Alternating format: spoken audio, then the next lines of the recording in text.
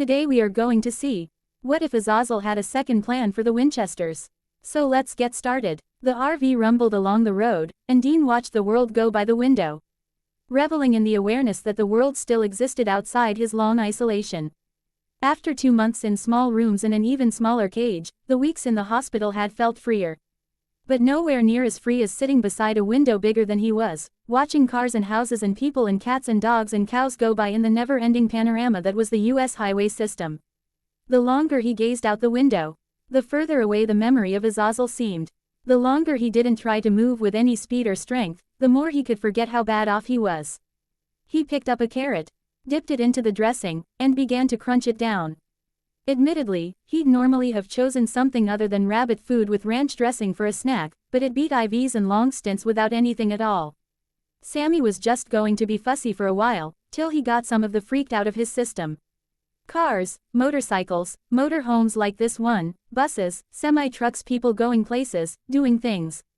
Not controlled by demons or even medical personnel. It reminded him that life continued apace for the rest of the world. He'd have to find out what movies were out. Maybe Sammy would take him to one. At the moment, Sammy Boy was in the back of the RV, in bed, after staying up all night in the hospital to keep an eye on him. Dean took a deep breath and quelled the maniacal paranoia that started to overtake him at the realization that his little brother was out of sight. It wasn't as if he could have left the RV while it was on the highway doing 50. Dean wanted to say he didn't need to be babysat like that, but the fact was, if Sammy left for more than 5 minutes at a time, he started flipping out. It had gotten better. For one thing, he could convince himself that Sam was safe in the back of the RV, but he was nowhere near normal, yet. He decided not to think about that, not to think about any of what had happened since September, and focused on watching the world go by. Blank. A few hours after Sam settled in the back and presumably fell asleep, Bobby heard Dean's voice. "Hey, Bobby, awesome as it is to be back on the road, and awesome doesn't begin to cover it." Bobby had to crane his mirrors around wildly to see Dean's face, but he managed it. "Yeah, kid, I don't suppose we could stop, though. I'd really like to hit a rest stop. There's a bathroom midway back, Dean," Bobby said. "Yeah, but somehow I don't want to try and do my business while we're bouncing along the road." "Okay, should be a dine or something coming up along here soon." "Whatever," Dean said. "I just want to get out and smell real air for 5 minutes." Bobby could understand that. He kept his eyes peeled, and the next thing he saw was a sign for a real honest-to-God rest stop 5 miles ahead. He signaled and glanced in the back mirror to see if John had gotten it. A brief right signal told him the answer, and he turned off his own signal till they got close enough for it to make sense. He looked ahead as he pulled off the freeway. The rest stop had RV parking, but it was a fair distance away from the restrooms. He took a deep breath and raised his voice. "Sam, let him sleep, Bobby," Dean protested, but Sam came out of the back room within a few seconds. "What's up? I'm letting you and Dean off in front of the building. He wants to use the restroom." "He can't use that restroom," Sam exclaimed. Bobby blinked, pulling up in front of the restroom building and putting the parking brake on. He turned around, shaking his head. "Right, I don't know what I was thinking. What are you two talking about?" Dean demanded, glaring back and forth between them. "Dean, you have open wounds," Sam said. "And your body is putting most of its energy into healing, so you're really vulnerable to germs and bacterial infections. You can't use a toilet in a rest stop. God knows how often they clean those things. That's nuts. This is a rental. Did you guys go over it with a bucket of bleach?" "Actually, yes," Bobby said. He eyed his young friend sympathetically as Dean's eyes widened. "Look, we're not bouncing now, get it over with. And then you can take a walk." Dean glowered at them both, but he got up and made his slow way into the toilet. A loud thumping at the door made Bobby start, and Sam leaned down to peer out the window. After a second, he popped the door open and John came in. Sam went out, jerking his thumb towards the restrooms. Bobby nodded at him, but then John spoke in an irritated tone. "Why are you parked here?" he asked. "And why'd you stop anyway?" "I was being goofy, thinking Dean could use the restroom out there," Bobby said. "But he really doesn't want to use the one in here while we're moving. So I think we'll be stopping periodically. Bobby, we need to get to your place lickety-split. Stopping every 5 minutes isn't going to work." "Don't exaggerate, John, besides, it was Dean's request." "Dean?" John shook his head. Bobby, we need to keep moving for Dean.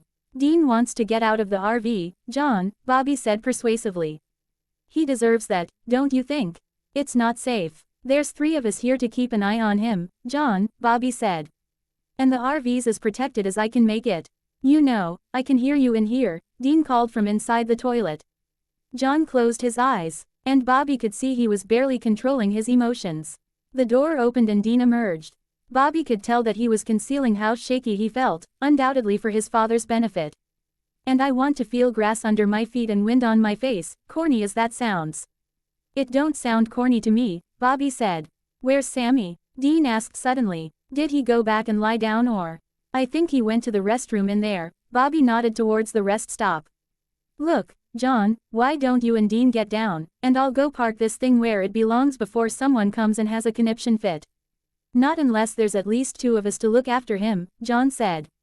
That's it, Dean announced. He slipped past them, avoiding John's reaching hands easily because Joe N was clearly afraid to grab his son anywhere. Dean started down the steps and opened the door. Bobby had pulled right up to the curb, close as he could, so all Dean had to do was step forward. It wasn't more than an inch drop. John hurried after him, giving Bobby a death glare, and the door slammed shut behind them. Bobby got back into the driver's seat and drove over to park in the RV parking, electing a spot where it would be easy to turn around and come back to pick them up. Sighing, Bobby shook his head. Dean was already starting to get tired of them cosseting him, but he was going to have to put up with it for a while. Bobby made sure both doors were locked and trotted over towards the grassy area. John and Dean were over by the trees, and as Bobby crossed the parking lot, he saw Sam come out of the restroom. He started to walk towards the motor home, but then he stopped in his tracks and took a sharp left. He approached some guy with his back to Bobby and started talking, looking more than a little pissed. Bobby picked up the pace a little, not sure what was going on, but figuring that the last thing they needed was for Sam to get into some kind of fight on the way. It seemed a little odd, though. Sam had a temper, but it usually didn't get directed at strangers. Sam was in the middle of a diatribe when Bobby came into hearing. Be excused for wondering what the hell is going on with this, don't you think? He looked up. Bobby, hey, look who seems to be following us. As Bobby took the final steps to join Sam and the stranger, the man turned and Bobby realized who he was. Thus far, he hadn't seen Special Agent Denson in anything but a suit and tie with a trench coat over the top. He hadn't recognized the man's rear view in jeans and a parka. Kind of informal for official business, don't you think? Bobby said, knitting his brows. Why the heck would the FBI be following them? It made no sense. I'm not on official business at the second, Denson said. I'm on my way to South Dakota, Sam demanded, glaring. Oklahoma City, Denson finished, giving Sam a benign look. Bobby ran the maps over in his head, and he could see Sam doing the same. This was the most sensible route out of Birmingham to get to Oklahoma. You on a different case? Bobby asked, raising his eyebrows. Nope, Denson replied. But I can't really go into detail with you, you've got to understand that. Sam nodded. Sure, we understand. He didn't sound like he meant it, though, and Bobby sighed. John and his younger son were more alike than either of them wanted to admit. Come on, Bobby, Sam said, turning away. Your brother and your father are on the other side, Bobby said. I'll meet you in a minute. Sam nodded again and walked away, his back stiff and angry. Bobby turned towards Denson. What are you really doing here? He demanded. Just what I told young Mr. Winchester. I'm heading in the same direction, and we happen to make the same. Horseshit, Bobby interjected. I don't believe in coincidence, and even if I did, this would be a whopper. Gimme something I can buy, or I might just call and complain of harassment. You can probably beat it, no trouble. But it won't look good at your next review. Denson's brows went up. I am heading to Oklahoma City, he said. And he trailed off. Just a minute, he said, looking at something beyond Bobby's shoulder. What? Bobby turned and saw John headed towards them at a fast walk. Neither Dean nor Sam was in sight. I figure I might as well tell you both at once and avoid confusion, Denson said. What the hell do you think you're doing, following us? John demanded when he was still a good 10 feet away. And don't even. He'd started to give me a straight answer, John, Bobby said quickly. Heading off whatever John might be about to burst out with. But he didn't want to tell it twice. Fine, John said. Go ahead. Denson smiled at them both, the practiced smile of a man who tries tea. Oh, keep people calm so his job stays as easy as possible. I'm heading to Oklahoma City to continue my investigation into your son's situation, he said. Knowing that you folks would be headed out today, I delayed my departure to coincide with yours, so I could sort of keep an eye on things. An eye on what things? John growled. Your son's safety, for one, Denson said. Figured I could watch for anyone suspicious following you. Give you any help you might need. Don't see the point, really, unless you plan to follow us all the way to South Dakota, John said. Denson shook his head. Just as far as I can, he said. Memphis, probably, but if you would like an escort the rest of the way, I can arrange for that. Bobby blinked at him. Are you serious? He asked incredulously. Denson nodded. Do you do this for all kidnap victims?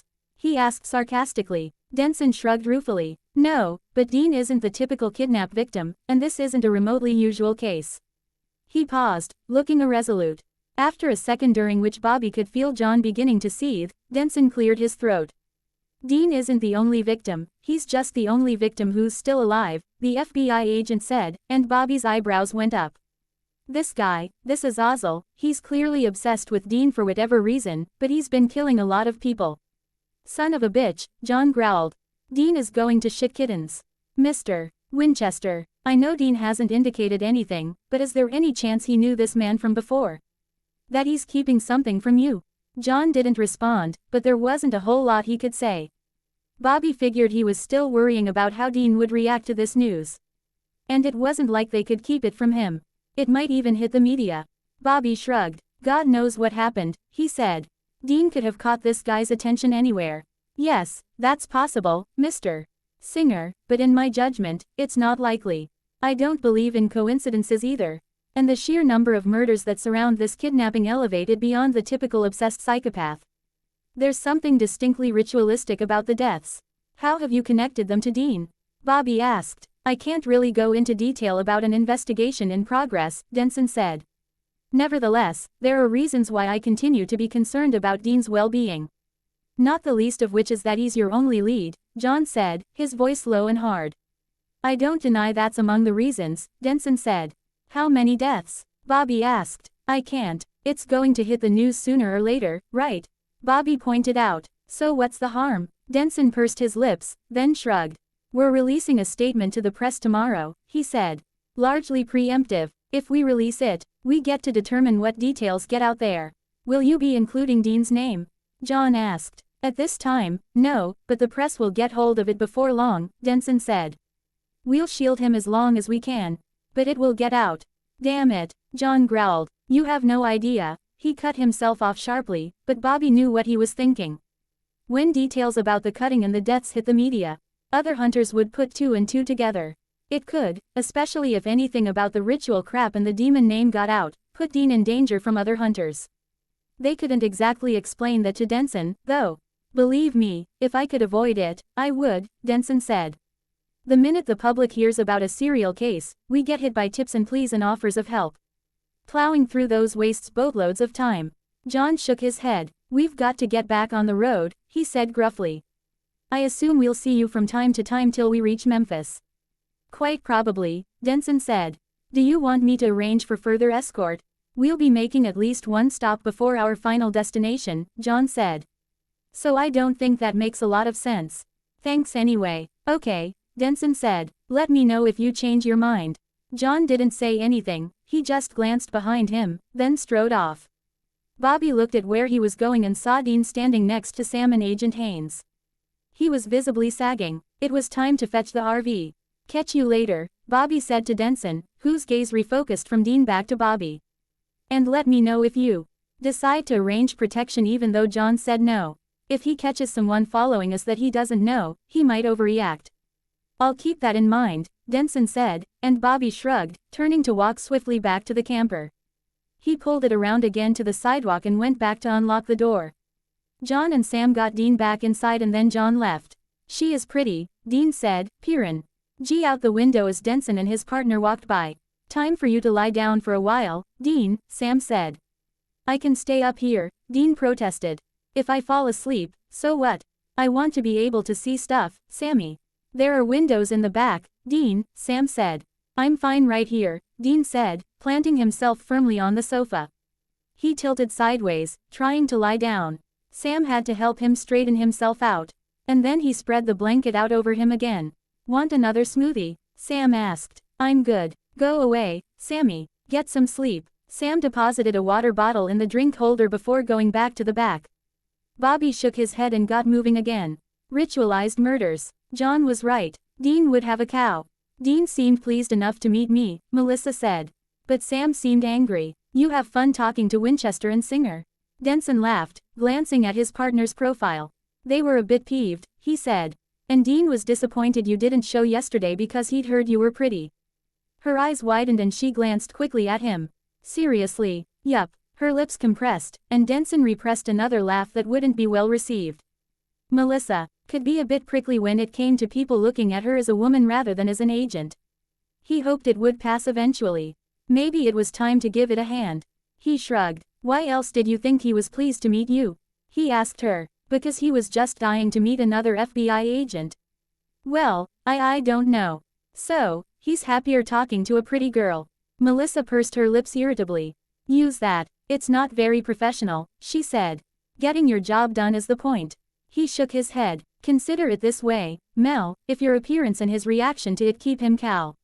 While he talks about something this terrible, isn't that a good thing? Yes, it is, but, she trailed off as if not sure how to express herself. He gave her some time to find the words. Sometimes articulating ideas made them clearer. Either to accept or to dispute. It seems very manipulative to try and use my looks to influence a victim to get them to talk. Manipulation doesn't have to be bad, Mel, Denson said. It's all about how you apply it. Why do you think I have you talk to children if I can, or why Jack had you talk to that rape victim? Well, yeah, I get that. Children are often more comfortable with women. And rape victims, she shrugged. This just seems unfair, somehow. There's nothing unethical or dishonest about it, Mel. It's called psychology. You lower the barrier, so the victim will feel comfortable enough to talk. She nodded thoughtfully, and he hoped he'd won her over. In his experience that kind of prickliness never helped in the field, and it rarely helped in the office. So, what do you think of Dean Winchester now that you've met him? Melissa didn't reply immediately, and he turned to see a faint flush coloring her cheeks. Repressing another unhelpful laugh, he said, yes. He does have enough charisma for 5, doesn't he? Melissa laughed with mild embarrassment, another clue to her prickliness. She'd appreciated Dean personally, and she hadn't. T felt as if that were professional either, he suspected. I heard the nurses call him an inveterate flirt, and now I know what they meant. She was silent for a moment. But it almost has to be a mask, doesn't it? He acted totally carefree and cheerful, and somehow I doubt that's really how he feels. I agree, Denson said, but he found that troublesome. If Dean kept up that much of a front around Melissa, she might not be any more successful than he'd been at getting the boy to open up. He sighed. They'd just have to play it by ear. What do you think of the brother? Sam, she shrugged. I only saw him during your first interview and for just a few minutes now. He seems utterly devoted to his brother. There were reservations in her tone. Denson waited, and after a moment, she grimaced. I'm sensing some guilt from him that I'm not sure I can see a cause for.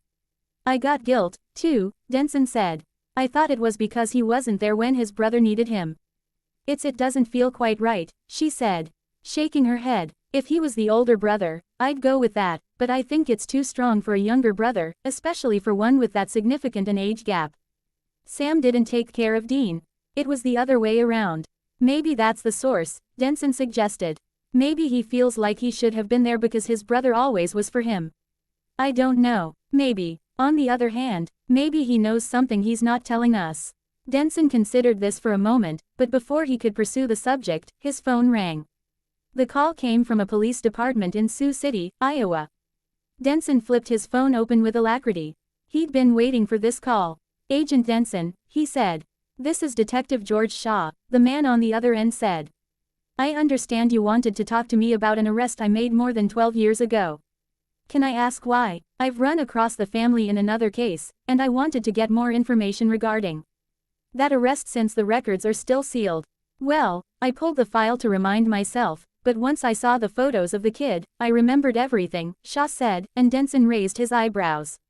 Not the kind of thing you forget easily, not especially when everybody is falling all over themselves to drop the charges. I almost got a black mark on account of this case, actually. Why? Politics. A child welfare advocate got involved, and things got a little stupid. I'm sure you know how that can be. Well, my only information about the case comes from the younger son, Sam Winchester, and his story was a bit vague. Can you give me some detail? Sure. Dispatch put out a call on a stolen car on the move about a block behind where I was parked on a side road, writing up some paperwork.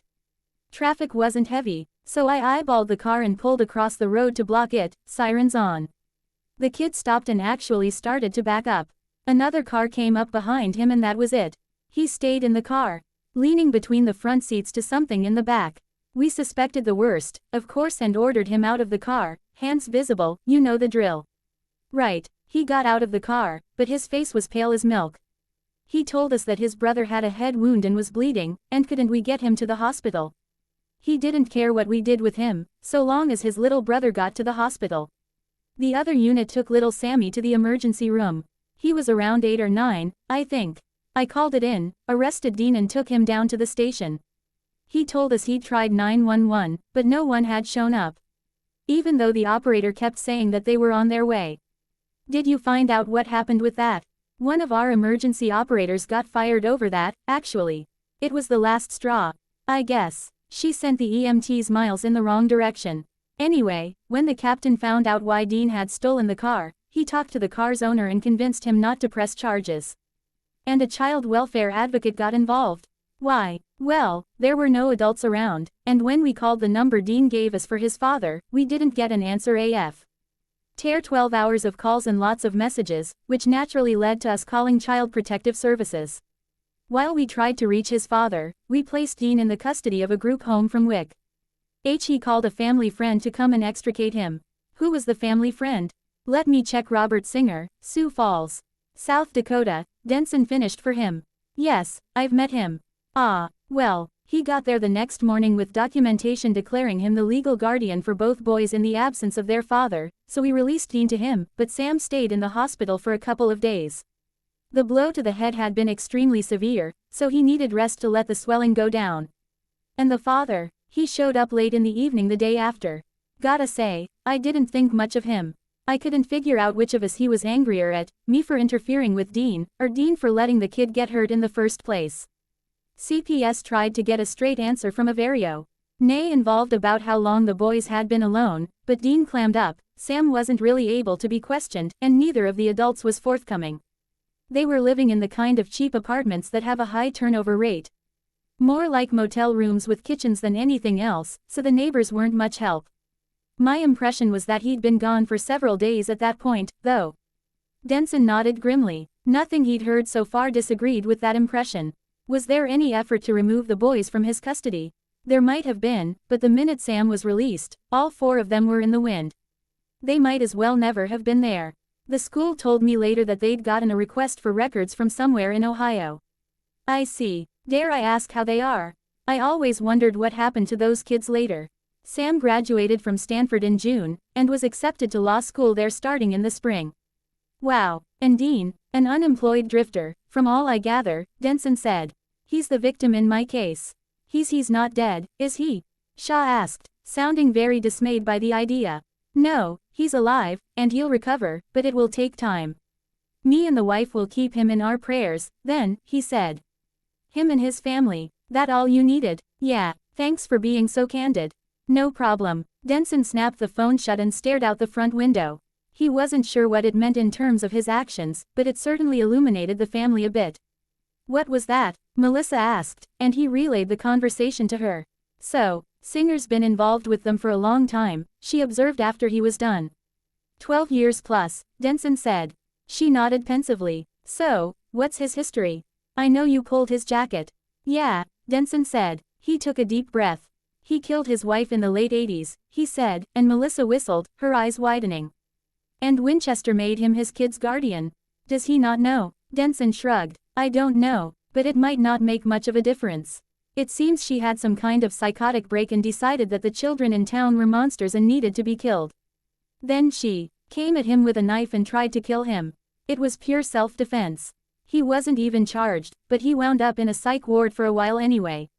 Since then he's had kind of a patchy history with law enforcement.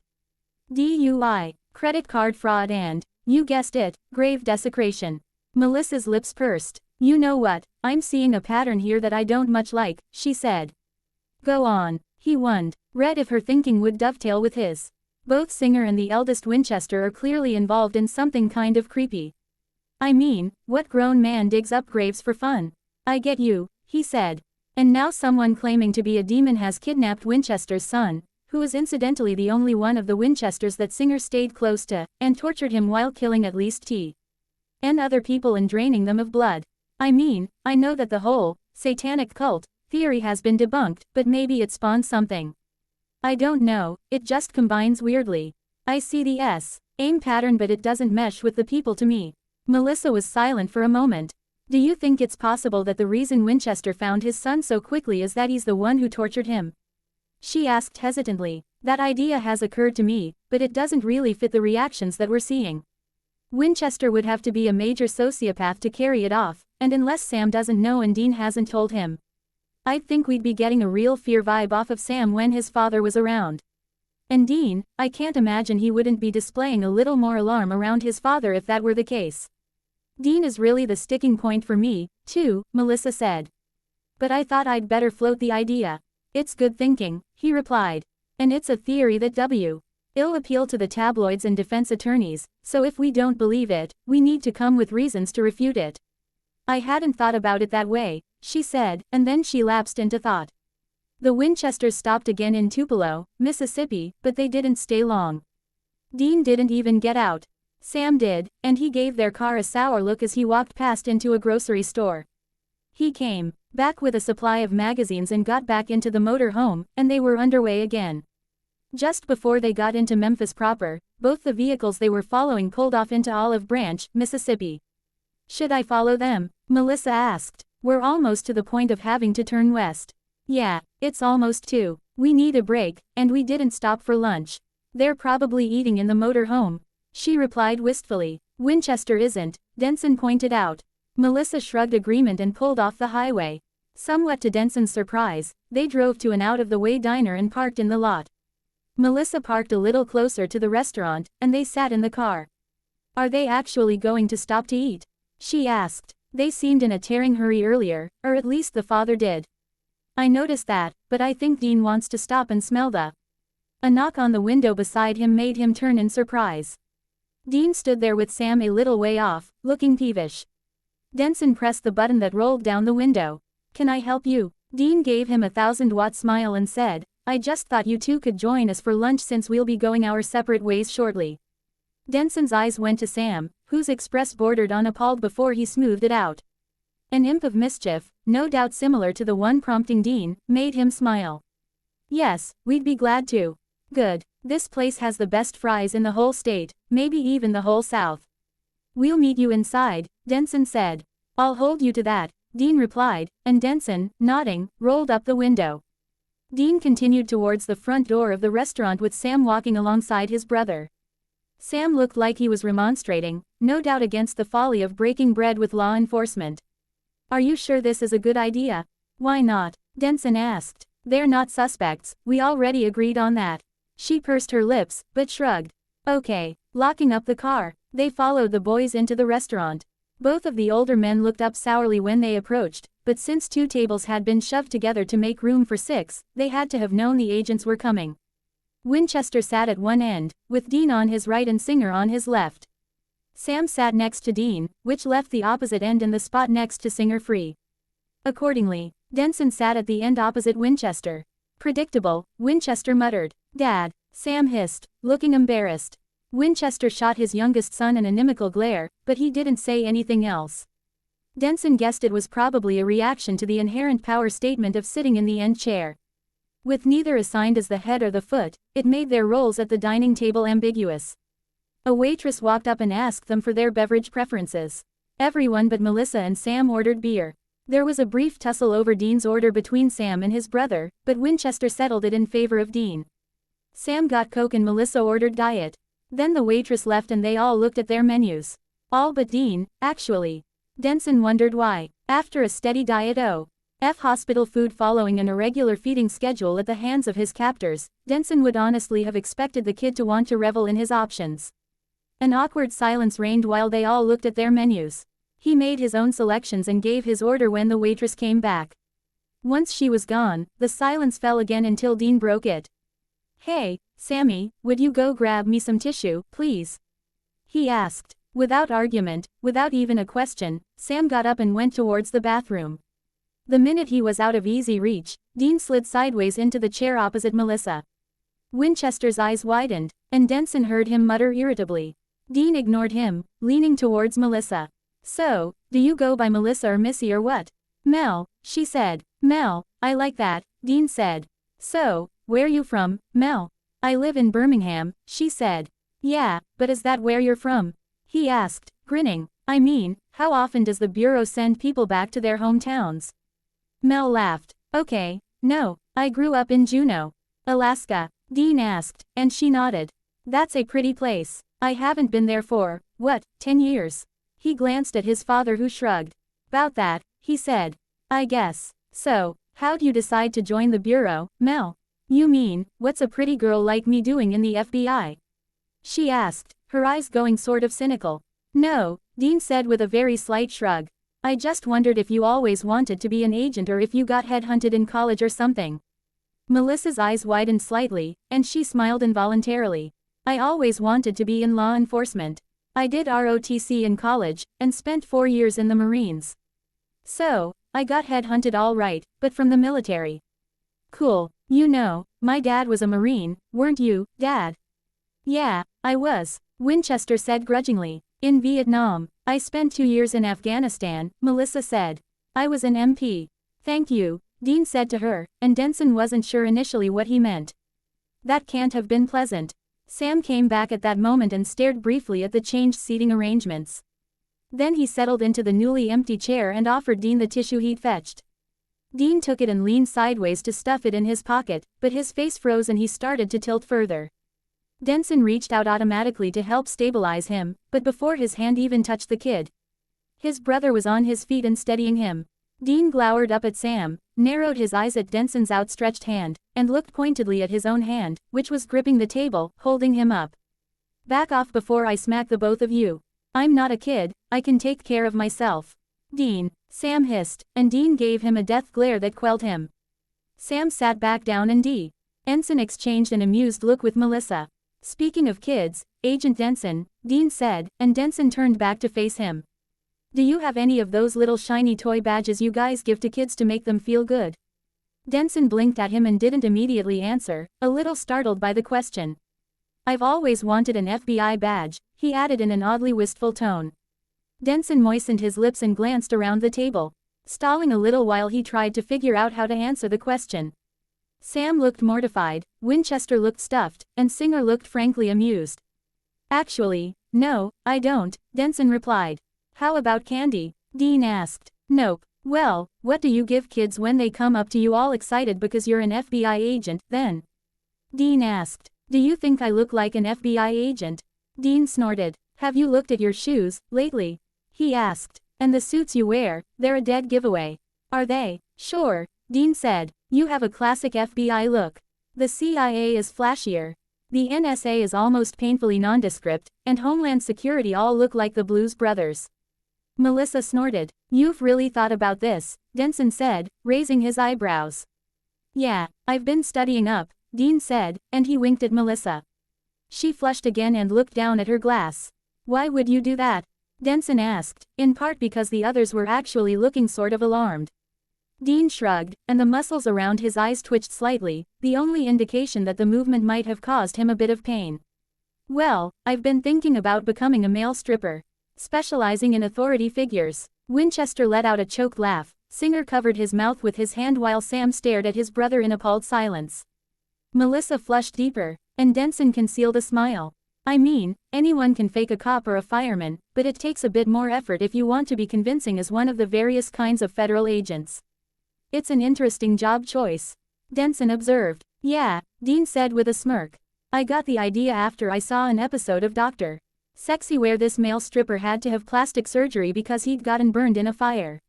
"I saw that episode," Melissa said.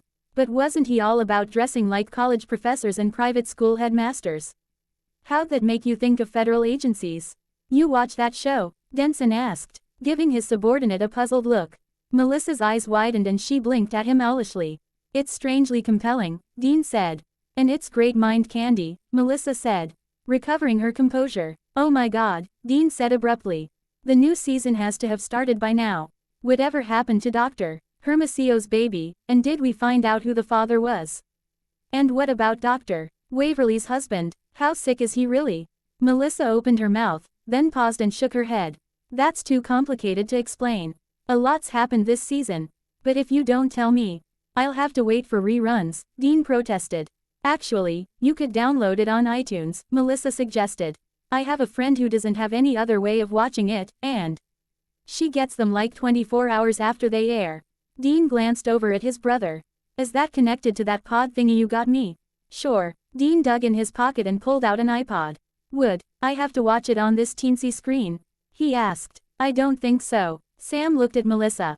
iTunes lets you watch from the computer, right? As far as I know, she replied. Sam nodded. I'll set it downloading at the motel tonight. Okay, then you can watch it on my laptop. Cool, Dean said with a grin.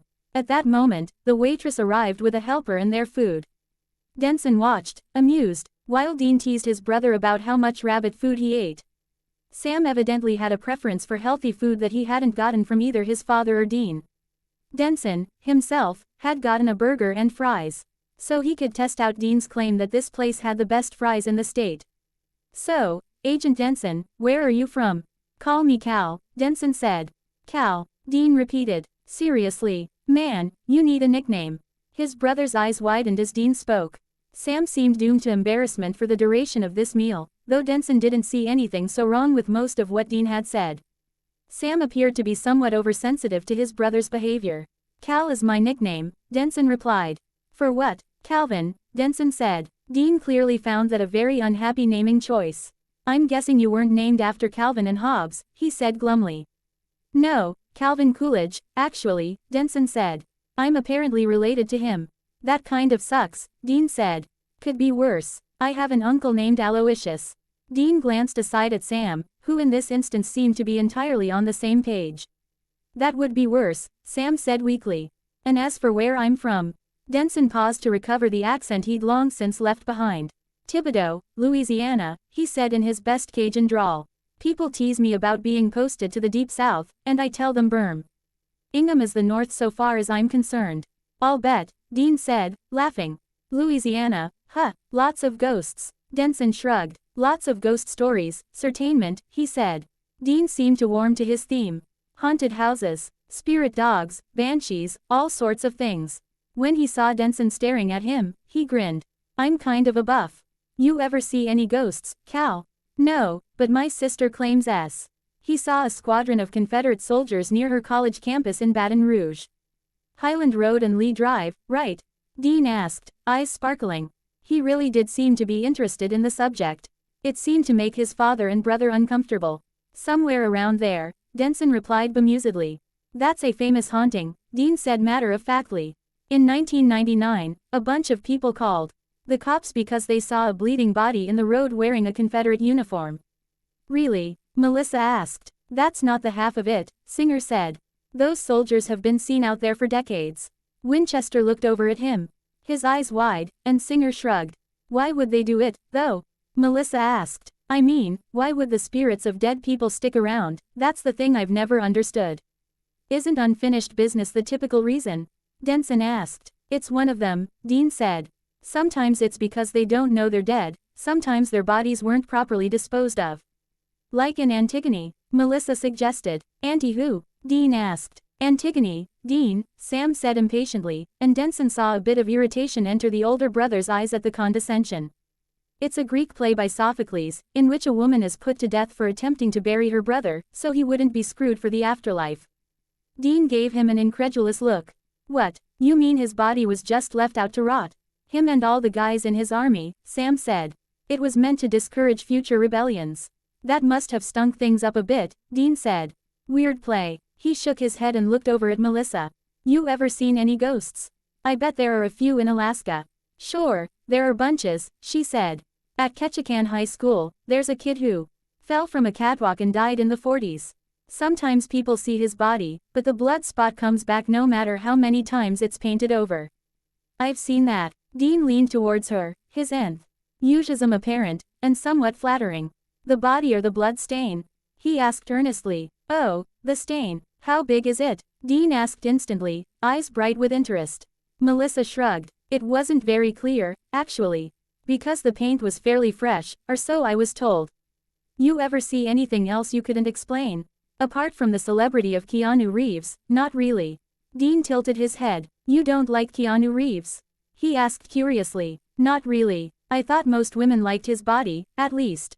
A good body doesn't make a good actor. How many bodies were found in Oklahoma? 3, Melissa said, and Denson turned towards her in surprise. Her eyes widened and she clamped her mouth shut. Denson returned his attention to Dean, impressed by the way the young man led a trained agent up to answering a question she shouldn't have. Fortunately, this wasn't a crucial detail, so she would learn this lesson on something relatively minor. Abruptly, Dean's eyes stopped, pet shining with enthusiasm, and his expression went shuttered. The change in demeanor was marked and somewhat alarming. Wow, he said, his voice flat and rough. I would have expected a lot more. This caught Denson's attention. Why do you say that? Dean looked down at his hand, turning it over as though to examine it. There are 9 pints of blood in the human body?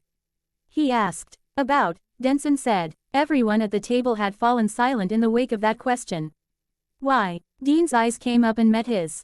Because I saw way more blood than 3 times 9 pints, and I don't think most of it was mine. Denson considered that remark for a moment, then decided to give him some quid pro quo. 11 bodies have been found at this point, but we believe there may be more that haven't been identified. Dean closed his eyes, and, even as pale as they were after 3 months of no sun, his freckles stood out against his skin. How much blood did you see, Dean? Dean's jaw muscles worked as he swallowed hard. He opened his eyes, and Denson could see the depths of anguish in them. Enough for a remake of The Shining, he said grimly. Then he focused his attention firmly on his burger. And Denson decided that was enough probing for the moment. On all fronts, over the course of Dean's skillful questioning, Denson had learned more about Melissa than he had over the last year and a half they'd been working together. In a clear effort to change the subject, Sam asked Melissa where she'd gone to school, and they spent a while comparing college notes. John hadn't said much throughout the meal, but he spent most of his time watching Dean subtly, his expression compounded of worry and pride. Singer added a few words into every conversation, and he seemed to be knowledgeable on a wide range of topics. Denson wasn't sure if Dean's appetite had been affected by the earlier conversation, or if he just wasn't up to eating as much as one might expect, but by the time Denson was done with his meal, Dean had only finished about half his burger. Most of his fries were gone, and he wasn't wrong, these were some of the best fries anywhere. When the waitress came back and asked if anyone wanted dessert, however, Dean's head came up instantly. What kind of pie you got, sweetheart? Far from being a sweet young thing, the waitress was probably somewhere around 50, but she dimpled at his flirting anyway. Apple, cherry, strawberry rhubarb, blueberry and lemon chiffon. Sammy, what kind of pie do we have in the RV? Dean asked. Cherry. I figured on buying fresh as we went, Sam said. If we needed it. Dean looked back up at the waitress. I'd like a piece of everything to go, and bring me a slice of apple with a scoop of vanilla ice cream. No problem, sugar. Anyone else? Singer ordered strawberry rhubarb, and Denson himself ordered apple pie a la mode like Dean. The waitress had brought Dean a box for his leftovers, but before he could do anything, Sam took over. Dean didn't seem to mind too much. He turned to Denson. So, Cal, are the cops investigating this stuff in Oklahoma?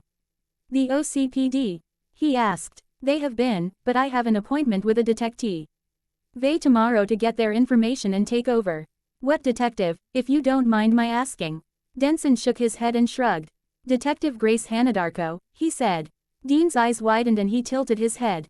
Detective Hanadarko, huh, Grace. Little bitty thing with bleached blonde hair, a penchant for Native American jewelry, and both the sweetest and the dirtiest mouth in 3 states.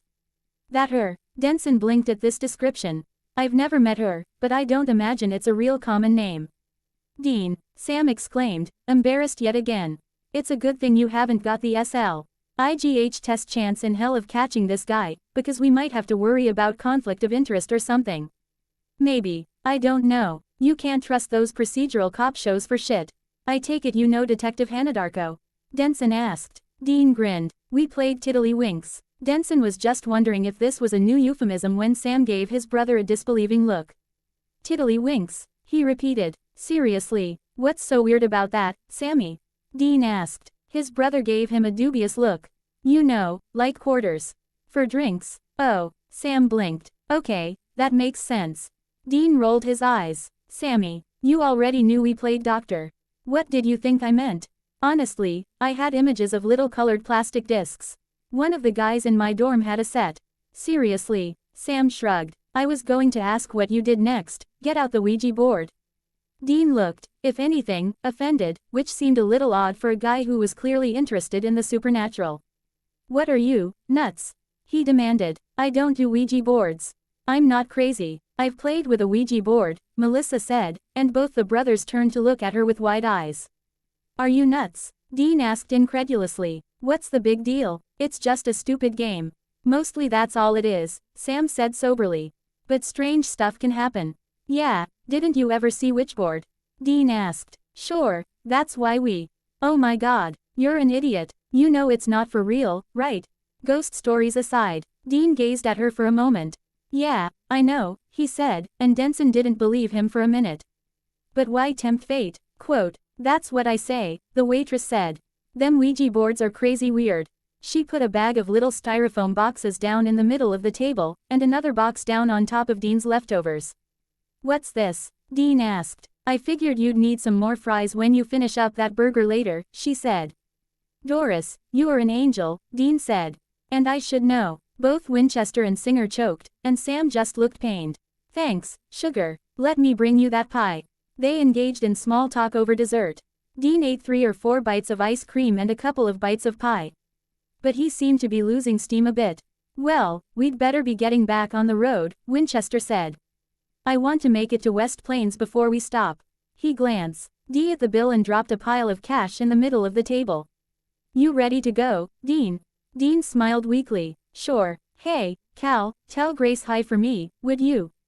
And that friend of hers, Retta, if you see her. Sure, Denson said, wondering why Dean thought he'd be meeting one of the detective's friends. Drive safe. Winchester glanced at his younger son, who took his brother by the arm and started guiding him towards the door. Denson was mildly surprised that Dean didn't object. Singer packed up the remains of Dean's dessert and picked up the bag of food. He glanced at Winchester and headed out. What will they be driving? Winchester asked once his sons were out of the building. Who? Denson asked. The fellows you've set up to follow us even though I told you I didn't want them. Denson blinked at him. I believe they'll be in a blue Ford Taurus. He glanced over at the road and recognized one of the men in the car across the way. That's them, actually, he said, nodding towards it. John followed his gaze. Thanks. I wouldn't want to make a mistake. Denson nodded and they parted ways. What did he mean by that? Melissa asked. That he's keeping an eye out for followers, Denson said, shrugging. Let's go. We've got a long drive ahead of us. Dean still wasn't interested in lying down in the bedroom, so Sam set him back up on the sofa. He took the swivel chair opposite, pulled down the table and tried to go back to studying. Bobby was driving, and Dean was watching out the window. They traveled in silence for a good 20 miles, but then Sam noticed Dean raise his hand to wave at someone outside. He stood up and peered out to see a couple of extremely good-looking women all bundled up in a jeep with the top down. You are impossible, Sam exclaimed. How so? Dean asked affably. Flirting with women you'll never even meet. They started it. Sam rolled his eyes and sat back down. Do you really know that cop Denson's going to meet with? Dean shrugged. Sure. Hell, I've even met her brother. The priest, and her best friend, the forensic chick. Sam's eyes widened. Dean, are you saying you made it with a girl whose brother's a priest? He asked in a strangled voice. Sure, Dean, Sam exclaimed. What, Sammy? I made it with her, not her brother, so what's the problem? He has a point, Sam, Bobby said from the front. Sam shot an irritated glare at their surrogate uncle, then turned back to Dean. I don't. Since when do you make it with cops, anyhow? You already know about this one, Sammy, so I don't know what all the flap is about. I know about her, Sam asked, blinking. What are you talking about? Grace, Sammy, think back, about 5 years ago when we were in Oklahoma. Sam cast his mind back to the late 90s, trying to come up with something that made sense. Oklahoma City. Grace. Inspiration struck abruptly. Oh, that Grace. He shook his head, remembering more of what Dean had told him. That Grace. The one who invited you back to her place and kept you up all night. Dean closed his eyes, smiling. Yeah, that Grace. How did you hook up with a cop, Dean? Bobby asked. She beat me at pool, Dean replied, eyes still closed. Wow, Sam said. So what? Bobby asked. Nobody beats Dean at pool, Bobby. Or, maybe that should be, nobody but me beats Dean at pool. Big words, little brother, Dean said, slitting his eyes briefly. So, you didn't know she was a cop? Actually, it was kind of hard to miss. I just went to a bar that looked pretty much like a dive, figured I could make some money hustling pool. I didn't know it till I got inside. But it was a cop bar. Shit, kid, Bobby said. And you can't exactly turn around and walk out when you figure it out, because that looks really bad, Dean added, and Sam had to agree. So, I played it straight and got into a game with a guy named Butch. I skunked him, and he paid up, no argument, but that got Grace's attention. She challenged me to a game, and took half of what I won off her buddy. She give it back to him? Sam asked. Hell, no, Dean said laughing. It was pool, Sammy, not charity. She bought drinks for her friends and me, then she stuck the rest of it in her bra. That was clearly a pleasant memory from the way Dean grinned. How'd you end up meeting her brother? Sam asked curiously. Dean shrugged. He came in for a drink. Sam blinked at him, and Dean rolled his eyes. Evidently he likes a little beer from time to time. She introduced me around, mostly guys, mostly cops. I don't remember half their names, but there was another girl, real pretty, name of Retta. Smart as a whip, and you could just tell they were old school best friends. You know, pinky swears and smoking behind the gym and all of that. I'll bet she heard all about you afterward, then. Bobby commented, glancing back with a grin. I'll bet she did, Dean said, yawning. I won't say she was the best I ever had, but she ranks in the top 10. I so didn't need to know that, Dean, Sam groaned. Before Sam even finished, Dean had drifted off to sleep.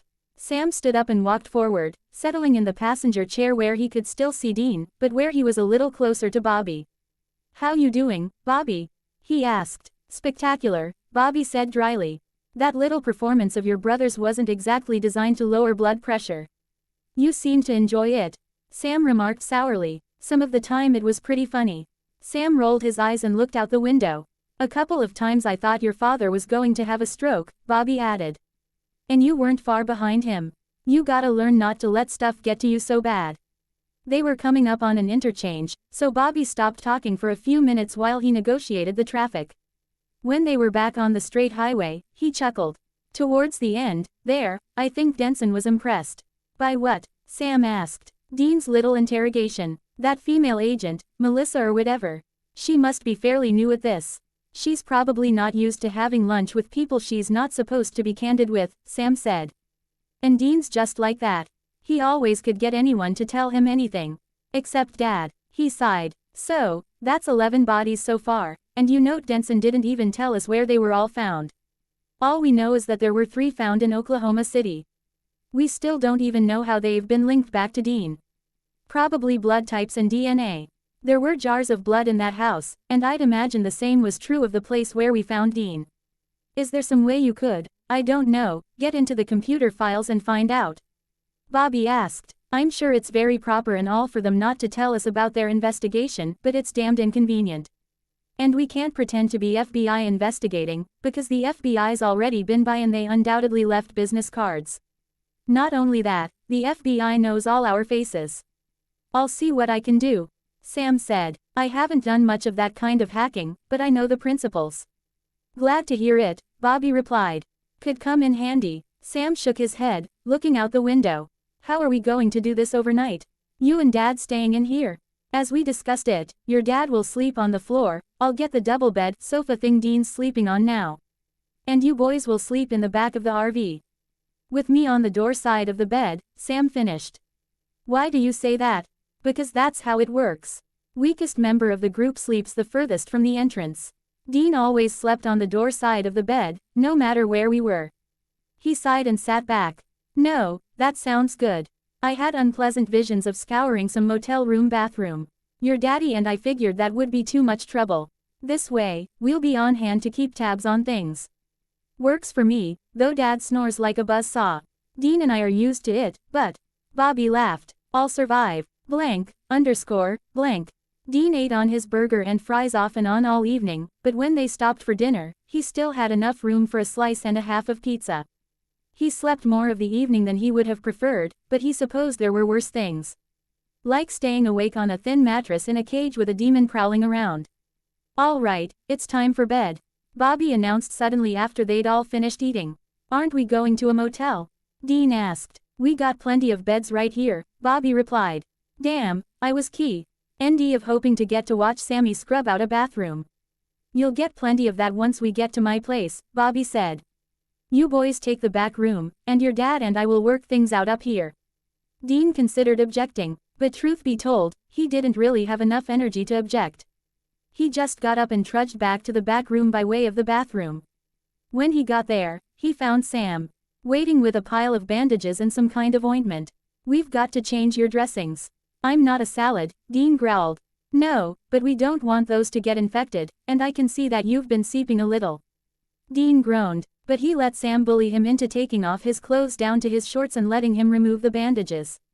He still hadn't really seen any of this crap, but Sam didn't give him any time to think about it. Apologizing profusely, he began to clean the seeping wounds. Sammy, Dean said finally, tired of the chronicle of remorse. It's okay. This hurts way less than it could. His courage failed him when he started to think of previous methods of treating his injuries. His mind shifted sideways, making him finish the sentence sort of lamely. It's a little cold in here, though. So if you could step it up, that wouldn't be a bad thing. I could turn up the heat, Sam suggested. No, just get me all fixed up and let's hit the sack. Sam was a little fumble-fingered with the ointment, but Dean found he immensely preferred having his brother apply it, clumsily or not, than having the nurses do it.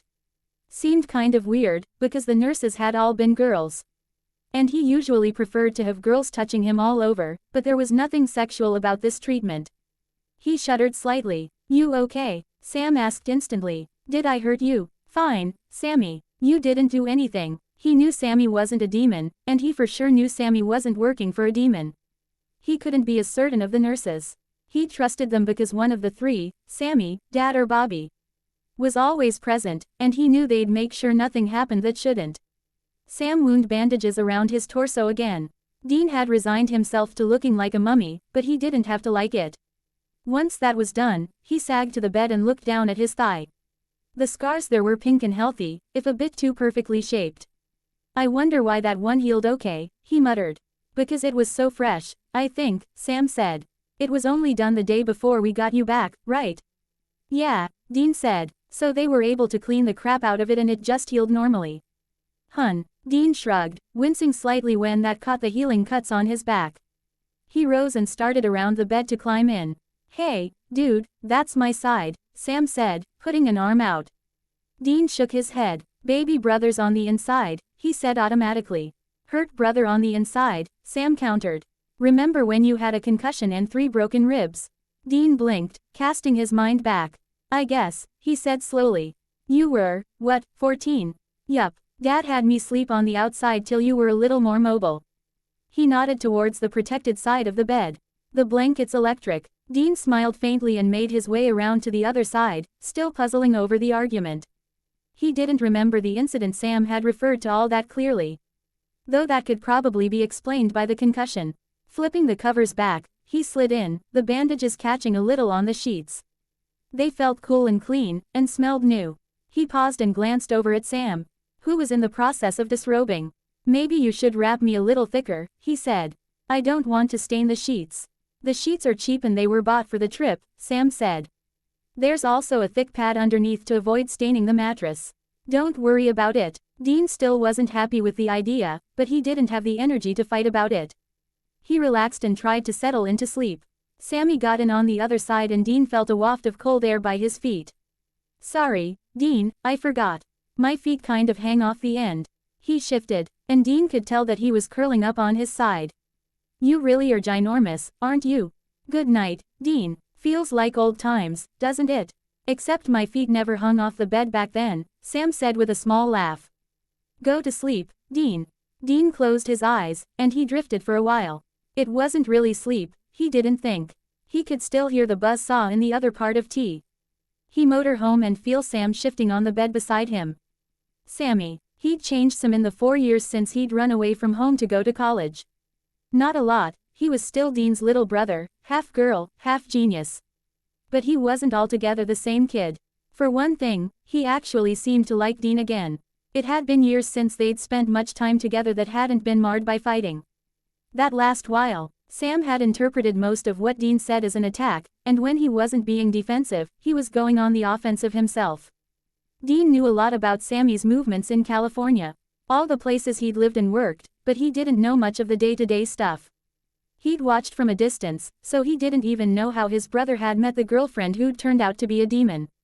Sam shifted again, and he let out a sigh that sounded wakeful. Sammy, Dean said softly. Yeah, Dean, Sam replied. Can't you sleep? Was Jessica your first? He asked, hoping Sammy wouldn't freak out or cry or something. Wow, that was out of the blue, Sam said, but he didn't sound angry.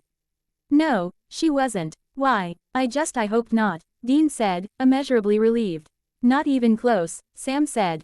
Really? Dean asked. Then when? Seriously? Sam turned his head, so Dean turned to face him, too. Are you seriously asking me when I lost my virginity? You know when I lost mine, Dean said. Because you trumpeted it to the universe, Sam said, laughing quietly. Come on, Sam, who? When? I know you're too much of a gentleman to give me any details, but who and when should be okay.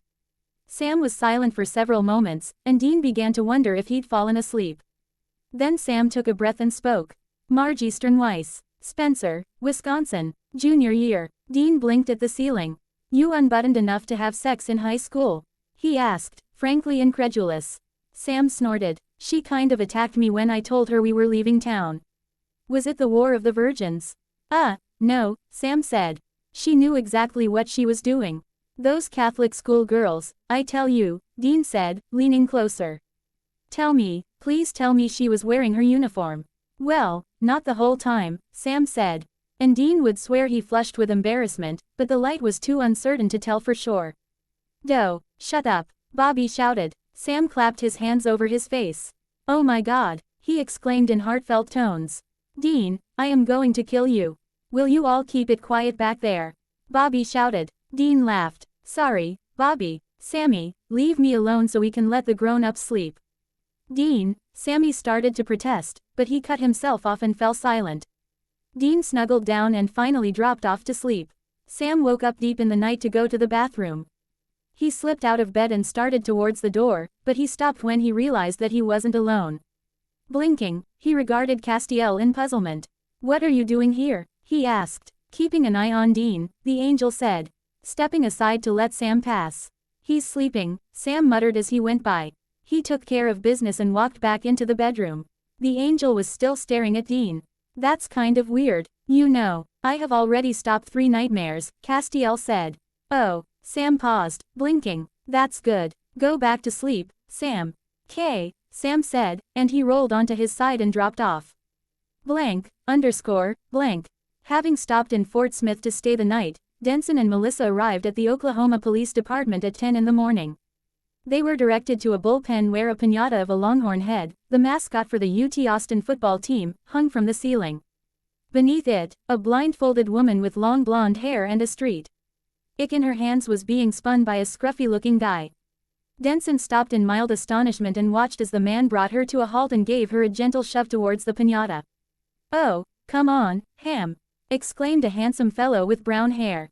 The other guy just grinned at him while the woman took a swing at the piñata and sent it spinning. Fun's fun, and all, but, he broke off when the stick struck the center of the steer head and broke it open to release a tidal wave of candy intermingled with erasers bearing the logo for the University of Oklahoma Sooners. The show over, a uniform turned to them and said, Can I help you? Yes, Denson said. I'm here to speak with Detective Grace Hanadarko. I believe she's expecting me. Oh, the woman said, her eyes darting to the woman W. Ho had now taken off her blindfold and was surveying her handiwork with pride. Denson was amused. Dean was right, she was a little bitty thing, and he could see where a woman with that amount of verve would be appealing. Grace, your FBI friends are here. Hanadarko turned around and looked over at them, assessing their suits, and Denson couldn't help thinking that they were neither flashy nor nondescript. That young man did have a gift for memorable phrases. They're no friends of mine, she said, walking over to meet them. The Longhorns fan drifted towards them, as did the man he'd called Ham. Hanadarko gazed at him frankly. So, I understand you're here to steal our case. Denson shrugged. I'm Special Agent Calvin Denson, and this is Special Agent Melissa Haynes. She put out her hand. Grace Hanadarko. Jerking her head towards the guys behind her, she said, these here are Ham Dewey and Butch Ada. Over there by the desks, that tall drink of water is Bobby Stillwater. Nice to meet you all, Denson said. Why don't we go into the conference room? Hanadarko suggested, leading the way. Glancing back at Melissa, Denson followed Grace. Dewey went to his desk and picked up a phone. And Ada walked back over and sat down, focusing on a file on his desk. As soon as they were in the conference room, Hanadarko turned around and put her hands on her hips. What makes you think your case is connected to my crime scene? She asked. Denson had been prepared for the question, though perhaps not asked so quickly. He reached into his briefcase and pulled out a file with 2 pictures in it. He handed it to Hanadarko without speaking. Her brows furrowed, and she seemed to find his silence a little unexpected. She opened the file and her lips tightened. The top photo is from a house in Graysville, Alabama, just north of Birmingham. The second is from an old Elks Hall about 15 miles away. Hanadarko took both the photos out of the file and put them on the table. Son of a bitch. Bodies. 6 in the Birmingham metropolitan area, and 2 in the area around Lexington, Kentucky. We've got people searching Lexington for a kill site like those. Holy shit, Hanadarko said. How close together? All within the last month, Denson said, and she whistled. Well, what can we do to help you catch this bastard? She asked, suddenly all business and pointing in the right direction. There is something I should tell you before we get too far into things, he said, glancing over at Melissa, who excused herself to find a restroom. Hanadarko looked up from the photographs, eyes dark with thought. What's up? Do you know a man named Dean Winchester? He asked. Hanadarko blinked, shaking her head, not in denial but in uncertainty. Not sure. Why? Denson pulled out a head shot of Dean that he'd gotten from John Winchester. Here, see if you recognize him. She took the picture and looked down at it. Her lips curved in a reminiscent smile. Sure, I remember him. It's been a while, but yeah. She sighed, tilting her head with a distant look in her eyes. Dean Winchester. He asked me to tell you hi, Denson said, and she looked up again. So far we have 3 kill sites, 11 bodies, and 1 survivor. He nodded towards Dean's photo. Shit. The woman stared at the picture in shock, and Denson wasn't quite sure what to say. So far as he knew, this had been a one-night stand. But being connected however tenuously to something like this could have unexpected impact. She looked up again, her words and voice casual but tension visible in her jaw and neck muscles. How'd he get away? The guy get interrupted or something? Actually, it appears that he was held for roughly 10 weeks. Your site is part of an office complex, right? She nodded mutely. That would have been the second stop on his journey, or so I gather. You're telling me that Dean was here, in Oklahoma City, being held by the guy who killed those people? Guys, yes, he said, and her eyes widened at the correction. Held and tortured, Denson said. The markings found on the bodies here are pale imitations of what were left behind on Dean's body. Then how the hell did he get away? He was found by his family who tracked him down when the police refused to investigate because he was a drifter and, he shrugged and she nodded understanding. We're still not clear on how they located him. They claim to have consulted a psychic. Hanadarko nodded without replying. The silence dragged on, and Denson glanced towards the door. He wondered who Dewey had gone to call and when anyone else from her department would join them, because she seemed a little undone. And he told you he knew me? She said finally. I told him who I was going to see, Denson said. He told me you'd played tiddlywinks. She let out a huff that was almost laughter. The door opened to admit Dewey and another woman, this one with dark hair and glasses. Dewey was carrying a box of what looked like evidence. And the woman had a couple of files in her hands. Her eyes widened on seeing Hanadarko and she hurried forward to put the files down. Something wrong, Grace? She asked. Dewey put his box down and glared at Denson. Do you remember this guy? Hanadarko asked, holding out the photo. The other woman took it. Sure, I do. That cute guy from. She shook her head. Is it really 5 years ago? We are so old. What's he got to? She broke off, her eyes widening as she seemed to realize that there must be a connection with the case given the circumstances. He's not dead, is he? Lucky not to be, from the sound of it. Hanadarko said. Emotion seemed to get the better of her abruptly. He was here, Retta. Here in that damned office building, getting tortured, and we never knew a thing. Shit, Grace, Retta breathed. I need a smoke. She left the room abruptly, and the door fell shut behind her. Retta turned to Denson and handed him the photo. We'll be back in a minute, she said, and then she followed Hanadarko out. What's going on? Dewey asked him. Apparently, Detective Hanadarko knew our one surviving victim briefly about 5 years ago. He glanced over at the evidence and the files. Maybe you can bring me up to speed. Sure, right. Dewey looked worriedly toward where Hanadarko and her friend had gone, then sighed and focused on the task at hand. Blank. When Sam woke up, they were already on the road. He rolled out of bed and checked to make sure Dean was still sleeping. He was, so Sam got up and went out front. What about breakfast? He asked. We're just getting to the local Greasy Spoon, son. Get Dean up. Sam nodded blearily and went back to find that Dean was already making his unsteady way to the bathroom. This is just wrong, he muttered. A man should be able to piss right away when he wakes up. It'll just be a minute, Dean, Bobby said. Sam helped Dean to a seat at the table, not wanting him to bounce around any more than he had to. He settled down opposite him, and tried to force himself the rest of the way awake. How you feeling this morning? He asked Dean. Apart from the fact that my back teeth are floating, I'm fine, Dean said. Sam reached over, opened one of the drawers and pulled out the morning pill organizer, sticking it in his pocket. Some of them needed to be taken with food, so he'd just take it into the restaurant. What are you doing with that? Dean asked. You can take them with breakfast, Sam replied. You are not taking that out in the restaurant, Dean announced. Absolutely not. I do not want to look like some wacko who can't get through the day without pills. Dean, you're not well. It's normal too. Nobody my age walks around with a box of pills with days of the week on it unless they're seriously ill. One look at Dean's face, and Sam knew it would be counterproductive to point out that his condition qualified as seriously ill. He thought fast and came up with an idea that he hoped Dean would put up with. Reaching over, he opened another drawer and pulled out a sandwich bag. He flipped open Friday's slot on the pill organizer and dumped the pills into the bag and, nodding it, put just it in his pocket. Better. Not really, no, Dean said, but he didn't object further. Sam put the organizer away and rubbed his eyes. He'd had some pretty odd dreams, but nothing that felt prophetic or anything. Then he remembered something odd. Castiel was here last night, he said.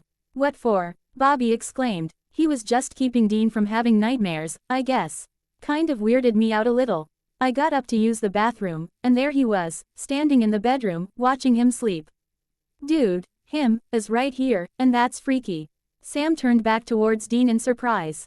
Sorry, Dean, I didn't mean anything. Dean shook his head as if to apologize. No worries, Sammy, he was watching me. Sam shrugged. Yeah, but I don't think he seems kind of socially inept. Do you know what socially, EPT, is for an angel, Sammy? Really, EPT isn't a word, Dean. Dean's eyes narrowed. Really, Sammy, that's what you want to talk about? Sam shook his head. No, did you sleep peacefully? Any nightmares? Slept like a baby, Dean said. But I don't need a babysitter, even if that babysitter is an angel. Bobby pulled to a stop and Dean was up in an instant, going immediately into the bathroom. The outer door opened and Dad came up the steps. Everybody awake? Yeah, Sam said. Dean's just in the bathroom. Bobby got up and turned around. John, that angel showed up again. Dad's eyes widened. What? When? Last night, Bobby said. Sam saw him. Dad's glare turned on him. You saw him, and you didn't wake us up. I was half asleep, Dad. That's no excuse, John growled, coming right up to Sam, invading his space. A dangerous supernatural. An angel, Dad, Sam retorted. An angel, not a demon or a monster, dangerous and supernatural, Sam. You should have woken me up. Fine, next time I will, Sam said. I didn't think. He was stopping Dean's nightmares, and that didn't seem like a bad thing to me. Dean emerged from the bathroom to a scene that threw him back 4 years. Sam and Dad were facing off, mere inches apart. Dean couldn't see Sam's face, but he could see Dad's and he looked pissed. You're not in a position to make judgment calls like that, Dad snapped, and Dean felt his stomach clench. He hadn't missed this, not at all. Why, because you have so much more experience with angels than I do. John, Bobby said, but Dad didn't pay any attention. Dean's hands crept up to cover his ears. Because you left, Sammy. Because you stopped hunting long enough to grow stale. And because I'm your father. Sam, Bobby said, his voice pleading. Sam ignored him, too. Right, because the great John Winchester has all the answers. It didn't. Stop it. The words were impelled out of Dean with unexpected force, and both his brother and his father fell silent, their expressions first startled, then anxious. Just shut up, the both of you. Dean added. You're upsetting Bobby. That had the desired effect of making them both look at Bobby, not him, and Dean let out a shaky breath. He needed to get a handle on this, because his self-control was wobbly enough as it was. He stood directly behind Sam, his father just beyond him, and Bobby a few steps further on. The space wasn't real large, and his family had chosen to have their say. Confrontation in the middle of the narrowest section, so Dean couldn't even scoot by. He was about to suggest that they get a move on when a voice spoke from behind him, making him jump out of his skin. It was not my intention to disturb you, Dean. Dean lurched forward and turned around, the sudden movement forcing a gasp of pain out of him. Sam bumped into Dad, and Dad stumbled. Before Dean could go down, though, Castiel seized him by the shoulders. Sam turned and steadied him, and the angel stepped back.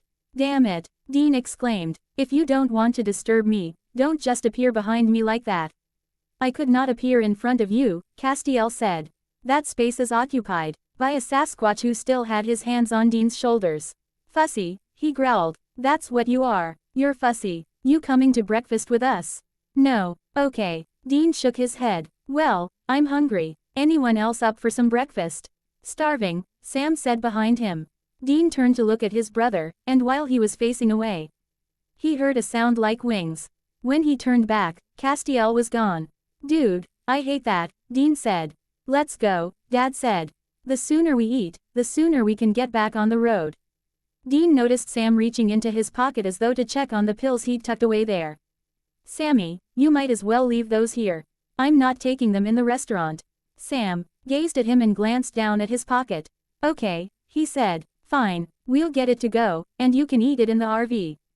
What? Dean stared at him in shock. You'd do that to me, wouldn't you? I just want to take care of you, Dean. Sam said, and he fixed him with those big brown eyes. Dean ground his teeth. Fine, I'll take the damn meds wherever you want. Can we just go? Sammy smiled. Sure, Dean, that's all I wanted. He started out through the RV, pushing Dad ahead of him. Breakfast was a quiet meal. Both Dad and Sammy seemed too tense to talk. Bobby was taciturn by nature, and Dean didn't have enough energy to put up a front of cheerful chatter. Apart from his feeble attempts to flirt with the waitress, they talked of nothing more than salt and ketchup and hot sauce. Sam handed Dean's pills just after their food arrived, and he took them with a glass of milk. With the looks Dad and Sam kept shooting back and forth, Dean found himself just as glad that they wouldn't be traveling together. It gave him the powerful desire to grab the keys and go for a long drive in the Impala, but that wasn't exactly possible. Then a very unpleasant thought occurred to him. Where are the keys? All three of his companions turned towards him, looking surprised. What keys? Sam asked. The Impala. Where are the keys? Gone, Dad said. I still have my spares, but the set you had are gone.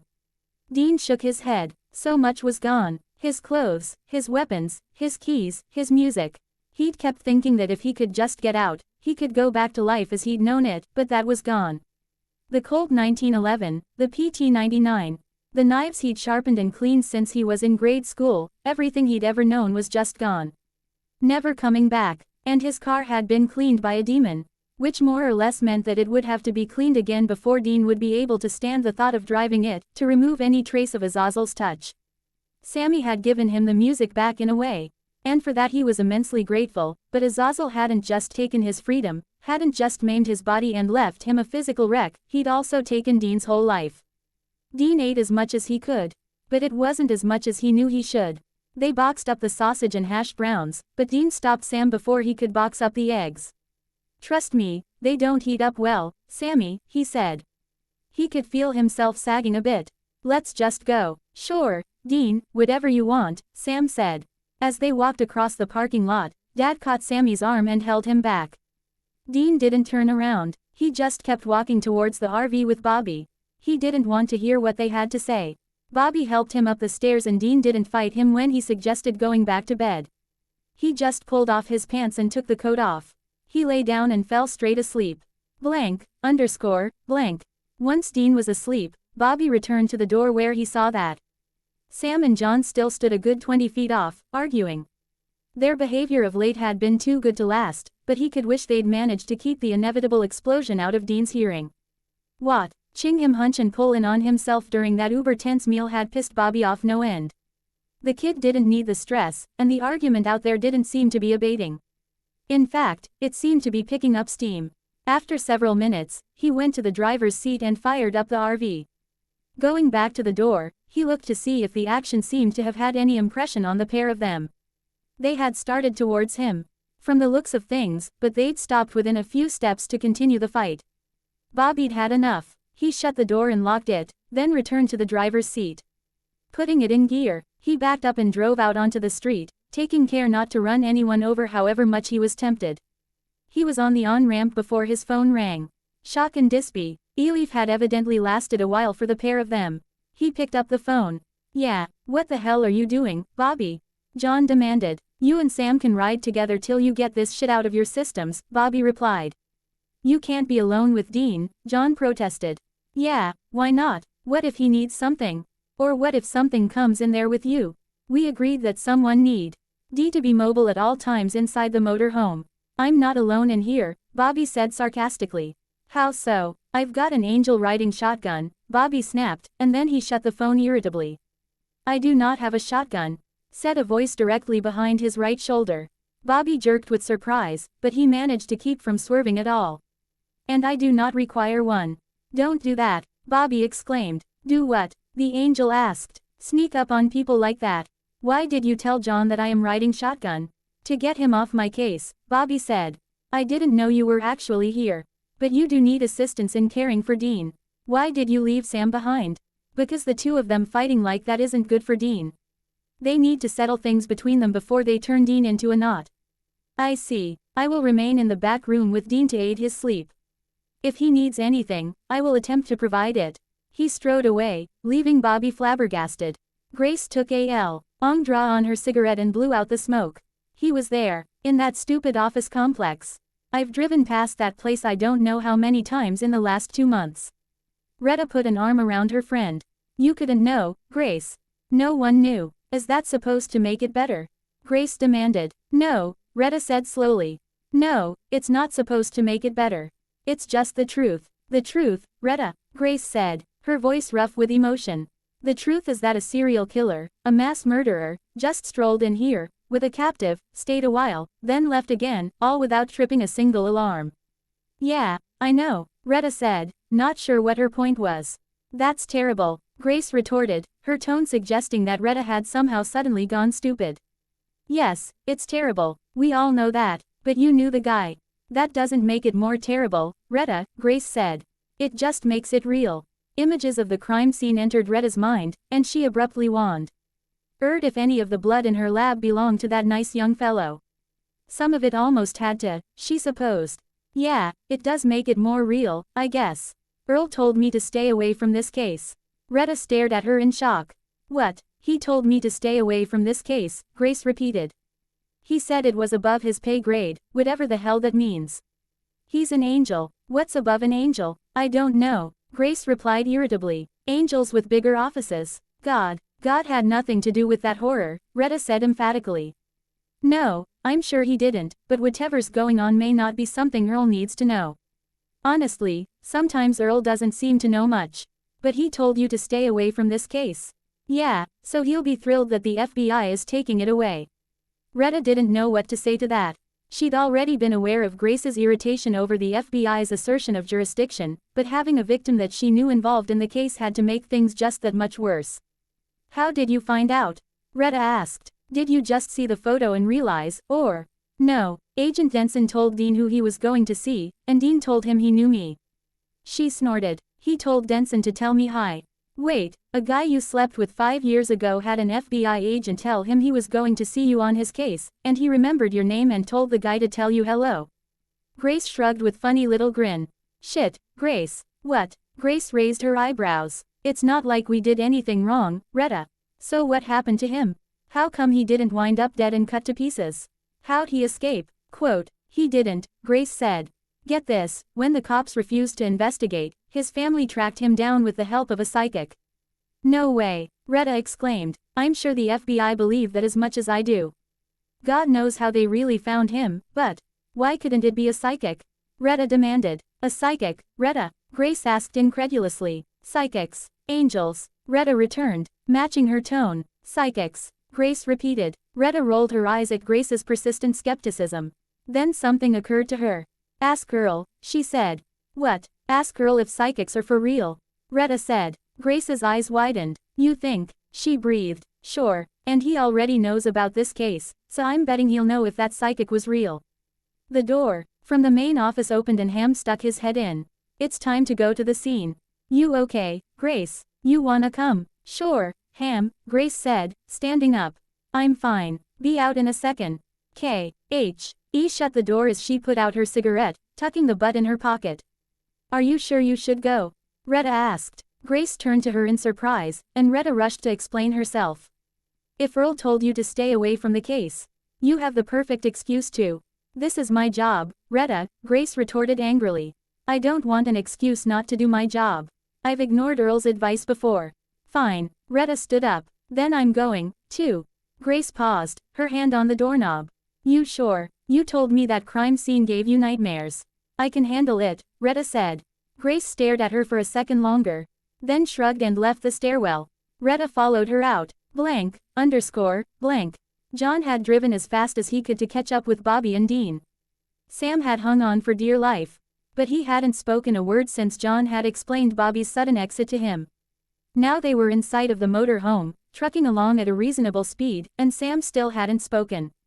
He just sat there, radiating anger like nothing had changed in 4 years. Shrugging, John glanced sideways at him. Give Bobby a call, see where he wants to stop for lunch. Sam gave him an irritated look and picked up John's phone. He searched up the number, then began fiddling with his own phone. What are you doing? John demanded. Programming Bobby's number into my phone. It's long since past time I did. I just asked you to call him. You just told me to call him, Dad. You never ask anyone to do anything. What is it with you, Sammy? Why can't you just take a simple request at face value instead of turning it into some big deal? I just want you to find out where we're stopping for lunch. I wouldn't even be in here if you could have let that stupid angel thing go, Sam said. And then he dialed the phone to get out of having to deal with John's response. John listened to Sam's side of the call, seething. Yeah, Bobby, Dad wants to know where you plan to stop for lunch. Sam grimaced and looked over at his father. He wants to know if you have a preference. What does Dean want? John asked, and Sam relayed the question. After a moment, he looked over at his father. Dean's asleep, John sighed. Tell Bobby I'd like to get to Elgin tonight if we can swing it, so. Elgin, what's in Elgin? A friend, John replied shortly. That's informative. Why see, can't you ever answer a question with more than the bare minimum of information? Why do you need more information? John demanded. Because this crap, need to know, shit got old when I was a teenager. Right now it's stupid. I only know of 2 other people I could contact right now if things got crazy, Pastor Jim and Caleb, and I don't have their numbers. You don't have Jim's number? John asked skeptically. Sam grimaced. Okay, I remember his home number, I confess, but Bobby's waiting. Sam suddenly looked chagrined, and he spoke into the phone, apologizing to the other man. Tell him, I want to get to Kansas City if we can swing it. Sam passed that on, listened to whatever Bobby had to say, then hung up. He didn't say anything immediately. John cleared his throat, and Sam turned to him, his expression still mutinous. Caleb's numbers, John said. He waited till Sam had his phone in hand and dictated them, first the home number, then the cell phone. Jim's home you have, but you'd better have his cell phone, too. Sam started to close his phone after saving Jim's number in it, but John started speaking again, forestalling him. Harvell's Roadhouse is where we're going. Number there is 402-555-3913.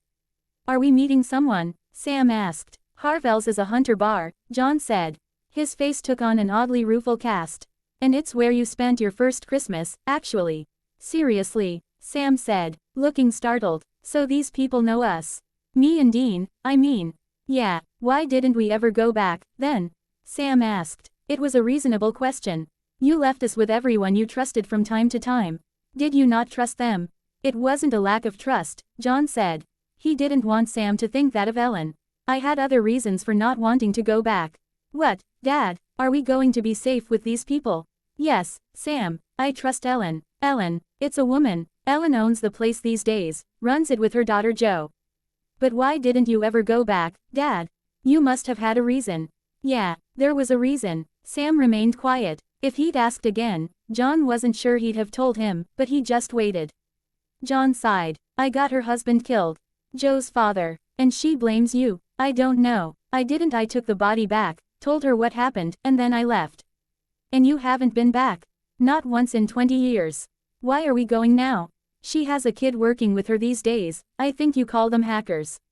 I want him to get Dean's information so deeply embedded in that insurance cover that I had dummied up for him that they won't even think about not paying the claims. Oh, Sam stared out the front window for a moment. I should have woken you up, I guess, Dad. But I trust Castiel. I think he's got Dean's best interests at heart. You don't know him, and he's not human. No, he's not human, but he's not a monster. He's an angel. John didn't like the adoration he saw in Sam's expression. We don't know that for sure, Sam. We know he says he is. But that doesn't mean anything. He saved Dean, Sam exclaimed. We still don't actually know what happened. Dean feels safe with him, Sam pointed out. I'm not sure how much that means, Sam, John said.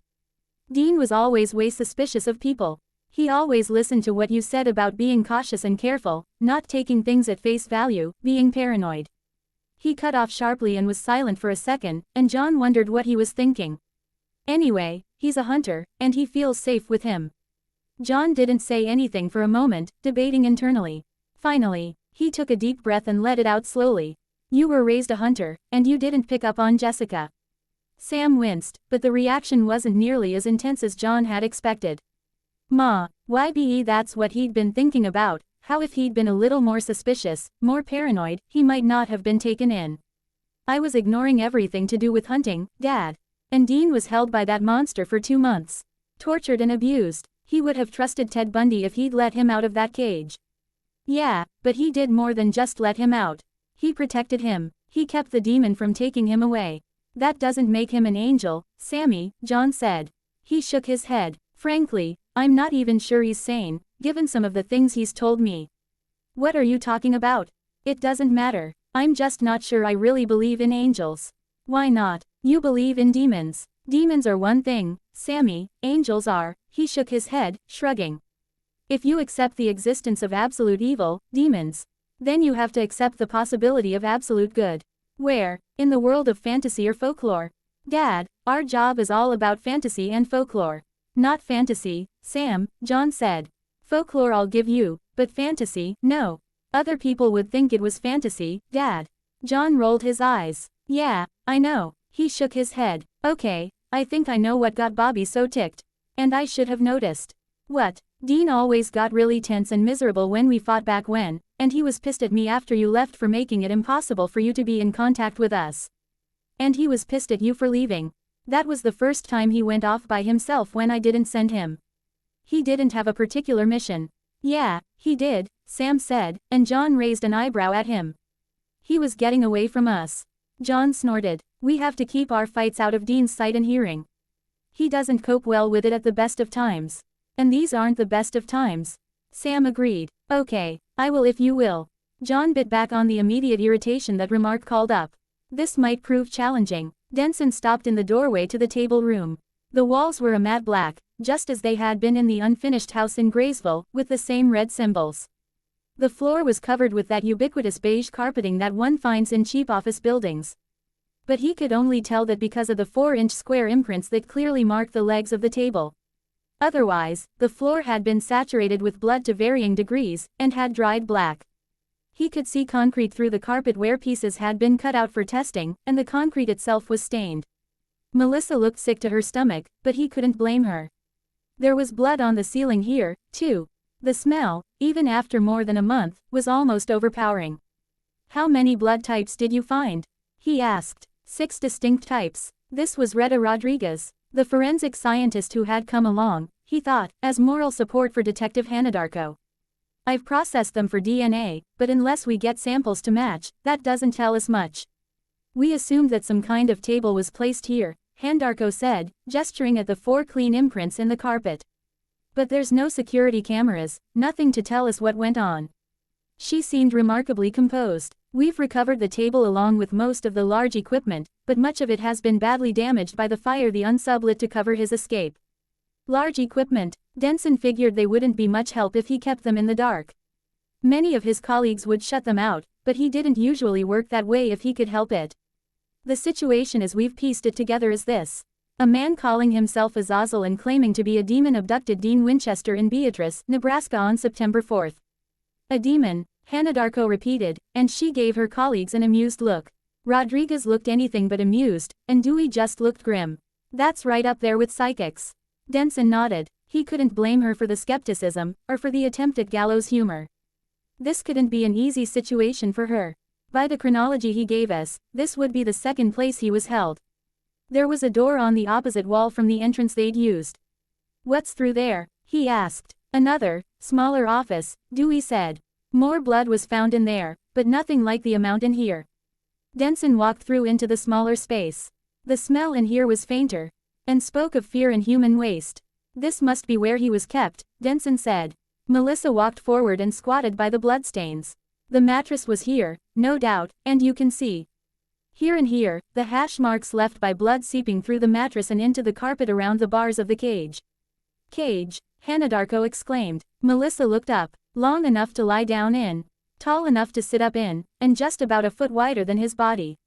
Son of a bitch, Hanadarko muttered. Rodriguez looked sick. Didn't he say the box was kept in the room with him? Melissa asked, rising to her feet and scanning the walls. Denson nodded. But it's been more than a month, maybe close to 2 months. There won't be any. There's a dent in this wall, Melissa said, striding across the room. At about the height of the box's lid. Leaning close, she scrutinized the surface of the painted plasterboard. There are flecks of paint that don't match the wall. I'll bet Tommy could match it to what's left on the box. I imagine so, Denson said. Good work, Agent Haynes. What box? Hanadarko asked. When his captors moved him from place to place, they put him in a coffin-sized box. Restrained pretty firmly from the look of it. Given how readily he got out of my handcuffs, I'm not surprised, Hanadarko said. How much time did you spend with him? Denson asked. He showed up at the bar sometime in the evening. After he beat Butch and I beat him, we played some drinking games and He's that guy, Dewey interjected, his eyes widening. I mean, I knew he looked familiar. But I couldn't place him. Hanadarko nodded. He was bored stiff by the football game we were watching, and he suggested alternate sports. He followed me to my house in his car, and we partied all night. I was off work the next day, didn't have any important obligations, so we spent the next day together, then he left in the morning on Sunday. Did he mention his family at all? Sure, Hanadarko said, nodding. Something about a genius brother, and I know he said something about having to meet his father or there'd be hell to pay. He told me his brother was a total geek, Rodriguez said. Her eyes deep with memory.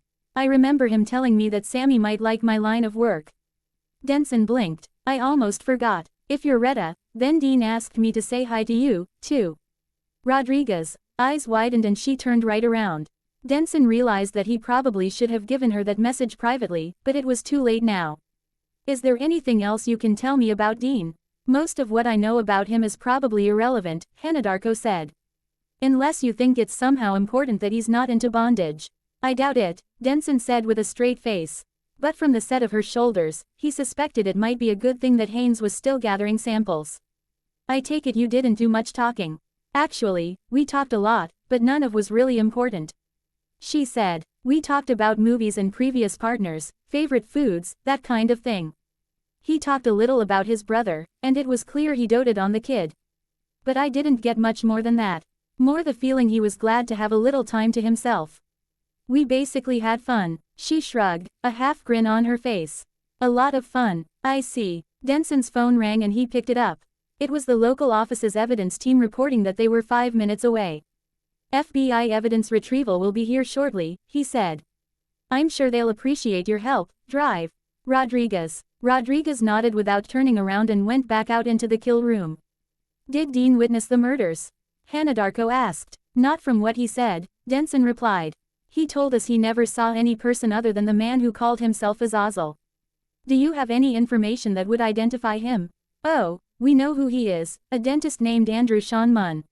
He showed no signs of aberrant behavior prior to his disappearance back in August, but his fingerprints have been found at the last 2 sites, and he matches the description Dean gave of his captor. Did you show him a photo? Actually, no, he was barely capable of being interviewed at the end of his time in the hospital. I might have shown him a photo towards the end of our interview, but it wasn't possible. Hanadarko stared at him for a moment, clearly assessing reasons why that might not have been possible. How is he? We had lunch with him yesterday. You had lunch with him? Hanadarko asked, raising her eyebrows. She exchanged a look with Dewey. At his invitation, Denson said.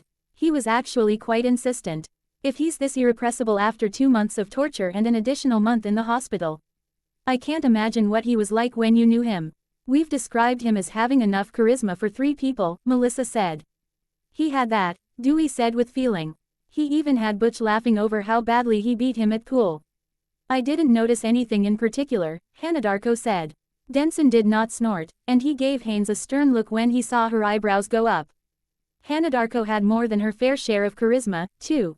Dewey noticed the interplay, and then he nodded at Denson. Clearly he got it. The short answer to your question is that he's kind of fragile. He took a deep breath and reached into his file. This is what he looked like in the hospital. He selected a photo that only showed him from the shoulders up and handed it to her. Hanadarko took it and her eyes widened. He looks terrible, and that was taken 3 days ago, Denson said. But when I say fragile, I mean both physically and emotionally.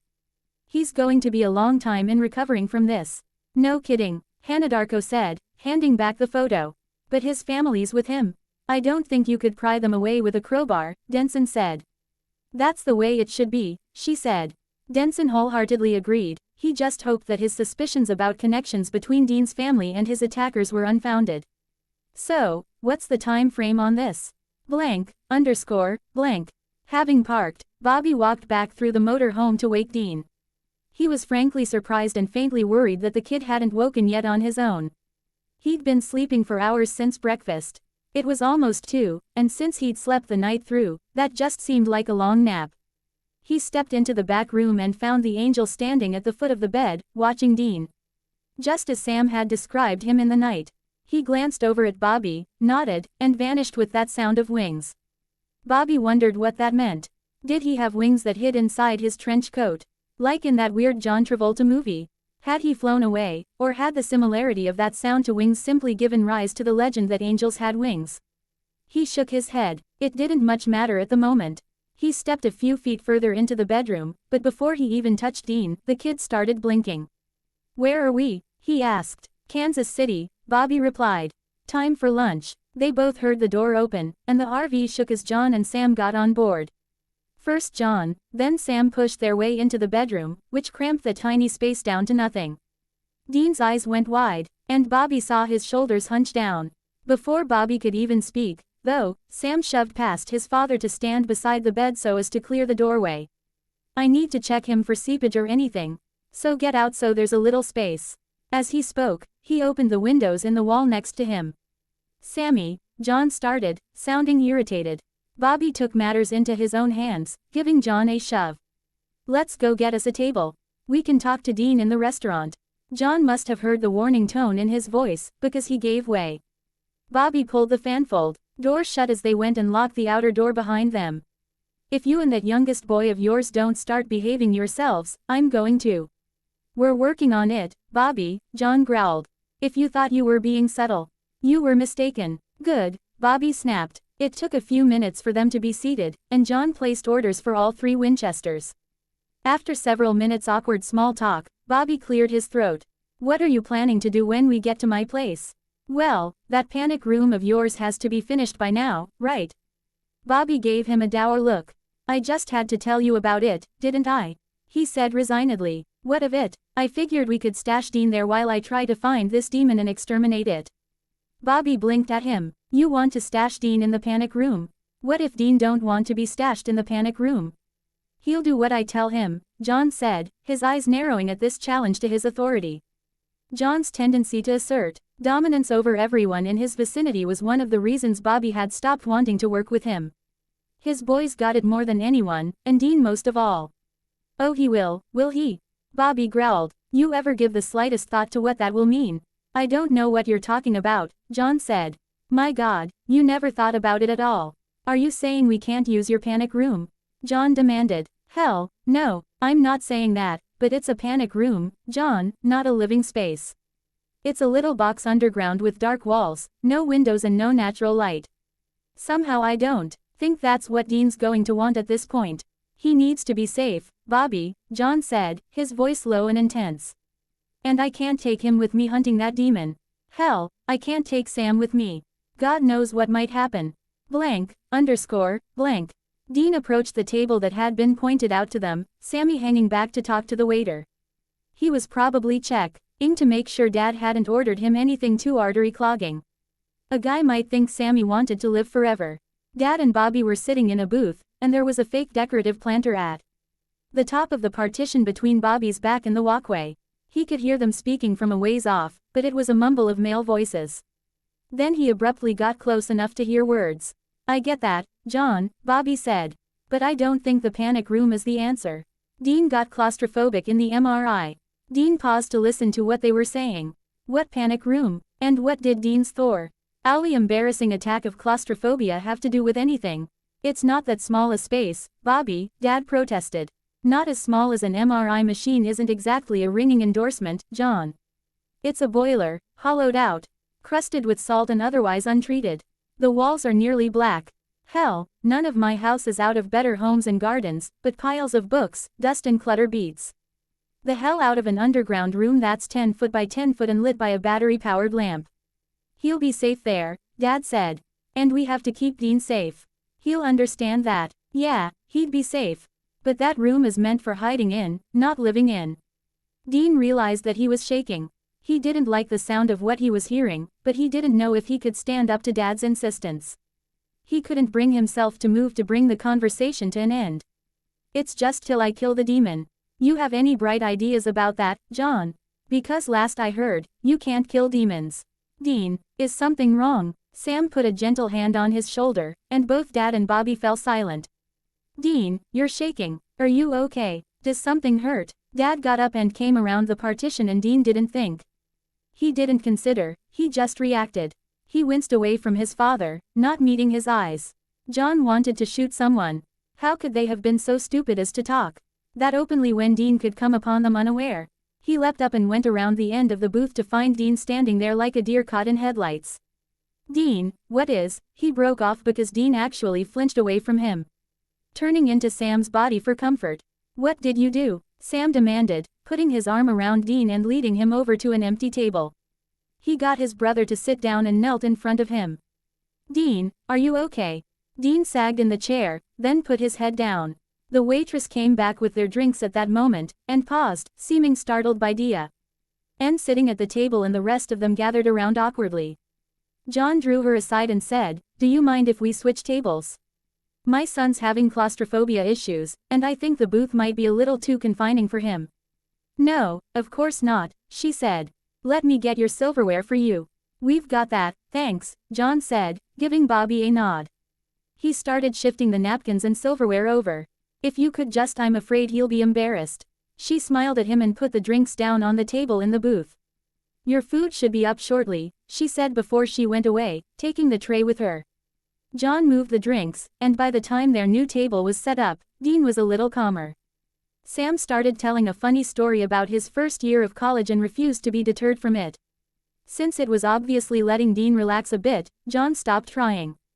The waitress delivered their food, and once she'd gone, Dean cleared his throat.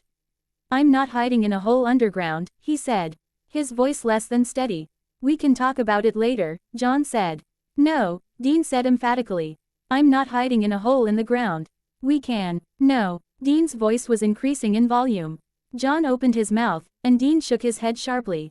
No, I was just going to say we can discuss ways to keep you safe later.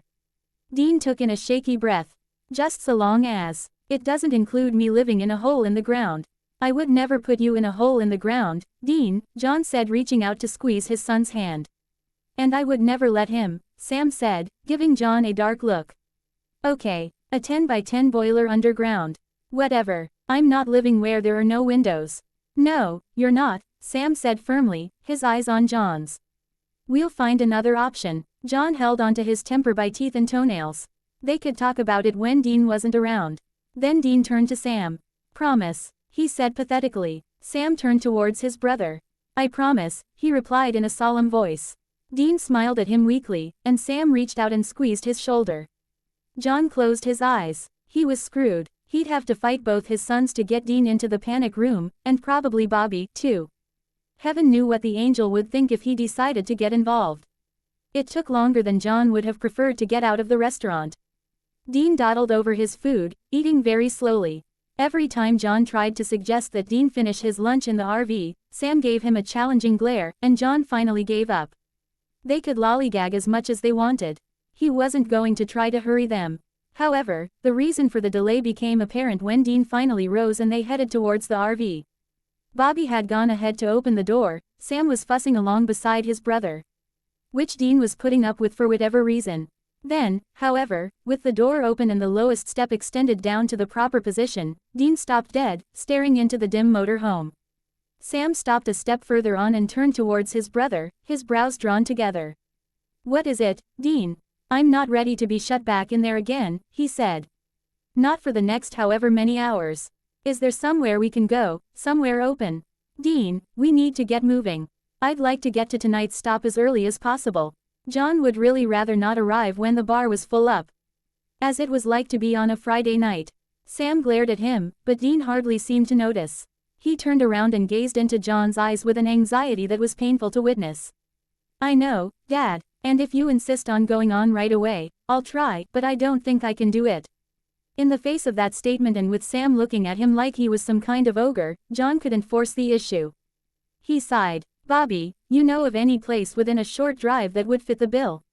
A park or something? Bobby shrugged, but Sam said, just 1 minute. I'll look it up. He darted into the motor home, his haste making the whole thing bounce. Within a couple of seconds he'd returned with the slim black object. He flipped it open and started tapping. John had no idea what he could do with that thing to find a nearby location that would allow Dean to wander freely in an open space. Shaking his head, he left Bobby and Sam with Dean and went back into the restaurant. The hostess looked up as he entered. And she smiled. You fellows forget something? She asked. No, I was just wondering if you could recommend a park or, I don't know, a nature preserve. One of my aunts wants to take a walk before we close ourselves into the vehicles for the next 4 hours. Well, there's a couple of places, but I'd recommend Powell Gardens.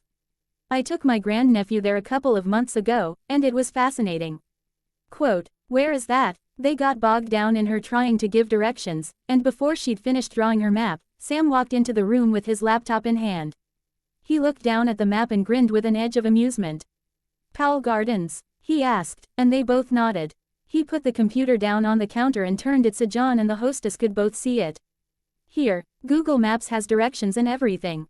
The hostess took one look at John's face and made herself scarce. Google Maps? John asked. You can get directions to and from N. Why where in the continental US using Google Maps, Dad? Sam said with more than a hint of condescension in his tone.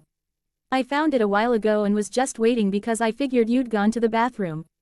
But Bobby told me he thought you'd come in to ask for suggestions. John took a deep breath and reminded himself that all parents were having this experience with their children and technology. It didn't actually help much. He controlled his irritation, however, and shoved a piece of paper at Sam. Okay, write that down for me and let's get moving. For once, Sam seemed to figure out he should control his triumph. And he simply bent to writing. Somehow John had figured that once he'd revealed the secret of their life to Sam, all the problems would have gone away. That didn't seem to be the case, however. Sam gave him the handwritten directions, and John blinked at it. What's this? He asked, pointing to the numbers along the right side on level with each instruction. Mileage, Sam said. It makes it easier, so you know when you've gone too far. John nodded, refrained from telling his son that he was teaching his father to suck eggs, and they went back out to the parking lot. Dean was still outside the motor home. You all ready? Bobby called. Sure, John said. Where do you want to ride, Dean? I'd love a spin in your truck, Dad, Dean said. How far is this place? John asked Sam, glancing down at the page in his hand and trying to do the math in his head. This says it's about 40 minutes, but that doesn't usually assume heavy traffic. John grimaced. I'm not sure you can sit up that long. Son, John said, not and be able to take a walk after. Dean sighed and glanced at the RV. You know, Dean, Sam said. The front passenger seat does recline. Dean looked over at his brother. It does. Quote, yup, and the windows up there are wrap around. You could sit up there if you wanted, couldn't he, Bobby? Don't see why not, and I can make some food for us to take with us on our walk. Okay then, it's settled, John said. Let's get a move on. Blank, blank. John got more anxious the further they got into the nature trail. Bobby just figured that if Dean was too tired to walk back, they'd send Sam back to the RV for the wheelchair he'd picked up in Birmingham in case of need. When the boys had pulled ahead a little and were out of view in the trees, Bobby leaned close. John, Sam'll run back for the wheelchair if we need it. Calm down. I am calm, John said with palpable untruth. I don't like them getting out of sight like this. He picked up speed and Bobby kept up with him, aware that John was overreacting just a little. When they reached them, Dean had settled down on a bench in a broad clearing. He was watching Sam pace. Are you sure? He asked. I think it's the only way, Sam said. What's the only way? John asked. Sam turned towards them, then he turned away and faced towards the sky. Castiel, he called. Can you come here? There is no need to yell, Sam, Castiel said, walking out from among the trees. I remain nearby as much as possible. Sorry, Sam said, looking mildly abashed. Do you remember what you said when I asked how I could be sure you weren't a demon? Castiel's brow furrowed, then he pursed his lips. I am not a performing beast, he said curtly, and then he turned to go. What did he say? John asked, and Castiel paused, his back still turned. That there were things he could do to prove himself, but that they would interfere with the electricity in the hospital. John took a step towards the angel. Why won't you prove yourself, then? There's no electricity here for a fair distance, and none of what there is would be vital moment to moment, I shouldn't think. Castiel turned back, his eyes narrowed. I have already been through this once. Not with me, John said. The angel's jaw set. Fortunately for everyone's temper, Dean decided to speak up just then. Hey, Saws. Castiel's attention shifted, and his expression softened. I'd sure like to see whatever you'd do to prove you were an angel. Hallucination or not, you saved my life. Castiel stepped toward Dean. I am not a hallucination. Dean, he said, and Bobby noticed a distinct difference in his tone when he spoke to Dean as opposed to Sam and John. What is it they say in Christmas pageants? Fear not. Sure, Dean said. Why, I do not wish you to be afraid. I am a soldier. My appearance is meant to be awe-inspiring. Then the trench coat doesn't cut it, dude, Dean said with a faint grin. It makes me look like a holy tax accountant. Castiel asked with an odd look in his eyes. Yeah, exactly. Dean's grin was more real now. Castiel closed his eyes, and then he straightened, his yes opening as thunder and lightning suddenly crashed through the local area. As in the area within 100 feet of the angel, shadowy wings opened up and spread wide, from one side of the clearing to the other, a good 50 feet. He looked, in that moment, every inch the warrior of light. Then the wings faded, the electrical disturbance dissipated, and he was once more the holy tax accountant. Dean looked impressed and a little alarmed, Sam looked odd, and John looked inscrutable. I hope that is sufficient proof, Castiel said. I dare not do anything more substantial for fear of drawing unwanted attention. I am, off the reservation, and if my doings were noticed, I would be severely punished. Simply being in a vessel would be enough to merit death were my participation not necessary for what is to come. What is to come? Dean asked. Are you some kind of fortune teller? John made a weird gesture, like he was trying to cut the angel off. Bobby was going to have to talk to Joe, and later if he was keeping things from him. The angel, however, didn't seem to notice John at all. It is more complicated than that, Dean. I cannot explain now. In fact, now I must go. Saws, Sam said, and the angel turned towards him. Thanks. Castiel nodded, then he was gone. Silence fell in the clearing, and Bobby realized that even the animals and bugs were being quiet. After a moment, Bobby spoke, making all three of his companions jump. Well, I guess that answers that question. What question? John demanded. I'd wondered if that sound of wings mislead people into believing that angels had wings. Or if he was hiding them under that coat of his. I guess he has 'em, but he ain't hiding them under the coat. Sammy. Dean said. Yeah. Dean shrugged and looked embarrassed. Somebody said something about a wheelchair. I'll run back and get it, Sam said, and he took off immediately. Sorry, Dean said. I don't mean to be weak, but I just couldn't.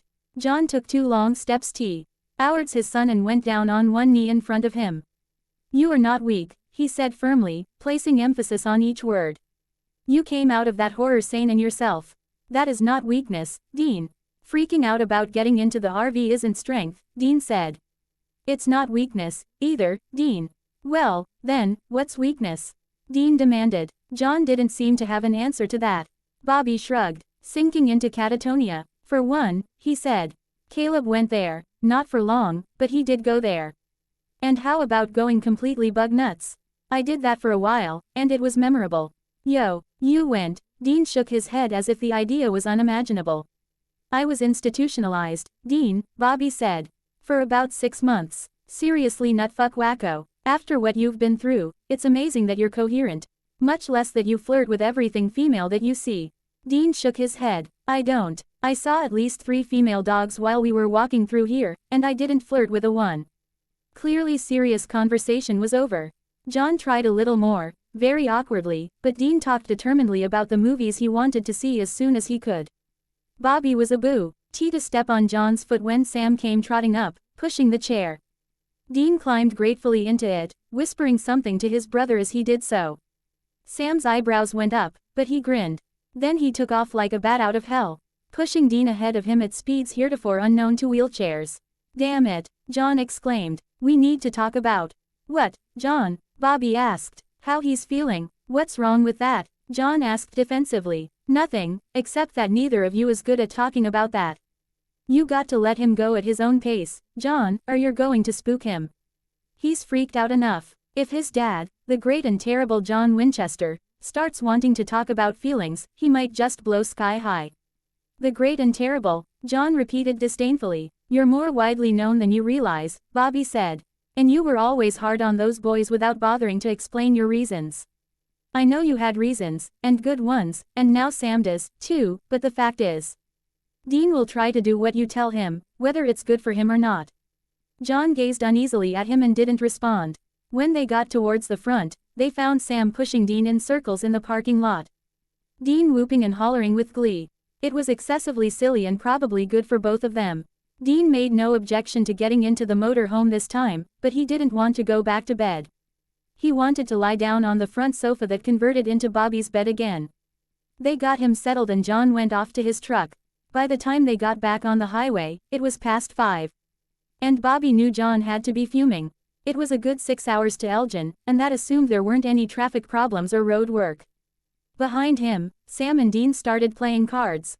And Bobby focused his mind on the road. Gus was occupying the couch and Earl's lap when Grace got home from work. She dumped her stuff and put her gun in its cupboard, then walked over, grabbed a couple of beers. Handed one to Earl, then sat down in the chair, putting her feet up on the coffee table. Hello, Earl. Hello, Grace. You went back to that office building again. I had to. I have a job, Earl. But you'll be glad to know the FBI is taking over the case. So you won't be involved anymore? Earl asked, a curiously intent expression on his face. Not that simple, she said, taking a pull on the beer. How so? Earl demanded. I know one of the victims, she said. Earl's eyes widened. Which one? How much do you know about this case, Earl? Grace asked. Which victim? Earl asked insistently, leaning forward and partially displacing Gus, who groaned irritably. The only one who's still alive, Grace replied, watching her angel's expression to see how he reacted. You know Dean Winchester? He asked intently. Pretty well, actually. He sat right there when we had breakfast. Earl did the math in his head and stared at her. You slept with Dean Winchester? He exclaimed, sounding appalled. Gus gave up and got off the sofa. Grace shrugged. Sure, he was a blast. What's the problem, Earl? It's not like he was married or anything. No, but he's big, Grace, Earl said. His voice deeper and quieter than usual. He's above my pay grade. What does that even mean? He's not some terrorist, is he? Out to destroy the world? Earl's jaw dropped, and he actually looked offended. No, quite the opposite, in fact. Grace blinked and filed that information away, completely baffled as to what it could mean. So, I've got a question. Okay, Earl said. What, are psychics for real? Some are just faking. So there are real psychics? Grace asked. Yes, Grace, I just told you that. So, was there a psychic involved in finding Dean? Earl's eyebrows went up. Oh, I see. Yes, I believe there was. So Dean's family consulted a real psychic, and he or she helped them find Dean. Earl nodded slowly. Yes, they did. But doesn't it say in the Bible that you shouldn't talk to psychics or something like that? Witches are psychics, or, I believe the correct translation was fortune teller, and I think that had more to do with looking too far forward and not paying attention to what's going on around you now. She shrugged. That sounded reasonable. And the witches you run into are Wiccans, and they're just followers of a different road to God. Usually they talk about a goddess, I think. There's more than one path, Grace. The point is the journey. He shook his head. Regardless, none of this is really relevant to our issues. I want to know more about this psychic. She reiterated. I've told you everything I know. I don't know, Grace said, narrowing her eyes. Why should I believe any of this crap? Earl gave her a thoughtful look. Then a hint of mischief lit his eyes. He reached down deep in his pocket and pulled out something shiny that jingled like keys. Here, your friend Dean might want these back. Then he gave them a toss. Grace put her hand up automatically and the keys landed in them, her fingers closing around the sharp edges. She gazed down at them in startlement. 2 keys on a ring with a whistle. She recognized it instantly, but she couldn't believe it. These are his. Yeah, how am I supposed to give them back? She asked. How am I supposed to even explain that I have them? He shrugged and then he was gone. Grace stared at the space he'd occupied for a moment, then got up and went to her phone. She dialed the number without even thinking about it. Hello, said Retta's voice at the other end. Retta, get your ass over here, Grace said without prelude. She could hear squawking as she hung up. Then she started pacing. Within 20 minutes, there was a knock on her door. She jerked it open and yanked Retta inside. What is it? Retta asked. Did you talk to Earl? I did, Grace said. So, Retta demanded, but Grace didn't respond immediately. Don't keep me in suspense. Are psychics for real? Some are, some aren't, Grace said. But that's not the big thing. That's not the big thing, Retta repeated, and Grace shook her head, grinning. Retta bounced up and down. Then what is? He gave me something. What did he give you? Grace pulled the keys out of her pocket and dangled them in front of Retta, whose eyes widened. Earl gave you a car? She demanded, snatching the keys to examine them. Grace rolled her eyes and went over to the fridge. She'd long since finished her beer.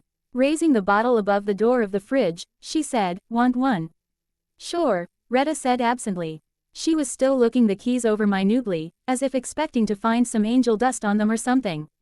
She looked up when Grace handed her the beer and took the keys out of her hand. Earl gave you a car?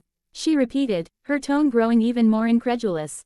No, these are Dean's keys. Retta stared at her. Dean's keys. Grace nodded and went to sit down on the couch, nudging Gus over slightly. Earl gave them to me. Said that Dean might want them back. Retta tilted her head thoughtfully.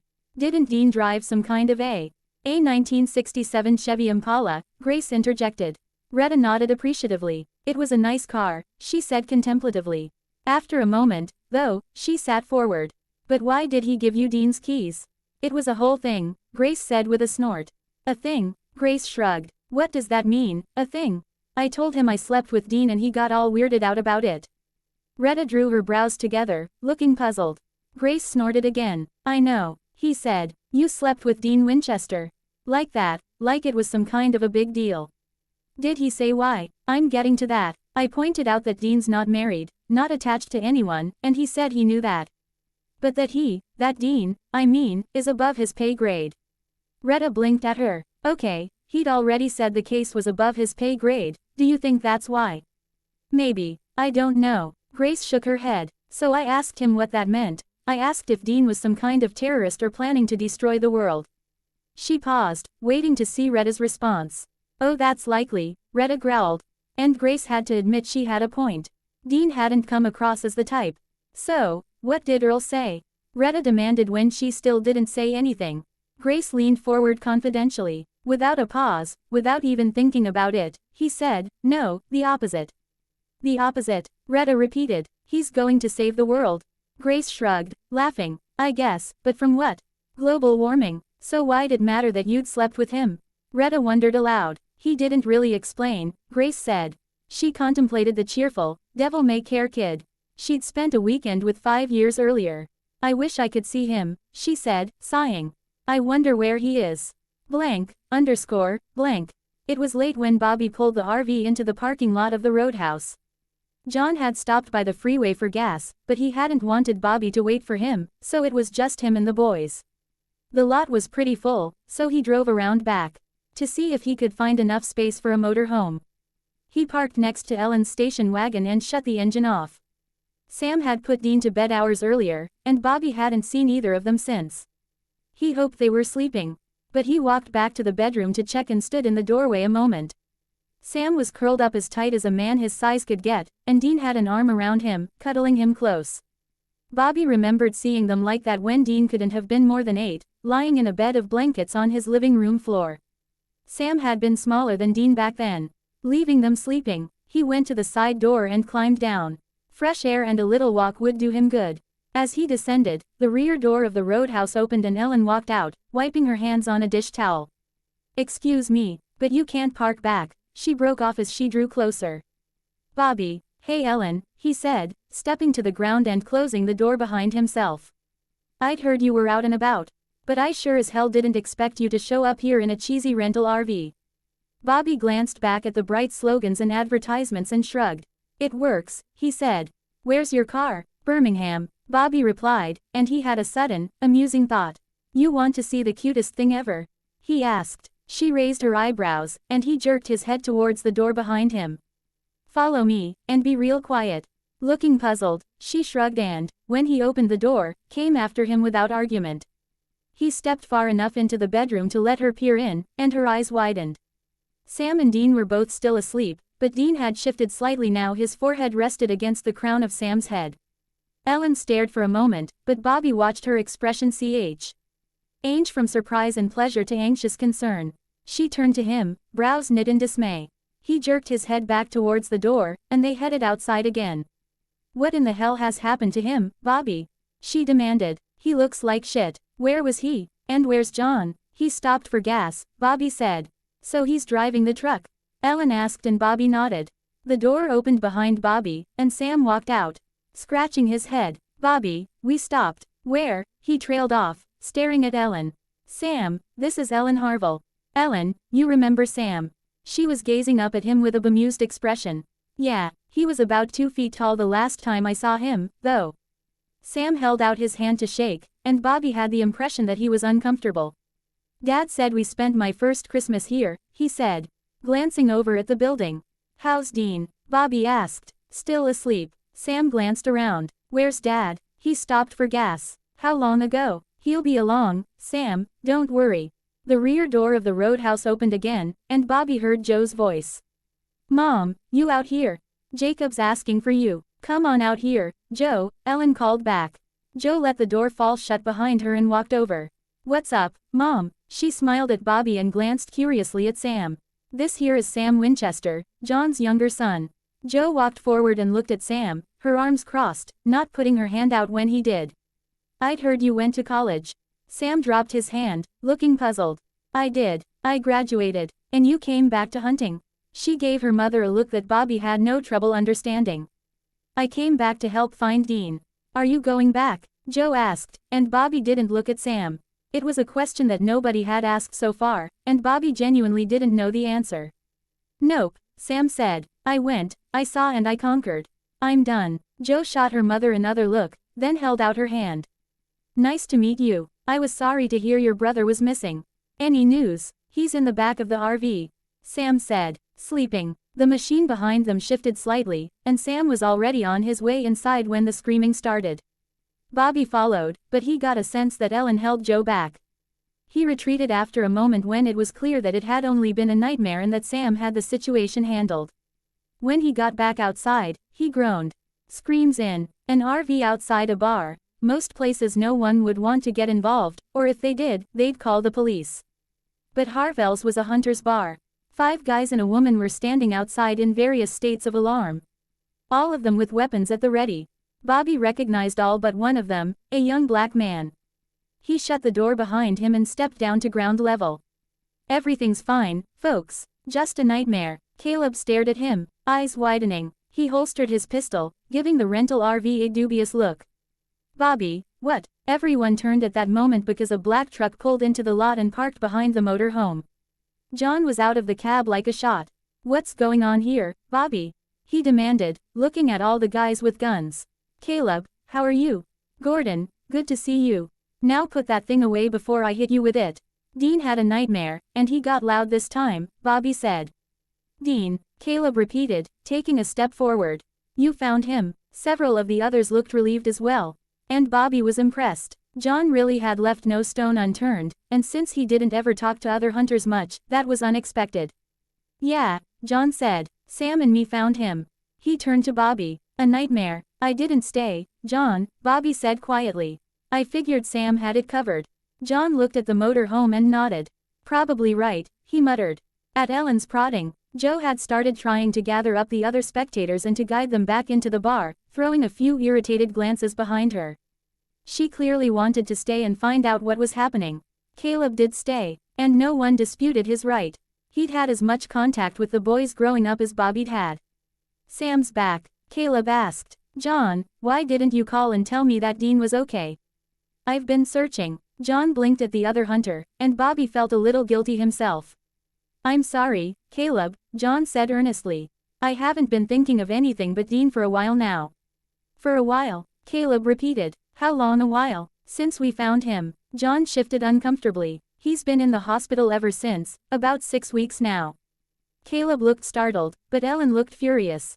You've known where Dean was for 6 weeks now and you never called anybody. She exclaimed. 6 weeks in the hospital? Caleb asked. How bad off is he?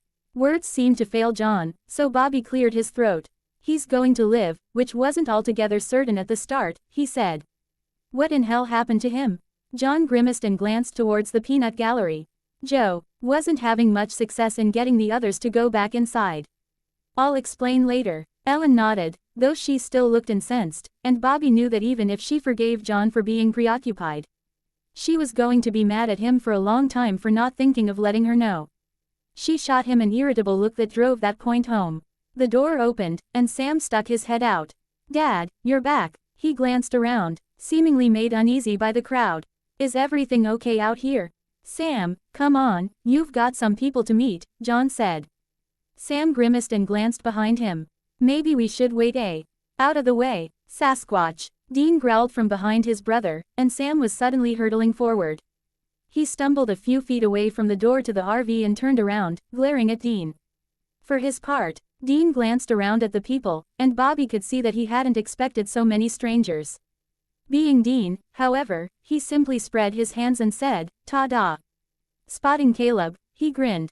Hey, Caleb, how's it hanging? Good to see you, kid, Caleb said, but his eyes were wide and anxious. Fortunately, Dean didn't see this reaction. He was looking down. The steps hadn't been extended, and it was easy to see that he was finding the distance a little daunting. Before either Bobby or Sam could react, John hurried forward and unfolded the metal stairs from under the doorway. Then he stood straight beside the steps and held his hand up towards Dean. Here, son, let me give you a hand. I'm good, Dad, Dean said, flushing. Just give me a minute. Bobby looked away from Dean's embarrassment and observed the expressions of all the faces of those who were watching. Most of these men and women either knew John or knew of him, and several of them had seen his manner with his sons in the past. They found John's current behavior more than a little unexpected, though Bobby thought that was foolish. They all clearly also thought Dean looked like crap. Caleb grabbed Sam abruptly and pulled him into a tight hug, which Sam returned with interest. Aware of eyes on him from all directions, Dean let his father help him down from the RV to the ground.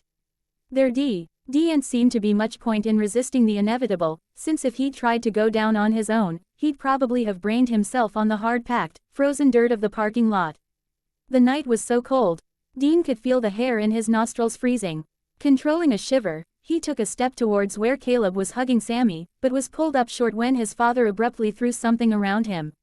He looked down and realized that his dad had actually taken off his own coat and draped it over his shoulders.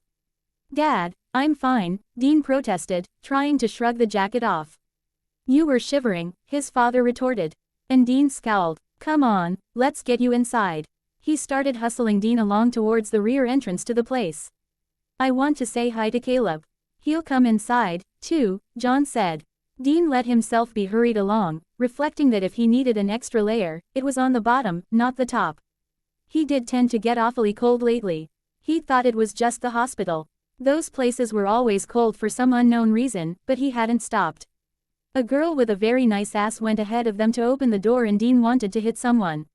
He wasn't an invalid. He could open doors himself. He could even walk by himself. He stumbled on the threshold and his father had to steady him. Most of the time, anyway. You don't look to have changed much, John, the girl said. Thanks, Dad said. You've grown a little. I would hope so. What was I, 5? Something like that, John said, and Dean wondered what they were talking about. The girl got called over to the bar. And Dean looked around. Dad, why is everyone staring at me? John glanced up and shrugged. They all know who you are and that you've been missing. Dean felt himself flush and turned his back to the room abruptly. What do you mean, they all know I've been missing? He demanded in a strangled whisper. I called Ellen for help, his father replied. She gets information from all over the country. And I knew she would ask around. So you basically called the biggest hunter gossip in the hunter community? Dean asked, his brows knit.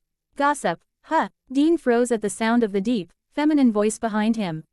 I like that. She came up even with him and put an arm around his shoulders, a smile taking the sting out of her sarcasm. Come on, sweetheart, sit down over here. I'm Ellen, and I haven't seen you since you were about 4 or 5 years old. I didn't mean, you meant that you were embarrassed to have the whole hunter community know you'd gone missing, she said. Gently pushing him into a chair that gave him a view of all the exits. I can understand that, especially since I didn't even know there was a hunter community, till Dad and Bobby started talking about it at the hospital. Dean retorted, glaring at his father. We can talk about that later, son, John said, glancing around uneasily. What is this place, anyway? Harvell's Roadhouse, Bobby said. It's a gathering place for hunters. You mean all these people here are hunters? And they all know about me. Everybody knows about the Winchesters, kid, Caleb said, and Dean wanted to sink through the floor. John's infamous, and he never shuts up about you boys. Dad talks about us, Sam said, sounding startled. Dean had heard their father talking about Sammy, so it didn't come as quite so much of a surprise to him. Sure, I've heard all about how proud he is that you got into an Ivy League school, and how Dean's become a great hunter in his own right. Some great hunter, Dean muttered. He noticed how astounded Sam still looked as he sat down, and shook his head. Dude, we may not have wanted you to go, Sammy, but that doesn't mean we weren't proud of the achievement. Sam immediately glanced over at Dad, who looked like he really wanted everyone to shut up about it. Ellen settled herself in a chair across the table, looking over her shoulder towards the bar. Anything about the way the angle of the light hit her face made her look about 20 years younger.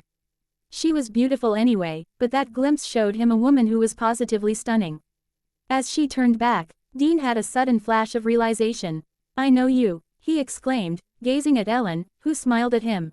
Of course, you know her, Dean, Dad said impatiently. You and Sammy stayed here a couple of times. Dean basically ignored this because his revelation was too powerful to ignore.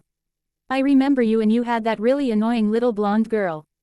At that moment, the girl with the ice ass showed up with a tray full of beers, and she shot Dean a look that could freeze alcohol. That's you, he said, looking up at her in astonishment. You're the annoying little blonde girl. Joe, right? Sam looked uncomfortable, and Joe's eyes narrowed, but everyone else at the table seemed to think it was a great joke. Not so little anymore, Bobby said, pulling up a chair. Ellen leaned back to look at her daughter, reaching up to touch her arm. Honey, don't take it seriously. The last time he was here he was when he was about 6, which puts you at about 3. And he was a very serious little 6-year-old, Bobby remarked. Making Dean blink. You ain't kidding, Caleb said, grinning a little. Always watching after Sammy, and John, too. Okay, Dean said, sitting up and trying to ignore the turn the conversation had taken. Where's my beer? He asked, glancing up at Joe. She put a brown bottle on the table in front of him, and he looked at it in consternation. Root beer, he demanded incredulously. I don't serve alcohol to men who look like they might just blow away in a strong wind, Joe retorted, and then she headed back across the bar to tend other customers. Hard-hearted hussy, Dean called after as she walked away. He looked disconsolately at his beverage, then shrugged and took a deep swallow. It was good root beer, and ice cold. Sammy should sort of approve. It was calories, and it was liquid. Both things he kept trying to pour down Dean in quantities that would choke a horse. So, how are you feeling, Dean? Caleb asked. Peachy, Dean said with a grin, and Caleb gave him a dirty look. Okay, I'm tired, and I'm not as strong as I could be, but I'm alive and I'm with friends. Can't do much better than that, right? Well said, Ellen replied, raising her beer bottle with a grin.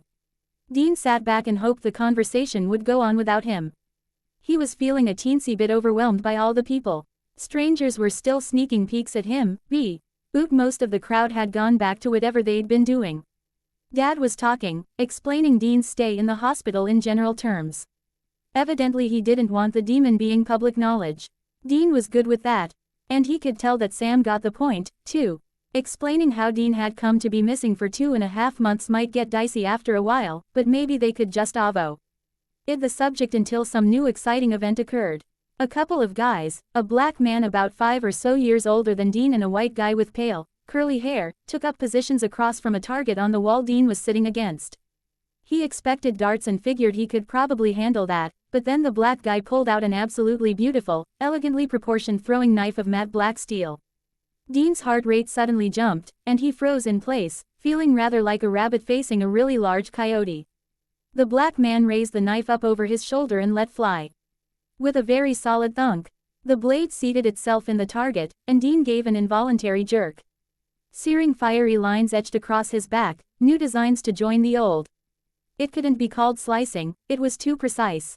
Too slow and studied. Azazel carved bas-relief images into Dean's skin, and he couldn't stop him. It had been weeks. Blank. Sam saw Dean jerk, and then he saw the frozen immobility of his brother's body, the distance in his eyes, and he knew what it meant, but he didn't immediately know what had caused it. Then he heard a thunk, and glance. To his left to see a pair of graceful throwing knives side by side in a target about 10 feet away from Dean's chair on the same wall. No one else seemed to have noticed Dean's reaction yet, so he nudged Bobby and nodded towards Dean. Then rose and crossed to the two men who were making use of the target. While a guy with sandy hair watched, a black man drew his hand back with a third knife that matched the other two and let it fly. Sam glanced back at Dean to see how he took it. He twitched when the blade hit home, but he didn't move otherwise. Bobby had gone over to his side and was squatting there, talking to him. Dad was on his way around the table. The thrower walked over to the target and pulled the 3 knives out and started back to the throwing position. Sam walked right into their space. "Hi, I'm Sam Winchester," he said, putting his hand out. The sandy-haired guy put his hand out. He had intense blue eyes and kind of a wacky manner. "Kubrick," he said, shaking Sam's hand. The black man nodded and stuck out his hand. "Gordon Walker," he said. "I've met your dad, and I've heard a lot about you boys. Never figured on meeting you, though, college boy and all." Sam shrugged. "Yeah, well, family comes first," he said, glancing back at the table again. "Now, it's nice to meet you, but we're kind of in the middle of a game," Gordon said. "I know," Sam said, grimacing. That's actually kind of why I came over here." Gordon chuckled and gave Sam a friendly buffet on the shoulder. "You can play winner, but it's Kubrick's turn." Sam shook his head. "No, I was going to ask you to stop." "Stop?" Gordon raised a supercilious eyebrow. "Now why would I do that?" Sam sighed and glanced back at Dean. "My brother's been through a pretty hellish time involving sharp objects," he said, knowing full well that Dean would kill him if he found out about this later. Gordon glanced over at the table, and his expression went rueful. "Yeah, okay, we can take this up again later," he said. "How is he?" Sam shrugged. "Getting better," he said. "He looks halfway to dead," Kubrick commented. "Has he always been a skinny guy?" Sam snorted and shook his head. "Not hardly. He used to be shaped a lot like my dad." He nodded at both men. "Thanks." With that, he headed back over to see how Dean was doing. Blank. Dean came to himself with a profound sense of something being very wrong. Something beyond the headache that pounded between his eyes. That was when he heard Bobby and his father discussing him. "I think we'd better take him back out to the RV, Bobby said. "You want to try moving him through the room like this?" Dad asked. 10 to 1 if we try to get him to his feet, he'll panic, and we don't want that. I'm good, Dean said, but his voice sounded wobbly. Both of them turned towards him in surprise. What happened? I think you had a flashback, Bobby said. Here, have a swallow of this. He handed Dean a small glass, and Dean took a drink. He coughed. He really hadn't been expecting whiskey. Now, how do you feel? Like an idiot, Dean replied. He glanced around, but they didn't appear to be the center of attention for the whole room. In fact, both Ellen and Caleb had left the table. Dean grimaced as Bobby took the whiskey away and replaced it with the root beer. Did I do anything embarrassing? What, you mean like foaming at the mouth? Sam asked, grinning down at him, and Dean gulped, alarmed by that very idea. Sam shook his head. Nope, just froze in place, staring. His brows knit humorously. I think Ellen thought you were coming on to her at first. Sam, Dad growled, if you can't be helpful, go away. He's fine, Dad, Dean said hastily, seeing Sam's anger on his face. He's just trying to make me laugh. Their father glared at Sam for a moment, and Sam glared back, but neither of them said anything. You two, behave, Bobby ordered, and Dean glanced up at him with some amusement. You want to go back out to the RV? Bobby asked him. We only just got here, Dean protested. We're staying for a day or so, Dean, Dad said. No need to feel like you're missing out. Dean closed his eyes and let out a sigh. I feel like crap, he said, but I spend all my time in bed, and while I don't usually mind that, it's no fun when I'm alone or with Sasquatch there. No offense. None taken, Sam replied, and he was smiling again. I'd rather be sharing my bed with someone else, too, as it happens. Well, have I had enough to eat today, oh slave driver? He asked his brother. No, do you think you could eat? Dean shook his head. Actually, all I want right now is a glass of water, about 50 aspirin, and somewhere soft to lie down. That can be arranged, Bobby said, and both Dad and Sam gave him such identical incredulous looks that Dean had to laugh. Bobby rolled his eyes. I didn't mean the 50 aspirin part, you idiots. No aspirin at all, Bobby, Sam said earnestly. It's really hard on the stomach. He's got perfectly good prescription meds that will. Sam, shut up, Dean said, and his brother fell silent, staring at him. Come here. Sam leaned closer, all innocence, so in. Exius and Graven worried that Dean's smack upside his head might have come out a little harder than he'd originally intended. Hey, Sam exclaimed, leaning away. What was that for? For being a giant dork. And a girl. Blank, underscore, blank. John drew Bobby aside. Am I overreacting to Sam? He asked, and he could see Bobby's eyes widening at the question. Bobby, you don't know how it's been, he said urgently. I really can't tell sometimes. Yeah, John, you overreacted. Sam was just doing the gallows humor thing, and I think it was working for Dean. You think? John repeated, not sure that was sufficient a guide in this circumstance. Well, it got kind of hard to tell once you two started in and Dean had to separate you, Bobby snapped, and John grimaced, looking away. Ellen walked up. You fellows heading out? She asked. Actually, I was hoping you wouldn't mind us staying the night, John said, and Ellen's eyes widened. I got a couple of rooms in the back if you want 'em, she suggested. Bobby might take you up on that, but I want Dean out in the RV. We've got some heavy-duty protections out there. You expecting trouble? John started to respond, but Bobby beat him to it. It's John, he said sardonically. Of course he's expecting trouble. Ellen rolled her eyes. I'm not asking if either of you is paranoid. You're hunters, that's part of the definition. Is there actual trouble coming? John glanced around. Ellen, I am not talking about it here, in a room full of hunters, he said in a low voice. And we need to put. His phone rang, and he picked it up to look at the screen. He grimaced when he saw that the number was blocked, but he answered the phone anyway. Winchester, he said gruffly. Hello, can I speak to Dean? It was a female voice, unfamiliar. With a strong Midwestern accent. Who is this? I'm a friend of Dean's, she replied cheerily. Who are you? I'm his father, John said curtly. Cool, she said. Can I talk to Dean? John mustered his patience. May I tell him who's calling? He asked sarcastically. There was a smothered laugh in her voice when she replied. Tell him it's Princess Littlefeather. John blinked and gave Bobby a dark look before turning towards Dean. He and Sam had come across to join them near the door. There's a Princess Littlefeather on the phone for you, he said, handing it across to his elder son. Bobby snorted, and Sam looked slightly appalled. Ellen just chuckled. Dean grinned broadly. Seriously, cool. He took the phone and turned away. Grace, hey. John knit his brow. WS and tried to remember where he'd heard that name recently. He turned towards Sam. Take your brother out to the RV. Keep a listen on the conversation and make sure nothing too weird comes up. I need to explain things to Ellen. Sure, Dad, Sam said, looking sober, and John put a hand on his shoulder and squeezed, trying to put his confidence and pride into the gesture. He didn't know how to express himself in any other way that Sam would believe. Sam's eyes widened, and he glanced at his father's hand. There was a bit of warmth and more confusion in his eyes when he looked back up to John's face, but he nodded. He went over to Dean and made sure his coat was zipped up tight and guided him outside. John turned back to Ellen.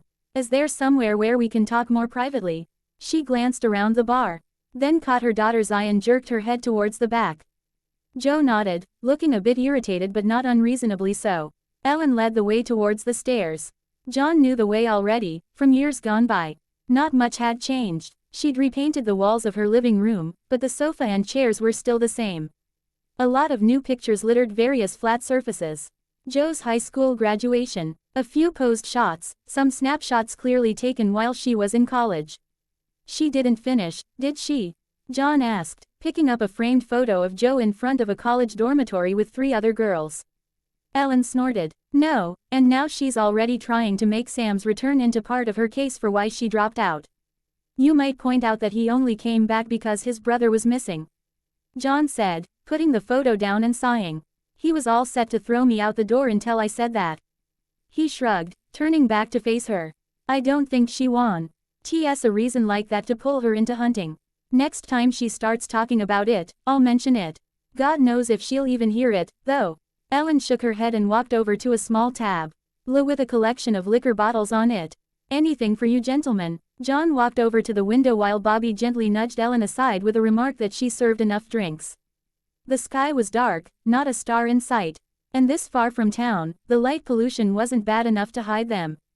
When he'd arrived, the stars had shone in patches, but now it was like there was a ceiling. Looked like a new storm had rolled in. Well, John, come over and sit down and tell me what's going on, Ellen said. John grimaced and crossed to a chair, but he didn't sit down, he leaned against the back of it. He couldn't manage ease at the moment, no matter how hard he tried. It was a demon, Ellen, the demon. Ellen blinked at him. The demon, she repeated, and then her eyes widened. You mean the one, she broke off. And John got the impression she wasn't saying what was in her mind for fear of upsetting or hurting him. It was no wonder. There'd been a time when he couldn't bear to hear her name spoken aloud. And Ellen hadn't seen him much since then. The one who killed Mary, he said. He abducted Dean and tortured him for more than 2 months. His voice sounded unnaturally calm. He had to decide how much to tell her. Swallowing an uncomfortable lump in his throat, John turned away again towards the window. He was reasonably certain that Bobby wouldn't fill in the blanks till he'd made his intentions clear. He didn't know if he had the right to pull her into something this big.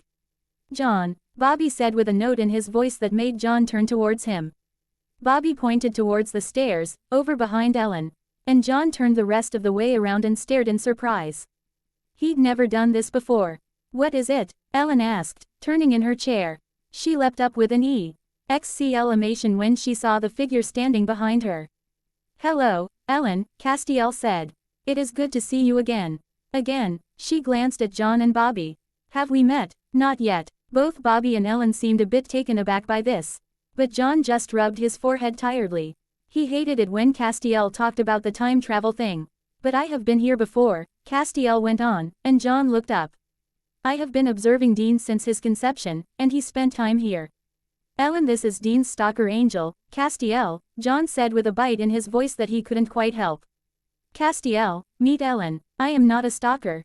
John, Castiel said in a tone of mild reproof. John grimaced because he could tell that Castiel was disturbed by the description. Sorry, I'm just a little. I understand, Castiel replied when John didn't finish, and he nodded gravely. Turning his eyes towards Ellen, he said, you should bring her into your confidence. She can help, and she will want to when she knows what the stakes are. John, Ellen glanced back towards him, but otherwise kept her eyes on the intruder. What is this guy? My name is Castiel. I am an angel of the Lord, Castiel said. And I am not a holy tax accountant. Quote, Ellen blinked at him, and John exchanged a startled look with Bobby. Thanks, that's good to know, Ellen said uncertainly. You said that earlier. Where'd it come from? Bobby asked, his brows raised. Dean, Castiel said without elaboration. That sounds like Dean, Bobby said dryly. Do you really think so? Castiel said, and John's lip twitched into an unwilling grin at the angel's tone. Bobby blinked. Was that sarcasm? He asked. Castiel shrugged very slightly. If you cannot tell, I feel no obligation to explain. John couldn't repress the snort. And that caused both Bobby and the angel to turn towards him. Sorry, you're just both, never mind. He shook his head. You really think I should tell Ellen? Everything, Castiel interjected. You have kept enough secrets, John. The angel's eyes seemed to bore into him. I have seen where that leads, and it is not pretty. John knew, as the others couldn't, that Castiel meant that he had seen the actual results of John's own secret keeping, and he swallowed uncomfortably. Some part of him wasn't capable of simply obeying the angel's instructions flat out, so he nodded. I'll take that under advisement. Aren't you supposed to be with Dean? Castiel's eyes went distant briefly, and then he was back. They are fine, he said. Dean is speaking to someone called Princess Littlefeather.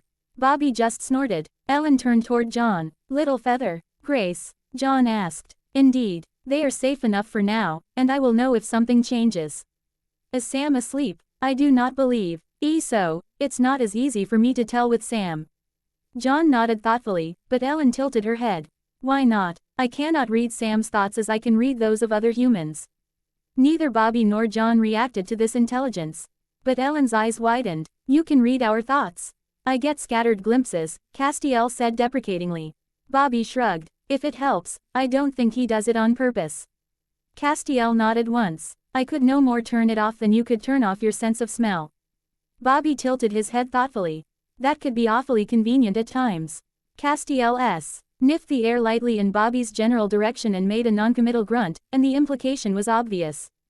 Bobby's jaw dropped and he glowered at the angel. What is this? National Pick on Bobby Day?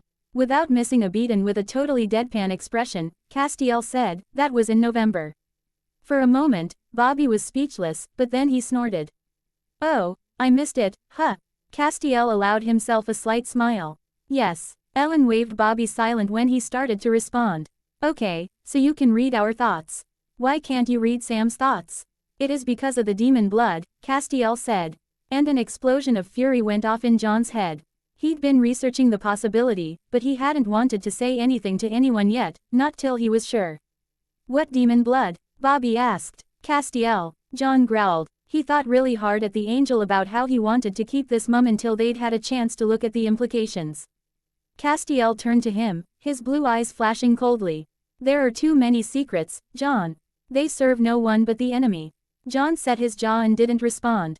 You have suspected this, Castiel pointed out, causing both Bobby and Ellen to turn towards him in shock. John nodded reluctantly, and he saw Bobby's eyes go dark with thought. Castiel shrugged. You were right. All of the children like Sam have been tainted. Children like Sam, Ellen repeated, glancing at John and Bobby. When she saw the lack of surprise on their faces, she narrowed her eyes. What is he talking about? Before John could frame a response, Castiel spoke again. When Sam was 6 months old, he was visited by a demon. So far this was familiar to John, but he listened in silent concentration, certain that Castiel was going to reveal facts he had not yet discovered. This demon fed him his own blood and killed Mary Winchester when she interrupted. There are other children who were polluted in this fashion by Azazel. Many of them are now in their 22nd year of life and just coming into their powers. John gulped. Like Sam's visions. Similar, Castiel replied. What visions? Ellen demanded, glancing at John, though not for permission, more to gauge the level of his fury. Bobby answered the question. Sam has premonitions. Ellen's eyes sought John's, and he nodded with a grimace. It's part of how we found Dean so fast once Sam got involved. Fast, Ellen repeated. I picked Sam up on a Thursday, and Dean was in the hospital that Sunday, John said, and Ellen's eyes widened. What about these powers? Bobby asked. There are other kids out there having these visions. Castiel pursed his lips. All of Azazel's special children have powers, but not all of the powers are like Sam's. It seems to be idiosyncratic. Max Miller has the ability to move objects with his mind. Ava Wilson has visions like Sam's. Scott Carey can electrocute with a touch. The twins, Anson Weems and Andy Gallagher, have Jedi mind tricks. A cacophony erupted, and nobody's response to this was clear because they all demanded an explanation of the last statement at once. Castiel gave them all a puzzled look. Is that not what it is called? He asked. These are not the droids you are looking for, he said, mangling the quote with both diction and inflection. They were all three silent for a moment, then Bobby cleared his throat. I need a drink, he announced. I'm right there with you, Ellen said. John nodded his assent and sank into a chair, more than a little stunned by the unexpected confirmation of his suspicions regarding Sam. And the news that Azazel's other victims had started developing these abilities made him exceedingly nervous. I would like a whiskey, Castiel said. Angels drink? Ellen asked. We can. The Holy Rollers would be surprised by that, Ellen remarked, rising to get their drinks. John snorted. What are Holy Rollers? Castiel asked. Ellen blinked for a moment then shrugged. A bunch of holier than thou jerks who think drinking is against God's law, along with dancing, going to movies and listening to anything but Christian music. Castiel stared at her for a moment, then said, they believe that they are holier than me. Ellen shook her head. No, it doesn't matter. They'd just be surprised to hear an angel of the Lord announce that angels are allowed to drink. I did not say we are allowed to drink, Castiel said. Accepting the glass from Ellen. I said that we are able. Oh, Ellen said, deflating slightly. Are you allowed to drink? Bobby asked ironically. We are not forbidden to drink. We are not encouraged to engage in human activities, but the subject has not been addressed in many centuries. Huh, Bobby tilted his head. What, John, Castiel said, cutting Bobby off. That will be your next most important task. All of Azazel's special children are in danger. Some of them will simply die upon the activation of their powers, some will be devastated by what their powers do to those they love. And all of them will be abducted by Azazel for his winner-takes-all gladiatorial games to be held at Cold Oak, Montana. That's pretty damn specific, Ellen said incredulously. I have inside information, Castiel replied serenely. Saws, I have to focus on my own kids, John said. Sam and Dean would go out of their way to help these other children, Castiel finished for him. He gave John an intent look. I know this to be true. John grimaced and turned away. How? Ellen demanded. You can't read Sam's thoughts, so how can you know what he'd do? Castiel gazed silently at her for a long moment, then sighed. I know it from memories I have of events that have not yet taken place and which will now never take place. That sounds remarkably Star Trek-y and not very angelic, Ellen said. I do not know. Star Trek, well, Castiel replied. Regardless, angels can travel through time at need. Time travel, Bobby repeated. I believe in all sorts of weird things. But I have trouble buying a connection between angels and time travel. He glanced aside at John and seemed startled by his expression. Castiel tipped his head to the side. I could prove it to you, if you like. But that might risk changing the timeline yet again. Again, Bobby said, giving him a startled look. Are you saying that's already happened? Are you sure you want to? John ventured. No secrets, John, Castiel said, cutting him off. John privately thought that could be carried too far, but he didn't say anything. If the timeline has changed, why do you know about it? Ellen asked curiously. I was part of the change, Castiel said. Under orders from heaven, I took Dean back to 1973 to seek intelligence regarding Azazel's plans. So Dean knows about this? Bobby asked. Why hasn't he said anything? He does not, Castiel said. It is a part of the future that may never happen. But you remember, Ellen said. I was in the past with memories of the future, Castiel replied. Thus I retain access to those memories. She gave him a dubious look. I am not human, Ellen. What I recall is occasionally confusing, but it is clear. And I remember Sam and Dean searching out as many of the special children as they could to help or stop them, depending on their actions. Max Miller is the most urgent that I am aware of. He has not yet killed, but he will. John grimaced. That boy had looked so haunted, so damaged. I did what I could for him. More is needed, Castiel said. He is unstable and developing powers that make him a danger to himself and others. Bobby shook his head. Okay, say I accept this hypothesis that Azazel fed his blood to a whole stack of babies at the age of 6 months old. Why? What's the purpose? It is a long story, very complex. And it will involve telling you things that none of you will want to accept. Castiel took a deep breath. If you are already not certain that I tell the truth, I'm not sure it will do any good to go further. I do not wish to take your current disbelief and harden it into implacable denial. So, Sam and Dean saved Max Miller? John asked. They did not, Castiel replied. He committed suicide. In fact, Sam and Dean failed to save any of the special children in the end. Except Sam, Ellen suggested. No, even he died, Castiel replied, but he did not remain dead. There is much to tell. Would you rather I told it from the beginning, as much as I know, or that I give it to you in confusing pieces? John saw that there was much more to this tale than even he had heard. He leaned against the wall and crossed his arms because he didn't think he could do anything so tame as sitting. Start from the beginning. Blank. Sam had settled down on the RV's couch to read. He could hear Dean talking, and he knew he'd notice anything out of the ordinary, but he didn't really want to listen to Dean renewing his acquaintance with someone he called Princess Littlefeather. It was embarrassing enough to know he remembered anyone fondly by that name. Sammy. He looked up at Dean, who was holding out the cell phone. Here, keep her company for a minute while he gestured towards the toilet and thrust the phone into Sam's unwilling hands. Sam closed his eyes, took a deep breath and lifted the phone to his ear. Princess Littlefeather? He asked with a certain scorn in his tone. Actually it's Grace. Grace Hanadarko. Sam blinked. The cop. He should have realized. Oh, I see. Sorry, ma'am, I didn't realize who he was. Ma'am, she repeated incredulously. I am not a ma'am. Quote, you were a police officer when Dean met you 5 years ago, Sam said. And my father brought me up to respect women. She said, sounding amused. All amusement dropped out of her voice. How is he, really? Surely the FBI showed you the photographs, Sam said sourly. They hadn't shown him or his father, but they'd no doubt shown this woman W. Hoad slept with Dean once 5 years back. Actually, no, I've seen 2 photos, one that was clearly taken before all this happened, and one of him in a hospital gown looking half dead. My past conversation is making it awkward for me to be involved in the investigation. For my whole unit, actually. Oh, Sam said. Now that she wasn't playing up the joke of Princess Littlefeather, she sounded kind of devastated. He's not in great shape, he said grudgingly. I mean, I know he was putting on a good show for you, but he's really tired. He grimaced. And he had either a flashback or a panic attack not 5 minutes before you called.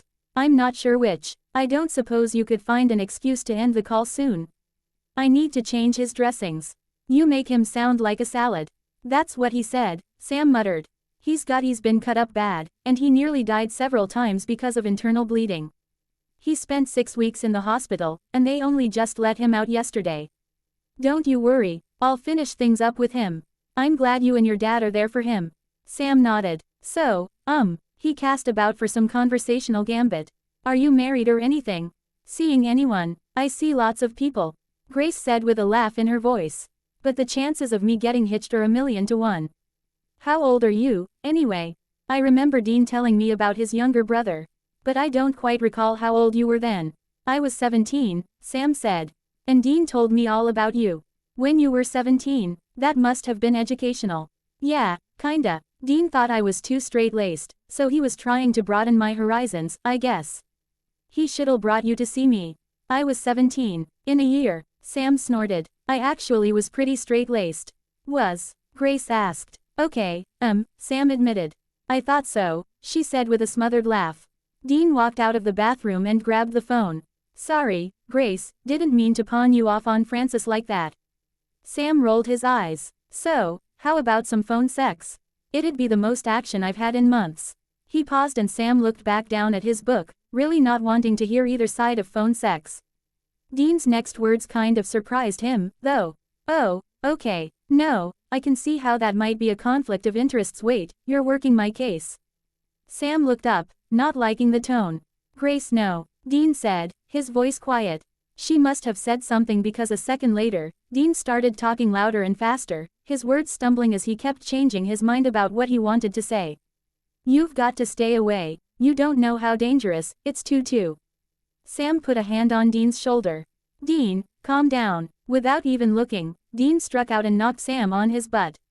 His head hit the side of the RV, dazing him briefly. Grace, stay away from this case, Dean yelled into the phone. I can't. You stay away from the case. What Azazel would do. Sam levered himself up. Dean, she's not really that involved in the case, calm, he broke off sharply. Dean wasn't hearing him. The phone fell from his hand, and Dean was staring blankly at the window above the kitchen sink. Sam touched Dean's arm. Dean, it's... Dean flipped out the minute Sam touched him. Before he knew what was happening, he slammed into the wall above the couch and his head hit the window. He felt it give as stars filled his vision. Dean, he said, his voice weak, but a fist in his gut robbed him of breath and he slumped onto the sofa. He could feel the RV shaking as Dean retreated. But he couldn't tell which way his brother was going. That could be really bad. He tried to get up but just slid onto the floor. Bobby had kind of expected the angel to start with something about Sam's birth. Or even the deal John had postulated his wife making 10 years earlier. However, the beginning, for Castiel appeared to be the start of angelic interaction with their new brethren, the human race. However many thousand years ago that was. Bobby had protested. John had protested. Ellen had listened intently. And Castiel had assured them that the early relationship between angels and humans bore extreme relevance to Sam and Dean in the current situation. When it became clear he was going to explain it all no matter what they said, Bobby had pulled out a pad of paper and a pen to take notes. Suddenly, though, in the middle of a fascinating explanation of the origin of angelic vessels, Castiel stopped speaking, and his eyes went darkly distant. "I must go to Dean," he said abruptly, and he was gone. John took off through the living room, paying no heed to either Ellen or Bobby as he tore through, knocking stuff over and things off tables and not seeming to care. He fairly flew through the bar and out the back door. Bobby followed, unwilling to leave John to handle things on his own. The man's temper was chancy at best. As he hustled through the bar, he rode Ellen calming people and encouraging them not to follow. He slammed the back door open just in time to see John's rear view disappearing into the RV. As he reached the still open door himself, he heard John exclaim, Sammy, what happened?" The scene inside told Bobby of narrowly avoided catastrophe. Castiel stood over Dean's prone body on the fold-out sofa bed. It seemed like Dean was okay, no blood, no obvious bruises, but he was limply unconscious. Sam was flopping a bit on the floor, and there was blood matting in his hair. "What the hell just happened, Castiel?" John demanded angrily when Sam didn't immediately answer. "I do not know, precisely," Castiel said. "I sensed Dean's panic, but I do not know its cause. I found him attempting to escape on foot." "Escape from who?" "I do not know," Castiel said. But before John could pursue the question further, Sam groaned from the floor, grabbing his father's full attention. "Someone is speaking," Castiel observed, and Bobby saw the cell phone lying open on the floor. He reached in, took it, then closed the door with himself on the outside. They didn't need witnesses for that little scene, especially when no one here had ever seen Castiel before. Bobby put the phone to his ear and heard a faintly frantic soliloquy on the other end. "Don't even have another number to call. Son of a Denson Wood, where's my cell?" "Hello," he said. "Hello," she exclaimed. "Who are you? Where's Dean? Is he okay? Is Sam okay? What the hell happened?" "We're not altogether sure," Bobby said. "Who's this, if I may ask?" "My name is Grace Hanadarko." "Oh, the Oklahoma cop lady," Bobby replied, nodding. Princess Littlefeather was the cop. "I'm Bobby Singer, the sorry excuse for an uncle that's all these two boys have for family besides their daddy." "So, introductions out of the way, what the hell happened? Are Sam and Dean okay?" "Dean is sedated." He didn't know how else to describe the angel's whammy to a civilian, and unless he missed his guess. That was what had Dean so peacefully asleep just now. "Sam is out of it. Concussed, I'm pretty sure."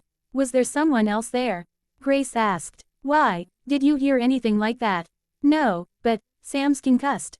"I didn't see any sign of anyone else," Bobby said. "Hang on." He muted the phone, then went back to the door of the motor home and opened it. "Saws." "Yes. Was there anyone else here?"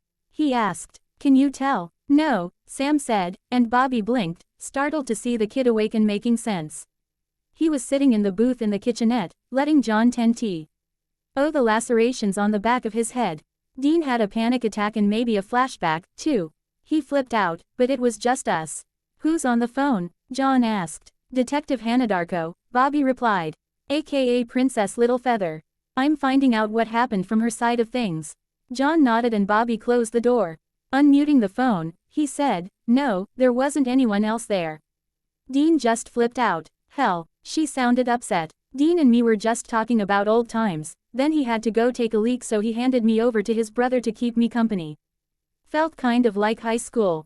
Anyway, Sam asked me to cut things short, but I'm guessing I chose the wrong excuse. What excuse did you choose? I said we should probably avoid too much conversation because I was working the case. People are usually reassured when they know that someone they know is investigating their case, so I figured it would help on some level. Balls, Bobby muttered. I can see where you'd think so, but balls. Care to expand on that a little? She asked, sounding an odd mixture of amused and annoyed. Dean tried to convince Agent Denson, who he doesn't know from Adam, not to investigate the case because it's too dangerous for him, Bobby said. Not only does he know you, and like you, but Agent Denson isn't a little bitty thing. Little bitty thing, she repeated, Dean's words, and I know we're living in the 21st century and equal rights and all that, but... No, I get it, Grace said. I don't like it much, but I get it. So, you think he freaked out about me being involved in the case? I'm sure of it, Bobby replied. Well, then, tell him they've taken me off it entirely. Sam will back me up. I already told him I didn't even see much of the evidence because the FBI is taking the case. And once I'd told them everything I knew, I was removed even as the liaison to the feds. Bobby closed his eyes. That will make him feel better, but don't think it's any aspersion on your skills. He's just what he's been through. He can't face someone he knows coming up against that bastard. I can understand that, she replied. Now, I heard what you were saying when I picked up the phone. Let me give you our contact info in case something comes up again like that. Don't know that it will, but it's better to be safe than sorry, and all. Sounds good, she said. Bobby passed her his cell number. John's, Sam's and salvage yard number as well. She gave him her contact info and the number for her friend Retta. You call Retta, and she'll know where to find me, guaranteed. Bobby laughed a little. Pinky swears. He asked Riley, how'd you know? She said with a chuckle. Something Dean said, Bobby replied. He told us you two were old school best friends. He sure saw a lot in a couple of nights. He's that way, Bobby said. Well, I'm sure they'll both be fine after a night's rest, but I'd better go back their daddy up a bit. He's a little overwhelmed right now. No kidding. I'll call sometime tomorrow to see how Dean is. You do that. Good night, Gracie. She was silent for a moment, then she laughed. Good night, George, she replied. And he heard a small beep as she disconnected. He walked back to the RV to find Sam leaning over in the booth, an ice pack held to the back of his head. Castiel stood behind the front seats, staring down at Dean somberly. And John paused in mid-pace when Bobby opened the door. John's eyes bored into his. What did she say? He demanded. Apparently, she tried to reassure him by telling him she was working the case, also trying to gently get off the phone with him, I gather, as Sam requested. And Dean panicked. Sam said earnestly. That's what I thought happened, Dad. That's what I said, isn't it? Is she working this case? John asked. No, she just thought he'd be more comfortable if he thought someone he knew was involved. She didn't realize it was exactly the opposite. She says she hasn't even seen much evidence. And that they kicked her out once they knew everything she knew. She was really worried about Dean, Dad.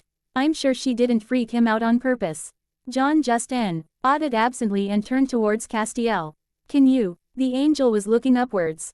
I must go. If someone comes and claims to be an angel, do not trust him. Once I am gone, Dean will awaken when it is natural for him to. He vanished as soon as he stopped speaking, and Bobby let out a curse. A quiet knock on the RV door drew all their attention but didn't wake Dean. Bobby opened the door and let Ellen inside. Everything okay in here? She asked, and her eyes widened when she saw Sam's ice pack. What happened? I've got half a dozen hunters wanting to know what the hell's going on, and since I can't tell them the truth, I need an answer I can give them. Bobby was at a loss, and John just glowered at the wall, clearly seeing something else in his mind. Sam answered her question when it became clear that John wasn't going to tell them Dean had a nightmare I couldn't handle and I called Dad on his cell, Sam said. It's clear he's having PTSD or something. They'll get it. Well, our conversation with Castiel is pretty much over, John remarked dryly, and Ellen glanced around the RV. He had to go suddenly, he does that a lot. But we'll be here a couple of days, so we can hope he'll show up again before we go. Right now, I think it's time for bed. Anyone taking one of the ones I got inside? We'll see, John said. Bobby or I will come in shortly if we decide to take you up on it. Sure, good night, everyone. After Ellen left, Sam gave his dad the eye. What conversation with Castiel? The angel was giving us a history lesson, Bobby said dismissively, keeping his focus on Dean to distract Sam from pursuing questions he didn't think either he or John felt up to just now. Maybe we should leave Dean out here tonight, unless he wakes up. I don't want to try to move him. Sam shook his head regretfully. He needs his bandages changed, and I need to look at the cuts to make sure he didn't rip anything. He put the ice pack down and pushed himself semi-upright, ducking so he didn't hit his head on the cupboards above the table. Dad, would you go turn down the covers to make it easier to get Dean into bed when I'm done with him? Sam, you can't. Sam gave his father a dour look. I can and will, Dad, I'm not that fragile. John had a sour expression his face, but for once he didn't argue. He went back into the rear bedroom of the motor home. Sam followed him as far as the bathroom where he grabbed his stash of medical supplies and came back. You need anything from me? Sam looked up after putting the little basket of gauze and stuff on the floor. Maybe you could take the window, he suggested, glancing towards the one above the couch. I could feel the breeze when I was sitting in the dinette, and it's just going to get worse. What? Bobby exclaimed. The window's broke. Sam grimaced. Window. Not sure which one won, though since I'm still alive and conscious, I guess you could say the head one. He shrugged. Anyway, Dean won't want you watching while I do this. So I just thought. Yeah, Bobby muttered, thinking dark thoughts about his deposit. Where's the duct tape? Grace woke up abruptly in the middle of the night, Gus nudging at her with his nose. Images of bloody violence lingered in her mind, imagined events in that office building augmented by her experience of what shitty things people could do to each other. Now that she was awake, Gus was settling again. She murmured a sleepy thanks at him and rubbed his ear as she rolled out of bed. After that dream, she needed a beer. Shouldering on her bathrobe, she went into the kitchen.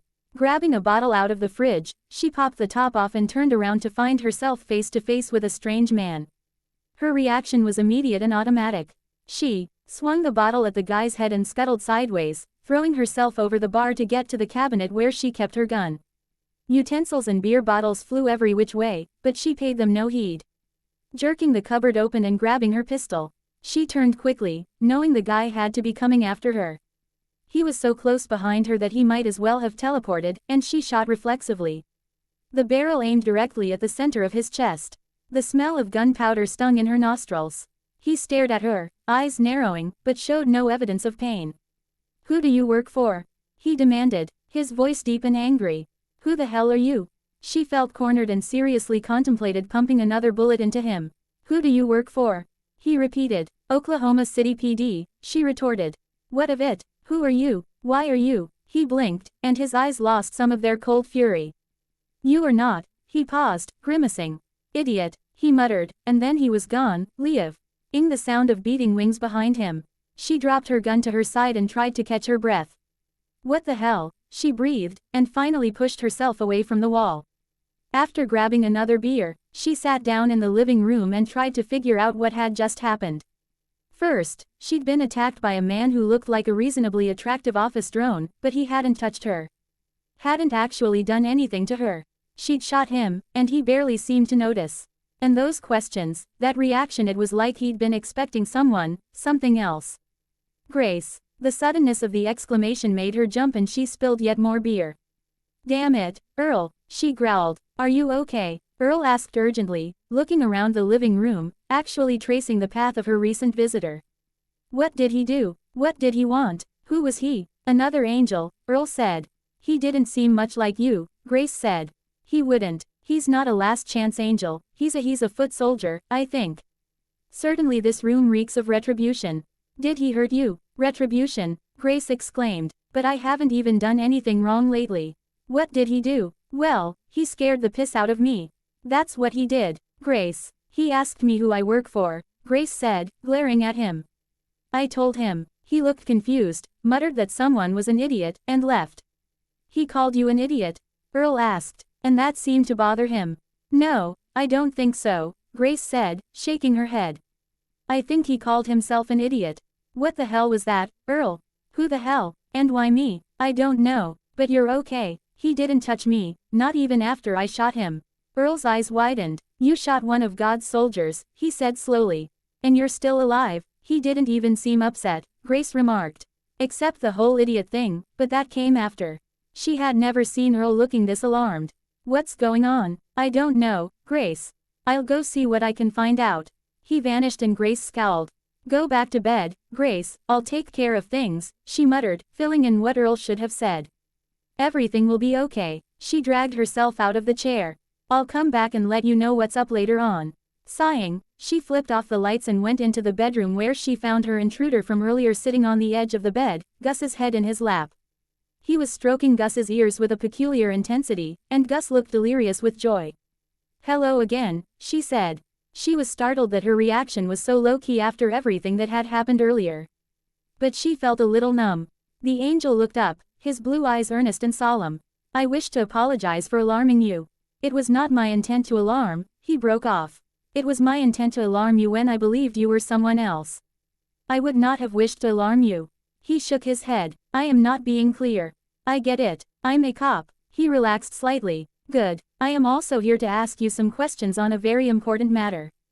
Grace sat down in the chair by the wall and lit herself a cigarette. You going to introduce yourself? She asked. I mean, you're in my bedroom, petting my dog. It seems. The dog, yes. That is what I wished to talk to you about. Grace raised her eyebrows and leaned forward, resting her elbows on her knees. You wanted to ask me about Gus. Do you find it a comfort to have a non-human companion sharing your domicile?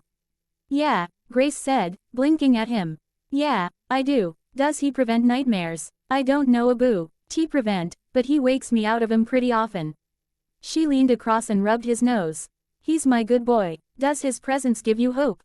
She didn't know what to say to that question. He seemed to pick up on her uncertainty. Does he give you a feeling of connection in the world? Sure, Grace said. That's what pets do. They remind you that there are really awesome things in the world. Not just asshole perps who rape and strangle and who ought to be put down. He nodded gravely. Thank you, Grace Hanadarko, he said, and then he was gone again. Gus's head thumped comically to the M. Atress and Grace leapt forward to comfort him. Angels sure tended to be abrupt, she thought. He'd seemed a lot nicer this time. Blank. Sam woke up feeling sore and headachy. His gut hurt a little, which he hadn't mentioned to his dad or Bobby, not figuring that a punch in the gut was worthy of much notice. Dean had fortunately not done himself much damage in his abortive attempt to escape. And he was still asleep. He hadn't really woken up during the treatment last night, nor the moving from the front of the RV to the back, despite Bobby's worries. The RV door opened, letting in a pair of loud voices. Some way to keep him safe. We can't have. Locking him up ain't any kind of an answer, Bobby protested, and Sam closed his eyes. I'm not talking about locking him up, John growled.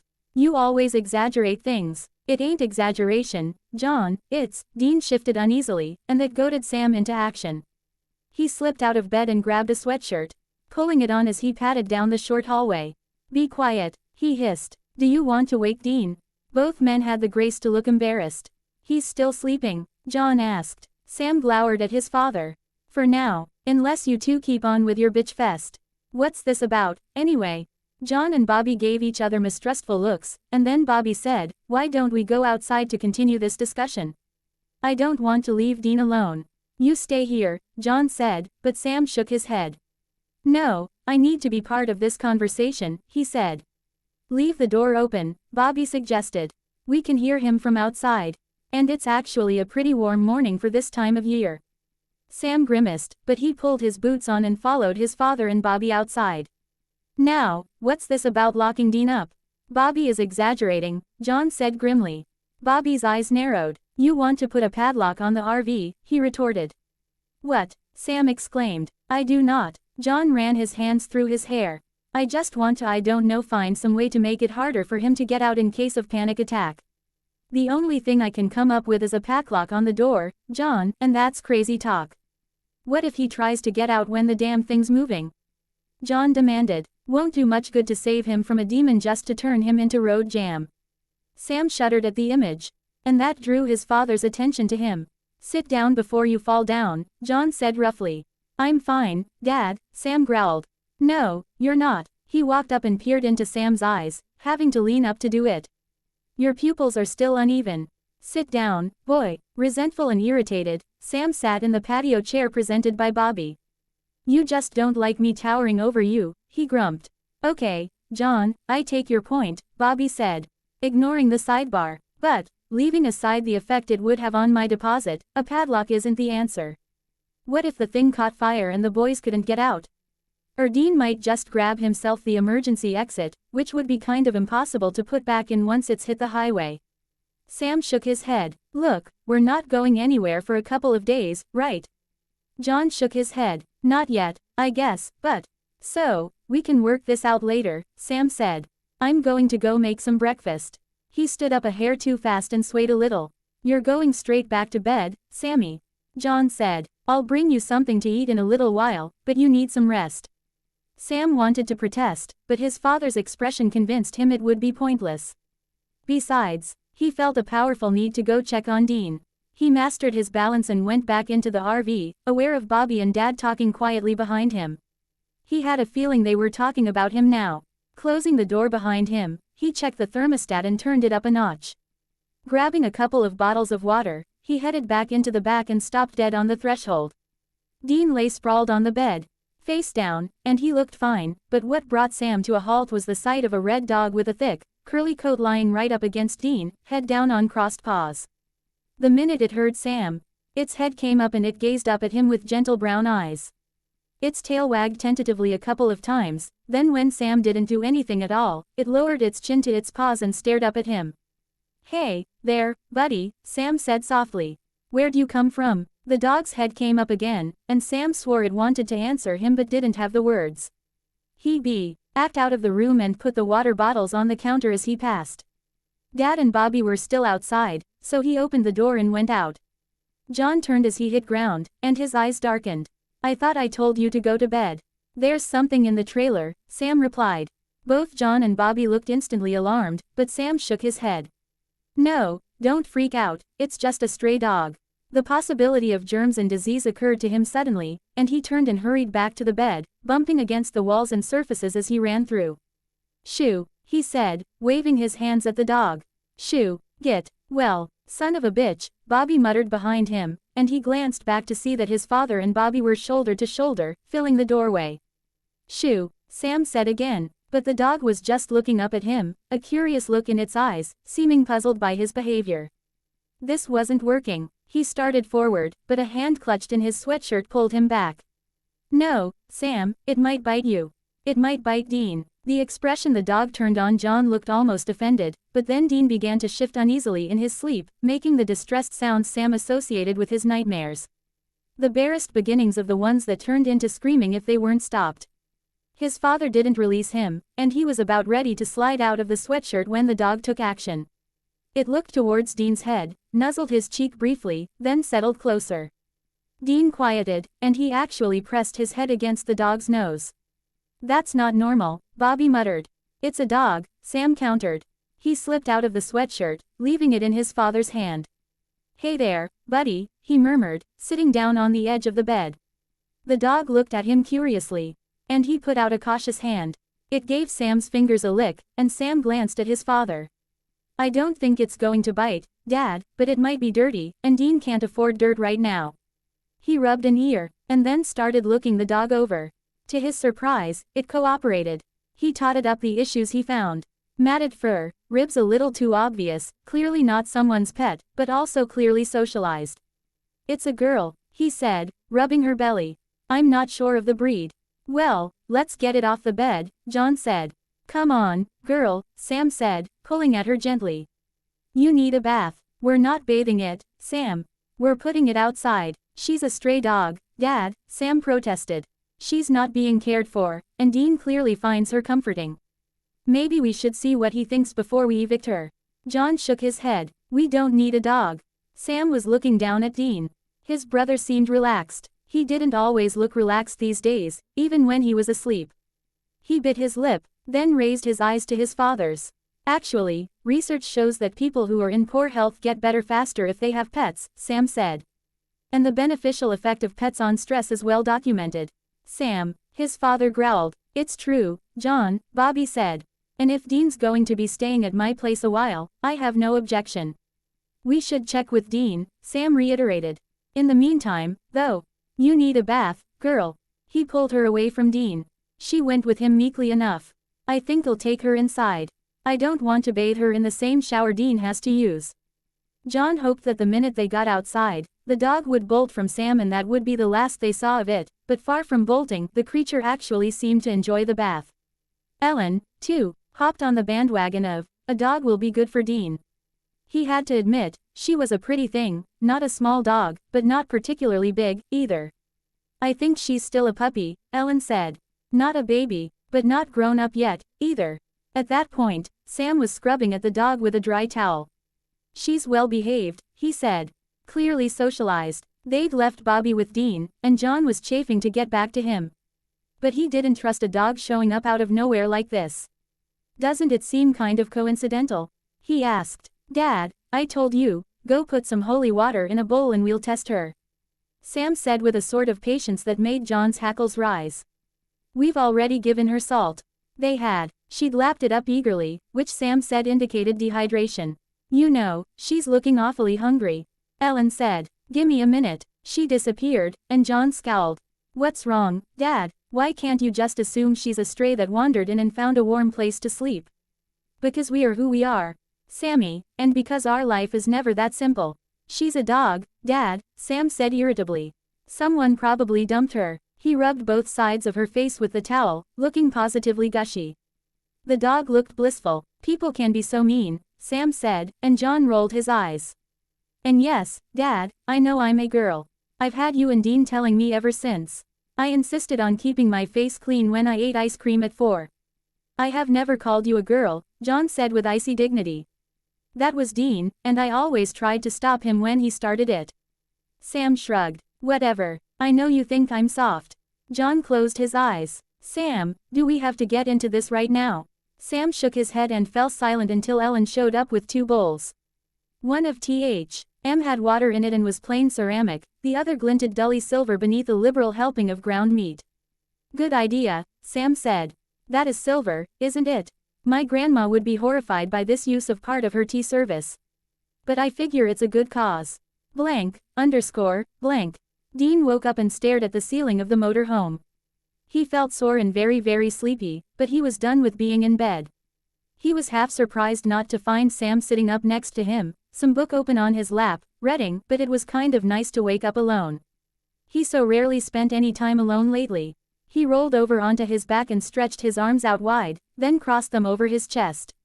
That was when he noticed a longish red hair stuck to the white sleeve of his t-shirt. He plucked it off and stared at it, then sat up and examined the covers. There were quite a few red hairs scattered about. Oh, you're awake, Bobby announced, and Dean looked up, realizing suddenly that he didn't recall going to bed. Tell me I did not score with some redhead and forget all about it, he demanded, and Bobby's eyes widened. He didn't answer immediately, and Dean held out a small handful of hair. Was there or was there not a redhead in my bed last night? Not last night, no, Bobby said. She was here for a while this morning. Dean blinked at him. Was she cute? Bobby nodded amiably. Adorable, he said, and Dean couldn't decide if he was being sarcastic or not. Was I at least good? He asked, feeling lost. Shrugging, Bobby said, she seemed to like you. Where'd she go? Oh, your father chased her out, Bobby said, and Dean's brows drew together in dismay. Sam took her inside to get her a bath. Dean just stared at him. He felt distinctly like he was missing something important. A bath, he repeated. Sammy took her for a bath. Bobby nodded, and in his grin Dean sensed a mischievous amusement that made him try to think this through with a brain still sluggish from sleep. Girl, red hair, slightly curly, he observed, looking at it in his hand. Adorable, said in an odd, unreadable tone of voice, an amused tone, Dean decided after a moment of thought. Dad chased her out, but Sam all the math suddenly added up to an answer, and Dean started pulling on his clothes. What are you doing? Bobby asked, sounding slightly suspicious. I'd like to meet her before Dad chases her away altogether, Dean said. If she'll forgive me for forgetting her.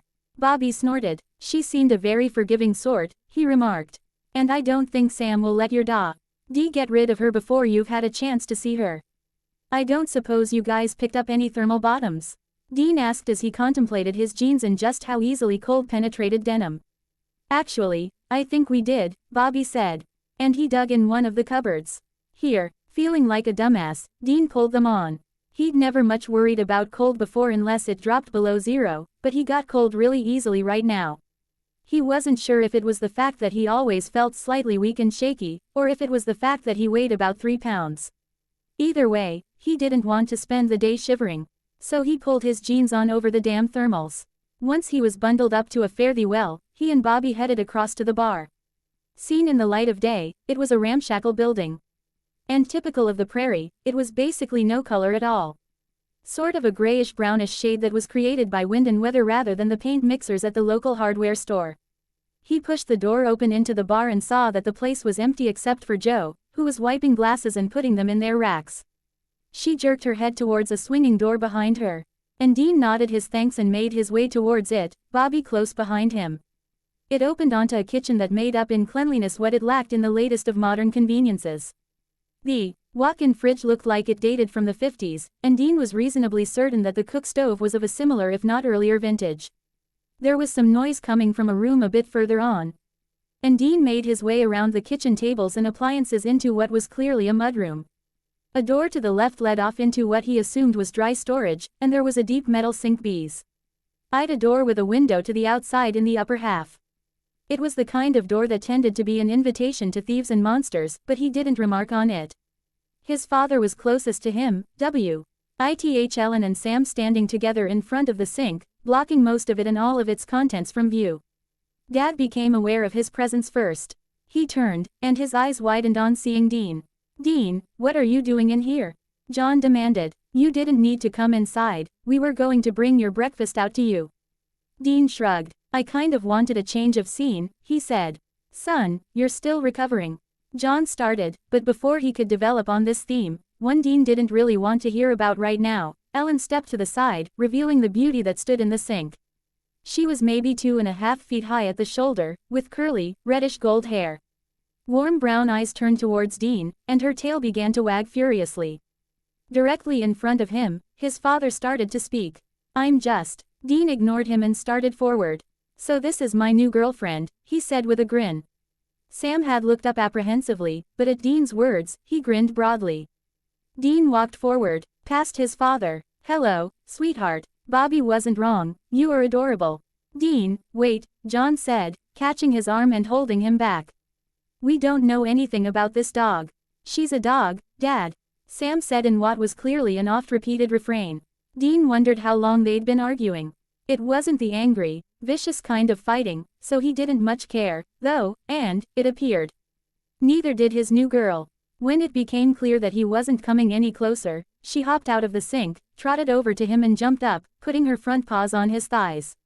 He winced a little when a paw came into contact with the scars on his left thigh, but she shifted so that she wasn't putting pressure on them and he smiled at her, reaching down to fondle one soft ear. She looked plush, and her hair was soft to the touch. Pulling his arm out of his father's grip, he squatted down and looked into her melting eyes. You are gorgeous, you know that, don't you? Are you sure you don't want to offer her a modeling contract, Dean? His father asked sardonically, and Dean looked up at him in surprise. John's eyes widened. Dean didn't know what he saw, but he seemed taken aback. After a moment, he said, Dean, we don't know where she came from. She just turned up in the RV out of nowhere. We've tested her for everything, Dad, Sam said, and Dean looked up in alarm. One of the tests he could think of was cutting the suspect with a silver knife. Sam saw his expression and immediately added, she ate out of a silver bowl, Dean. We didn't hurt her, just fed her salt and holy water. And she passed with flying colors. We don't need a dog, Dad said firmly. Dean felt the old pull of obedience tugging at him. Dad wasn't wrong, they didn't need a dog. He dropped his eyes to the dogs again, though, and felt something else pulling at him. He cleared his throat. You're right, Dad, we don't need a dog. The dog's eyes widened with something that looked like alarm. Dean scratched her neck reassuringly, and she relaxed. But her name is Lucy, and I'm keeping her. He could swear that Lucy grinned at him, and he grinned back. Dean, a dog is a big responsibility. Assuming she even is a normal dog, and, Dean looked up at him, because he could still feel that knee-jerk impulse towards obedience, and he wanted his father to stop pushing at him on this subject. Lucy looked up, too. And he watched his father look from his face to the dog's to Sam's and then back to his. Closing his eyes, John shook his head. Fine, fine, Sam, find us a vet to check her out. He walked away, muttering. And Dean looked back down at Lucy. You hear that, girl? Awesome, huh? Sam began to understand some of his dad's reservations as he watched Dean with his new dog. It didn't shake his confidence that she was just a dog and that keeping her was the right move, but he'd never seen his brother form such an immediate connection with anyone, human or animal. It was like they clicked. Like they were meant for each other. It almost made him jealous, but he pushed that feeling aside as unworthy and idiotic besides. He picked up the bowls from the side of the sink and put them down on the floor. Dean, she hasn't finished eating, and she's too thin. The ruckus that kicked up almost made him laugh. Dean immediately started fussing and sat down on the floor with her, encouraging her to eat. Though once they were sitting side by side, she didn't seem to need much encouragement. A boy and his dog, Bobby muttered quietly next to Sam, and Sam chuckled a little at the wry tone in Bobby's voice. Ellen had gone into the kitchen proper, and Sam could hear pots and pans clanking around as she made breakfast. I had a dog, once, he said, and Bobby gave him a startled look. When I ran away to Flagstaff. His name was Bones, and I think he was a golden retriever. He shrugged. I gave him to the kids in the next unit when Dad and Dean came to take me back. Odd, you don't really strike me as a dog person, Bobby said. I don't know, Sam replied. I never even thought about getting a pet in Palo Alto. He felt his stomach contract and he shoved thoughts of college away. But Dean sure looks happy. He spoke a little louder than he'd meant to. Dean glanced up at him, and Sam cleared his throat. And a little self-conscious. I'm going to go help Ellen with breakfast. He left Dean alone with Bobby and Lucy. They didn't dare leave him totally alone with the dog. Dad would have a tizzy, but Dean might feel less self-conscious with only Bobby there. And Sam needed something to think about besides Jessica. When he offered to help, Ellen gave him a strange look, then set him to grilling up hash browns. Dad came back in out of the front bar area with a beer and raised his eyebrows. Where's Dean? In the back with Lucy and Bobby, Sam said.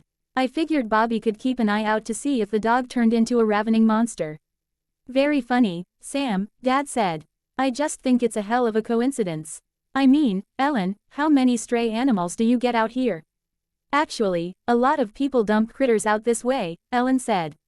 You might be surprised at the stuff we get. Hunters sometimes adopt the dogs, but not many, and the rest of them and the cats just stick around till something gets them. See, Dad, we're probably saving her life. Okay, Sam, okay, I already said fine. John glowered at him. But this means you get to go out and pick up dog food and anything else we'll need. Sam blinked at him. What, you're going to let me go out alone? For a moment, Sam thought his father was going to try and split himself in half. Don't worry, Dad, I'll take Bobby. Give your paranoia a rest. It's not paranoia if there are actually people out to get you, Sam. John retorted, like the demon is out to get you and your brother. And you just remember, if he gets you, he's got Dean. Sam gulped, his stomach going cold. He turned in, started scooping the hash browns off the grill before they burned. Just you think about that before you go doing something stupid and reckless. Sam dumped the last of the hash browns into the bowl and turned on his father. When have I ever done anything stupid and reckless? He demanded. Oh, never. Just say, when you're breathing. John growled, and Sam's jaw dropped. You're the one who MPED off happily to school to live by himself. You didn't have any protections on that apartment. Not so much as a salt line. Anything could have got in. Sam didn't know if his father caught himself. Or if it was his expression that made him stop, but he broke off and Sam looked away. After several awkward seconds, Ellen took up the slack in the conversation. Sam, why don't you take the hash browns and the toast up to the dining room? She nodded towards the stairs, and Sam took the offered escape gladly. He found an apartment up there that was comfortably furnished and the dining table was already set for 6. He put the covered basket of toast and the bowl of hash browns down on ready trivets and turned to find Joe coming up behind him. Hey, he said awkwardly. She had a pitcher of orange juice and another of milk. After putting them on the table, she brushed her hands across the seams of her jeans before putting them on her hips. Everyone else coming up soon? I think so, Sam said. It might take a minute to get Dean up off the floor, though. What's Dean doing on the floor? Joe asked. The dog, Sam replied. He named her Lucy. Yen watched the 4 of them go up the stairs, faintly amused even with her own concern for Dean. Bobby went ahead of the boy, looking back frequently. John went behind, ready to catch Dean if he fell, and Lucy walked sedately beside him. Just as if she'd been taught to heel by the dog whisperer. She went into the pantry to grab fresh bottles of ketchup and Tabasco, wondering what the hell had come over Sam and John. Both of them had fallen silent in the middle of what was shaping up to be a huge argument. John had looked embarrassed and Sam had looked devastated. Maybe she'd have to catch Bobby later and find out if he knew. The Tabasco was on the top shelf, and she was stretching up to get it when a hand reached up above her and took it down easily. She turned with a start to find Castiel behind her, holding the bottle out towards her. The young woman Sam has lived with for the last year was possessed for the whole of their relationship, he said. Taking the Tabasco, she blinked at him uncertainly. Dear God, this was only uncovered when John went to fetch him to help find Dean. That poor boy, Ellen murmured, glancing up towards where the dining room was. Did she survive? She did, Castiel replied. But she only dimly recalls him from a shared class more than a year and a half ago. The rest of what she remembers is overlain by the demon. Damn, Ellen muttered. Then she looked up at the angel. Why are you telling me this? Because I thought you would want to know, he said, looking puzzled. Do you not? No, of course I do, I just didn't expect an angel to fill me in. He nodded, seeming to accept this. Thank you. Secrets are imprudent and dangerous, and there are too many of them already, he observed. Things should be brought to light, settled and laid to rest. Ellen raised her eyebrows. What exactly are you referring to? You must make your peace with John Winchester. Grimacing, Ellen shook her head. I'm not the one who's holding it up, she said. You must help him. He is a Winchester. That means he is stubborn, sometimes foolish and always guilt-ridden.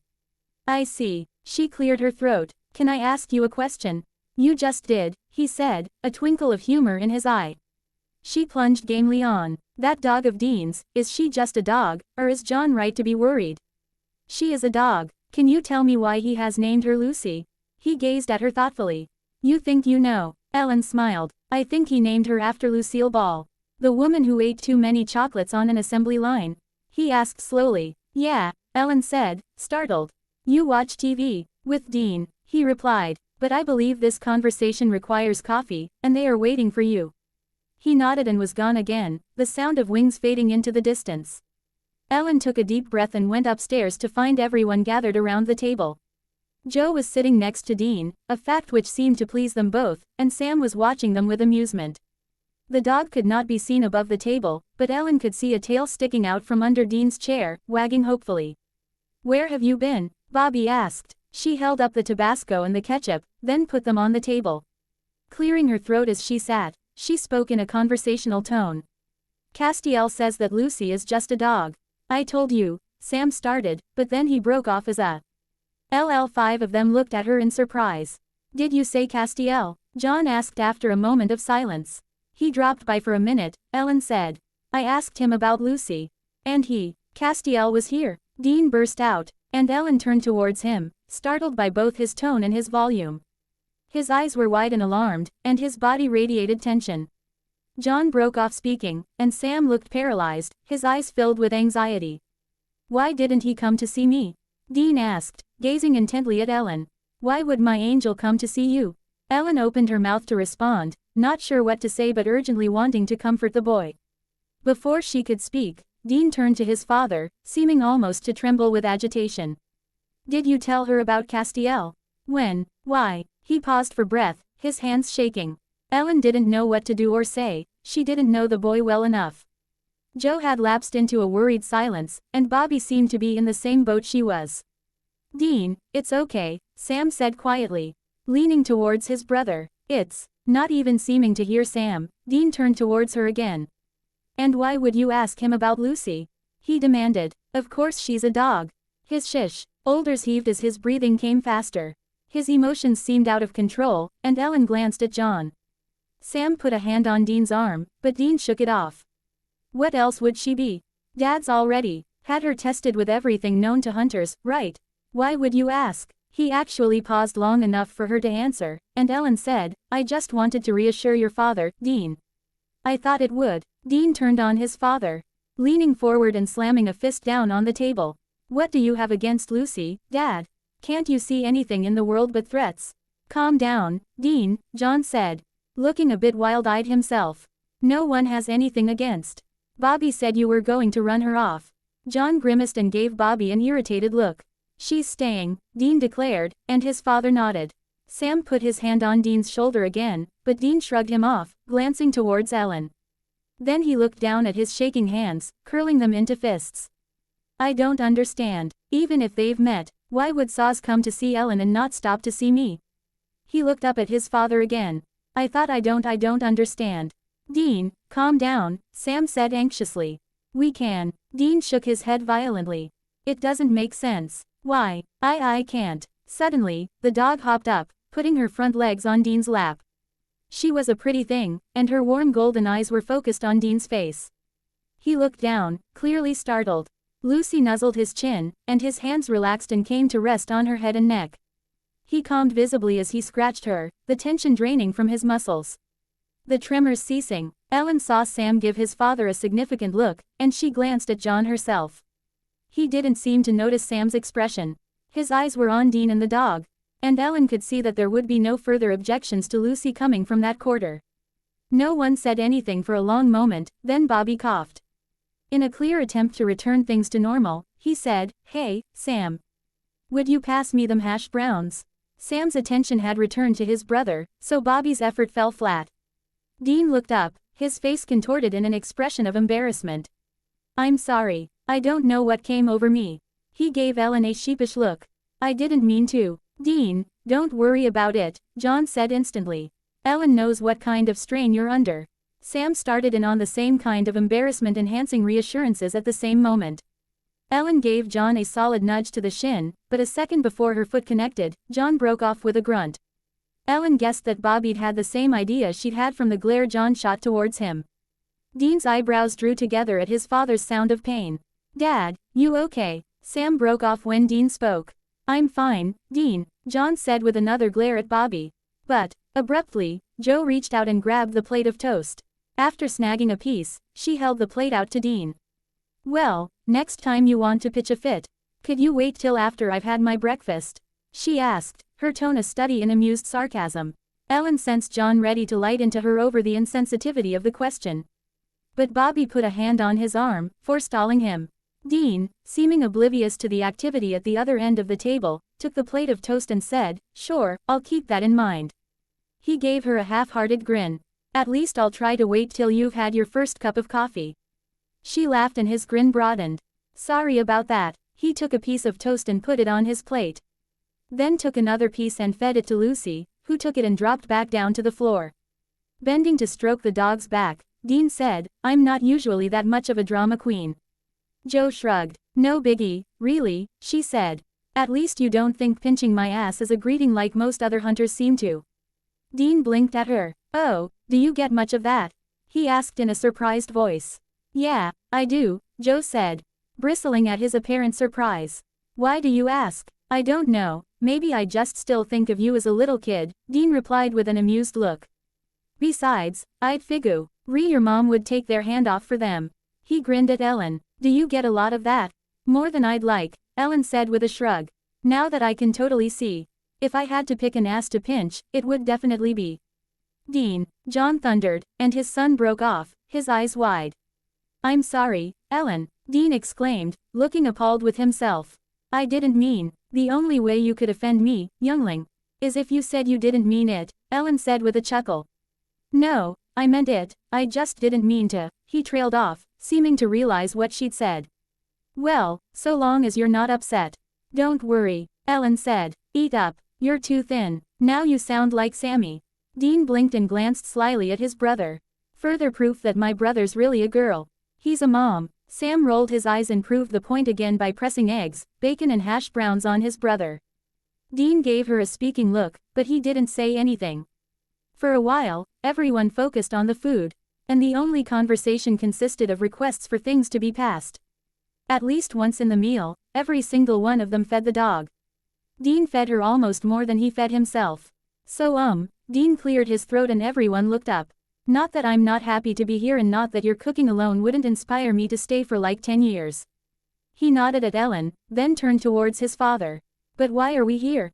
Ellen turned towards John to see what his answer would be. Actually, Ellen, I wanted to ask you, don't you have some kind of a computer whiz working with you?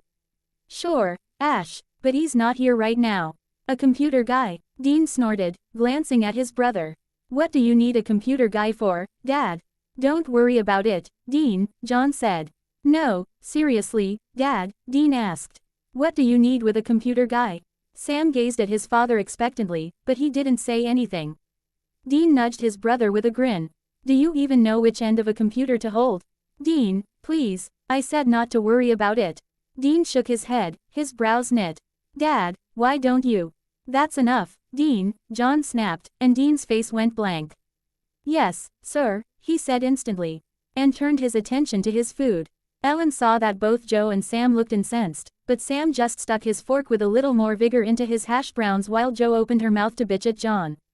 Ellen aimed a kick at her under the table, but Joe must have guessed what she was up to and moved, because her foot traveled farther than she expected, and when she connected, she heard a yelp from next to Dean's chair, and a skitter of paws as Lucy moved hastily away. Who kicked my dog? Dean exclaimed in outraged tones. He bent double, diving under the table. Ellen gave her daughter a death glare, which Joe gave her right back. Sorry, Dean, Ellen said.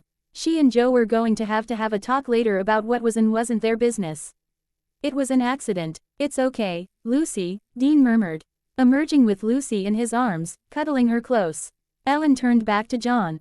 Ash is off on a job, actually. A hunt? John asked. No, nothing like that, Ellen said. Joe snorted, and Ellen gave her a warning look.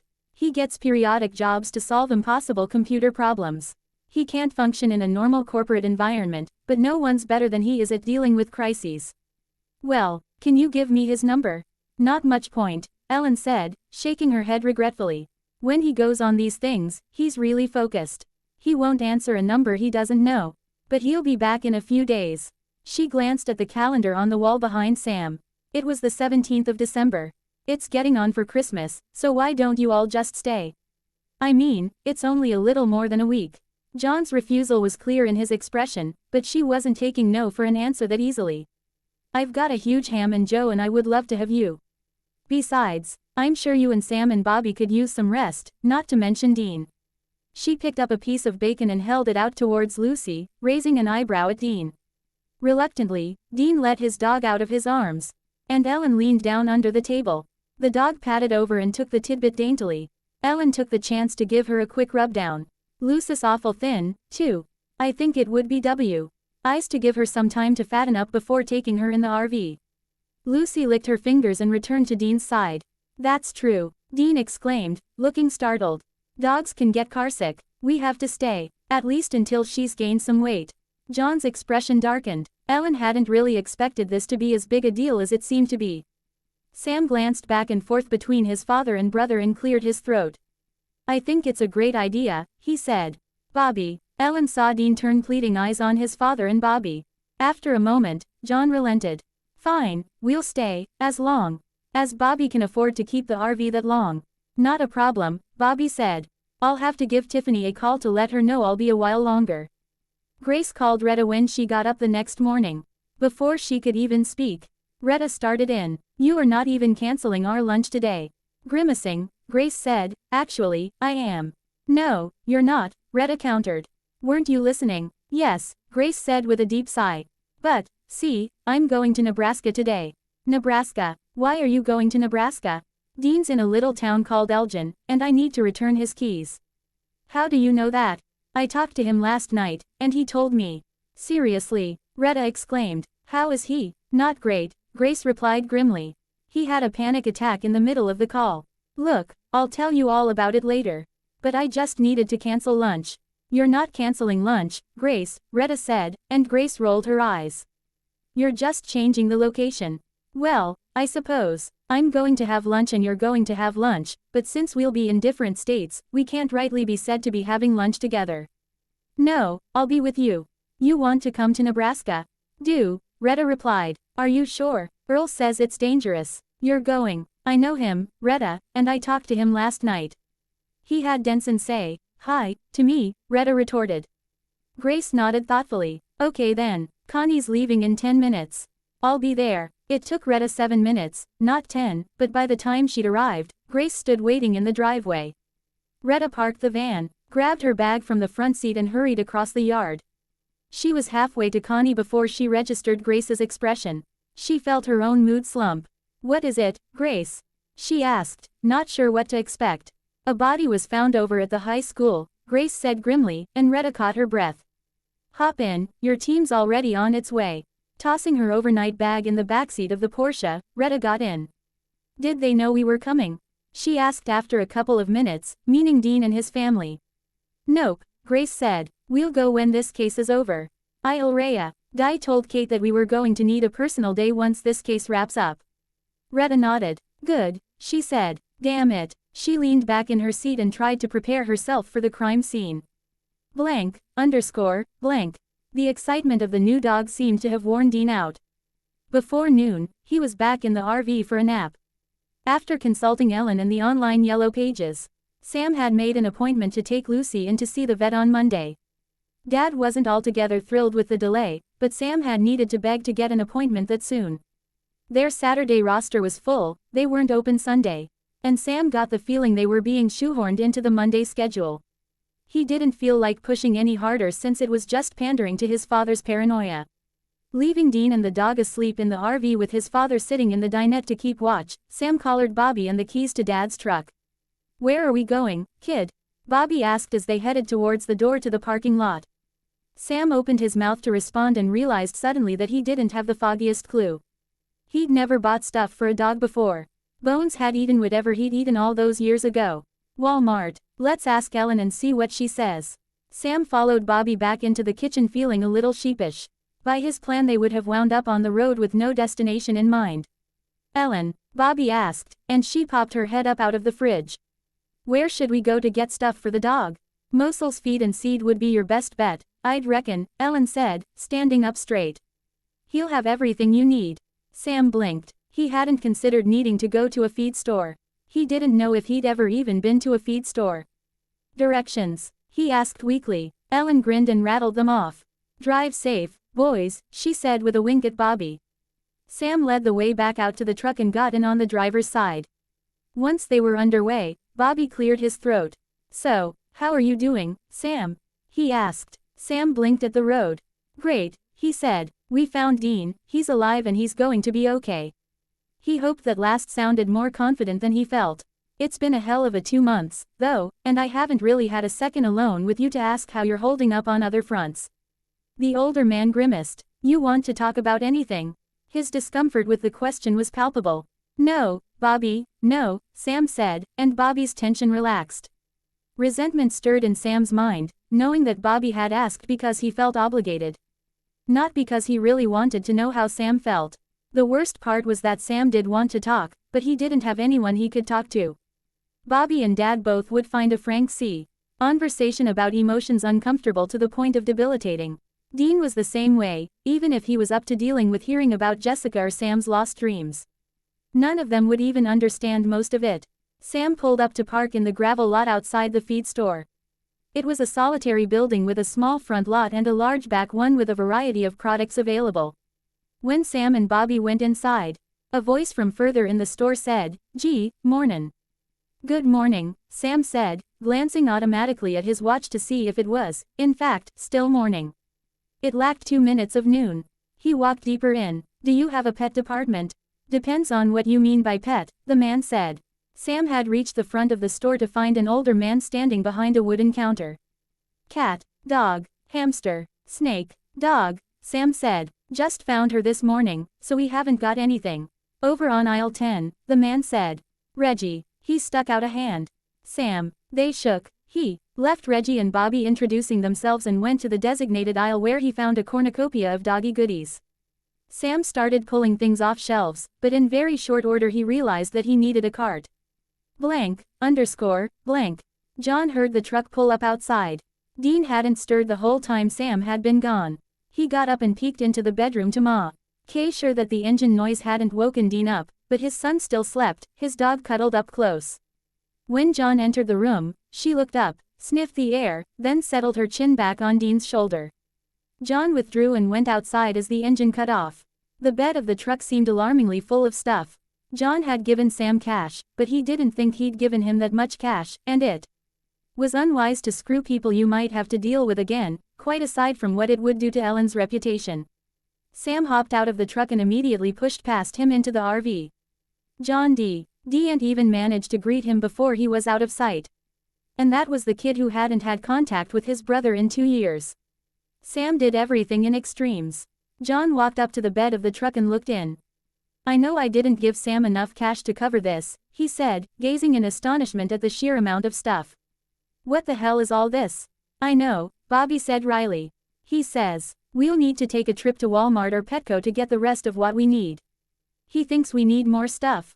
John reached in and pulled out a bag. Tell me this isn't dog conditioner. She's got a thick, curly coat. Sam said from behind him. It will tangle easily. Conditioner will help manage that. Conditioner, John repeated. Dad, it's perfectly normal, Sam said, and he reached into tea. He truck bed for an enormous bag of dog food. Science Diet. John read off the label. It's the best non-prescription dog food on the market, Sam said. I did some research on my phone. Prescription dog food, John said. There's prescription dog food, sure, Sam replied. Dogs get health problems just like people do, Dad, and a diabetic dog needs different food than one who's healthy. John shook his head. Are there food bowls in all this mess? Of course, Sam said. He reached into the truck bed again and pulled out 2 large, circular containers with screw-on lids. Spinning the lid off one of them, he ripped open the bag of dog food and poured about half of it into the container, then repeated the process with the second. Wadding up the dog food bag, he walked across to the dumpster and tossed it in. John turned to Bobby. Has he lost his mind? I told Reggie, the owner, that he was from California. It answered all his questions. Bobby, he's been raised everywhere, John pointed out. Yeah, but he spent the last 3 years at Stanford. Bobby snorted. Maybe you should have sent him to a more conservative school. I didn't send him, John snapped. Besides, it's Ivy League. How much more conservative can you get? Bobby rolled his eyes and then Sam was back, digging in the truck again. Here, see, Sam said, pulling out a pair of pink bowls. Pink, she's a girl dog, Dad, Sam said. Grabbing a scoop out of the back of the truck, he filled one of the bowls with food, then went up into the RV. There's 2 sets, Bobby commented, and John turned to look at him in surprise. She'll have bowls in the RV and bowls inside the house. You're kidding, and he's got plans for when Dean starts traveling again. Evidently he found a whole bunch of stuff on that phone of his that's designed for animals on the go. Folding food and water dishes, ways to strap your pooch in without cramping its style, really weird stuff. Are you talking about a seatbelt for dogs? John demanded. Bobby nodded. I never even made Sam and Dean wear seatbelts. He's been living in California, John, Bobby said again. They have seatbelt laws there, helmet laws. You can't even smoke in restaurants. He shook his head. Regardless, that's not what this is about anyway. No, what do you think Dean would do if Sam suddenly started showering him with crazy gifts and affection? John blinked, and Bobby let out a dry chuckle. Yeah, he'd go nuts. But a dog Sam can spoil Dean's dog and Dean will probably like it. Tailor-made to let him assuage his guilt and not drive his brother crazy. Anyway, let's let Sam have his fun organizing and putting things together while you and me go get a beer. John agreed and they went inside. Despite the relatively early hour, customers had begun to arrive, and John didn't feel up to strangers or acquaintances. He asked permission of Ellen with a look, and she nodded him towards the stairs with a roll of her eyes. He and Bobby went to the 2nd floor where Bobby grabbed them a couple of beers before joining John in the living room. Weren't they supposed to be releasing the information about the case to the news today? John asked. Yesterday, I thought, Bobby said. I kept the radio off in the RV for that reason. John turned on Ellen's satellite cable and found CNN. They were in the middle of a report on the Iraq War, so John sat back and watched. The Iraq War gave way to the economy, and then the newswoman turned to face the camera and said, breaking news on the occultist. John glanced at Bobby who gave him a stunned look. 3 more bodies have been found on the outskirts of Oklahoma City, bringing the nationwide total to 17. 17, John breathed. Yesterday, the FBI released information Riga. RDING, a serial killer they've been tracking for some weeks. The killings feature ritual mutilation which has led to the press giving this killer the name, the occultist. Here is the story as we know it so far. Don't you just love the press calling themselves the press? Bobby remarked parenthetically. Hush, John murmured. A map of the United States suddenly filled the screen. Only the outlines of the states were shown. No other markings. The first bodies were found in Oklahoma City in mid-October. A red dot appeared on the map and the name of the city. The bodies of 3 young men were found in what the authorities are calling a cache: Ronald White, David Ketchner and Alan Lonetree. Photographs of the men appeared with their names and ages beneath them, and John swallowed an uncomfortable lump in his throat.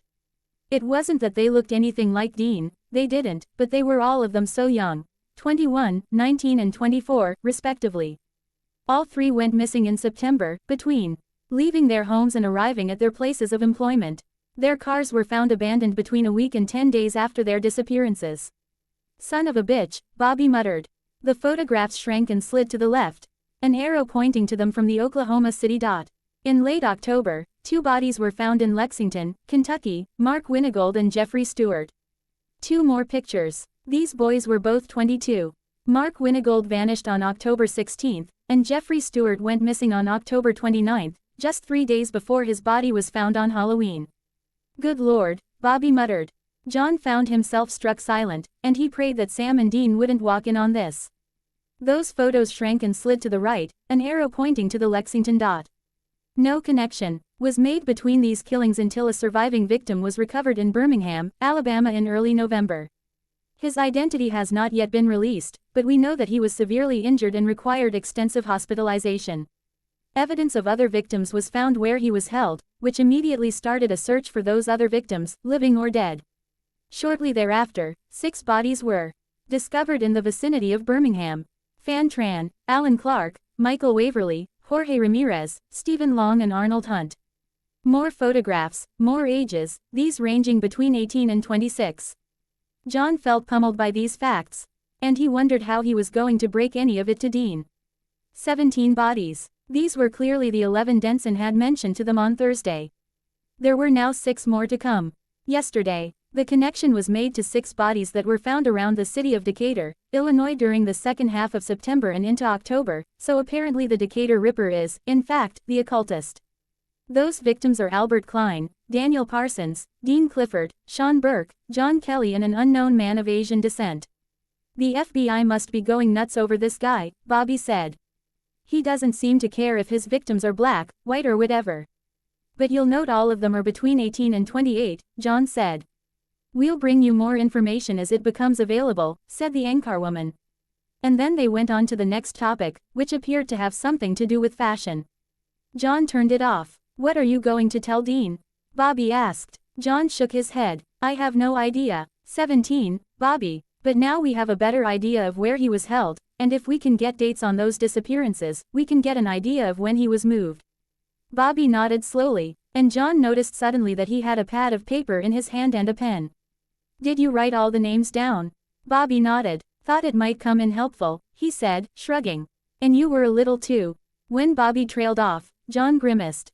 "Yeah," he said. "Son of a, do we dare tell him? He's so fragile right now." "Do we dare not?" Bobby asked. "If we tell him, we can couch it however we want. But if he hears it on the news, he'll hear whatever they choose to say however they choose to say it, and he'll know we didn't bother telling him. God knows what that would do to his morale." John swallowed and nodded. "That's a good point." He shivered. "Do we wait till he's eaten, or tell him after?" Bobby pursed his lips. "It's liable to screw with his appetite, but we don't want him getting sick. If he threw up, how many of those half-healed cuts is he going to open up?" "I don't even want to think about it," John said. "I need to talk to Sam." "You want to sit with Dean till I'm done?" Bobby nodded and headed downstairs. John buried his face in his hands. He didn't really want to tell Sammy any more than he wanted to tell Dean. We will continue in next part.